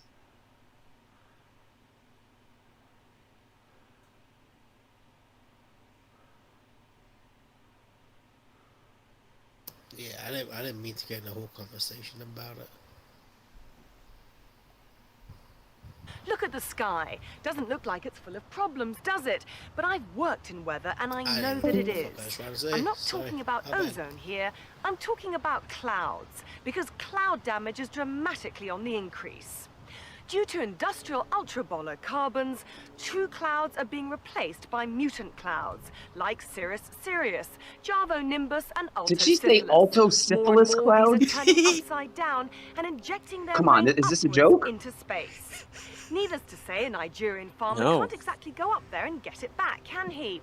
Tragically, if the water does fall downwards, it Triple can turn water, into what? water, which separates it into gases as it lands, What- Triple water. blasting trees out of the ground. What is and triple killing water? monkeys. The devastating result is that huge Killing masses of monkeys. heavy Like electricity heavy water? start randomly falling out of wires. Oh my god! and So we got crashing onto anything syphilis below. clouds raining down this triple syphilis water on us. You know there's different types of water, though, right? Yeah, heavy electricity. Hey. Yeah. Injecting water into space. And if you look at like crystalline structure of ice and shit, you can have like regular ice. You can have like heavy ice. You can have Is ice heavier water? ice. Really, really heavy ice. Is ice water though, or is water like liquid form only? I mean, it's kind of like how, like, if you think about like carbon, right? It can be graphite. It can be fucking gold. Or it can be a diamond. Ice is the same way, right? Yeah, I disagree with that. For me, a diamond is a diamond, and graphite is graphite, right? I don't. People, they'll try and tell you they're related, and I don't believe that they are. Twisting on the bliss twig of ignoramus, you were suddenly plunged into the braintangle. You're telling me when I go and do a barbecue, I'm burning diamonds. And I'm just wasting hundreds of thousands of dollars in potential diamonds to heat my food. Come on. Good Christ, I hope not. If you consider what we're made out of, is a whole bunch of molecules that are essentially based on carbon. Are you sure about We're that? essentially made out of diamonds. All right, have you seen a diamond that's made out of carbon, or you saw a diamond that's made out of diamond and you believe a story that diamond? Squeeze it very, very hard. Yeah, you gotta squeeze it really, really hard, like what Bev said.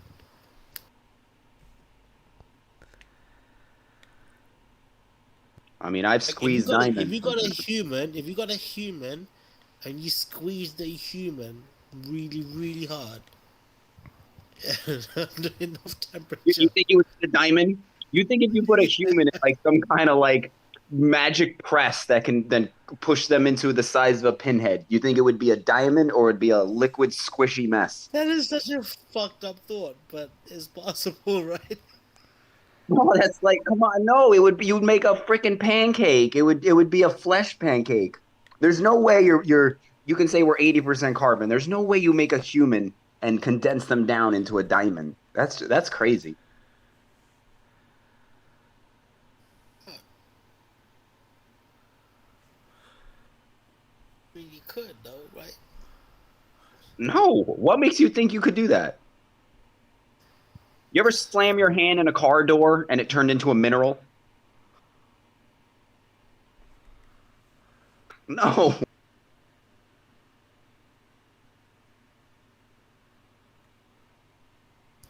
No. So there's It's so much, but there's so much bull. You know what, man? The whole fucking Cardinal thing. Good point. Sold me.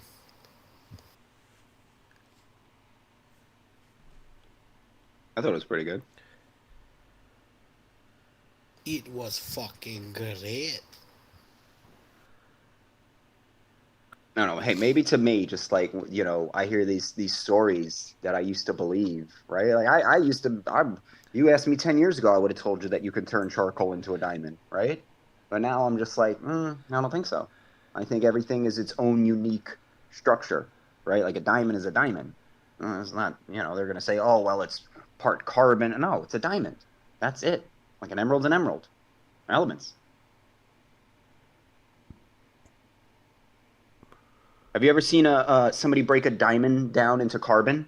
I don't know. You're gonna break it down into little diamond pieces. You're not gonna break it. I saw some dude actually take a fucking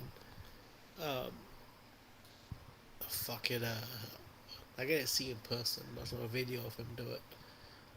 Where like he took a diamond and like he made carbon dioxide out of it. What did he do to it?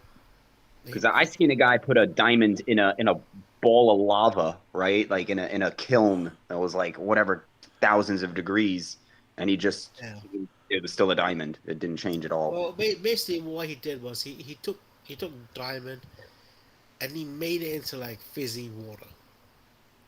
So he put it in something. He put the diamond in like a chemical. There's a couple of steps. Do you know Nile Red? Who? Nile Red. No, I never heard of him. Alright. I'll post a link.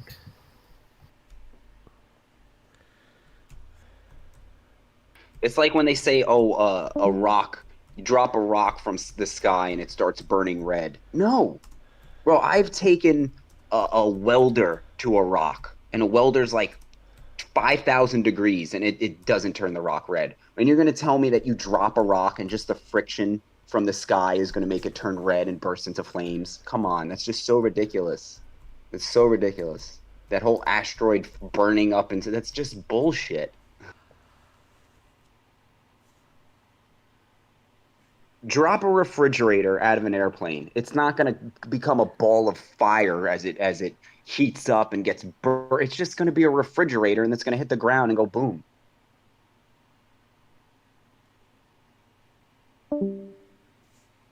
Alright, dude. So like, for some reason I listen to this cunt sometimes. I find it super interesting when I'm trying to sleep. But yeah, this is how he turns fucking diamonds into like water and shit. Oh, so he turns diamonds to water? But that's a bit expensive. Couldn't you go the other way then? Shit. It's like that again? Oh. Bro, he just, it looks like the fizzy water, right? Because fizzy water is just carbon dioxide. Maybe it's little diamond pieces. So much more expensive than the flat stuff, yeah. It's just get diamond CO2 gas. Oh, come on, bro. This real diamond water. Wow. I bet that's really, really, really expensive, and I bet it's just fucking water. Yeah, pretty much. But diamonds aren't that expensive if you want like low quality diamonds. Just the diamonds that, you know, use in fucking jewels and shit, they're expensive.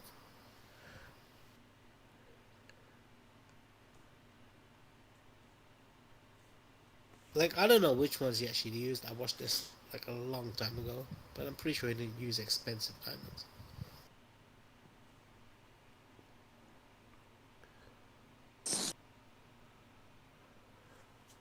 Bro, just because a diamond dissolves doesn't mean it's made of something else. Right? Like, what's carbon's burning? At what temperature does carbon burn? Okay? So, if diamonds and carbon burn at two totally different temperatures, it stands to reason they're two totally different materials. Okay. Makes sense. It's logic. Good logic. Yeah. Well, how do we tell, how do you, and this is one of Socrates' like opening things, is in order to say what something is, you have to be able to say what it isn't, right? So in order to say that a diamond is a diamond, it can't be carbon as well, right? Because then it's not a diamond. It's, you know what I mean? So, and how do we know things that are different? Well, they have different properties, right? The whole reason that porcelain and wood are used in different areas of our lives are because of the properties that they have. If we were using wood toilets, it would be horrible. Blow your mind then. Like you're talking all this shit about fucking diamonds and fucking regular carbon and shit, right? Have you heard about the buckyball? The what? The buckyball. Buckyballs? Yeah, Isn't that those like? bro? Like there's actually a formation of carbon which creates a buckyball. It has a lot of fucking amazing properties, bro. Google it. Oh, you're talking about fullerenes. It's like carbon-60, where it supposedly makes this again. Yeah, I drink this stuff. They call it carbon-60. I mean, it's, it doesn't taste like carbon.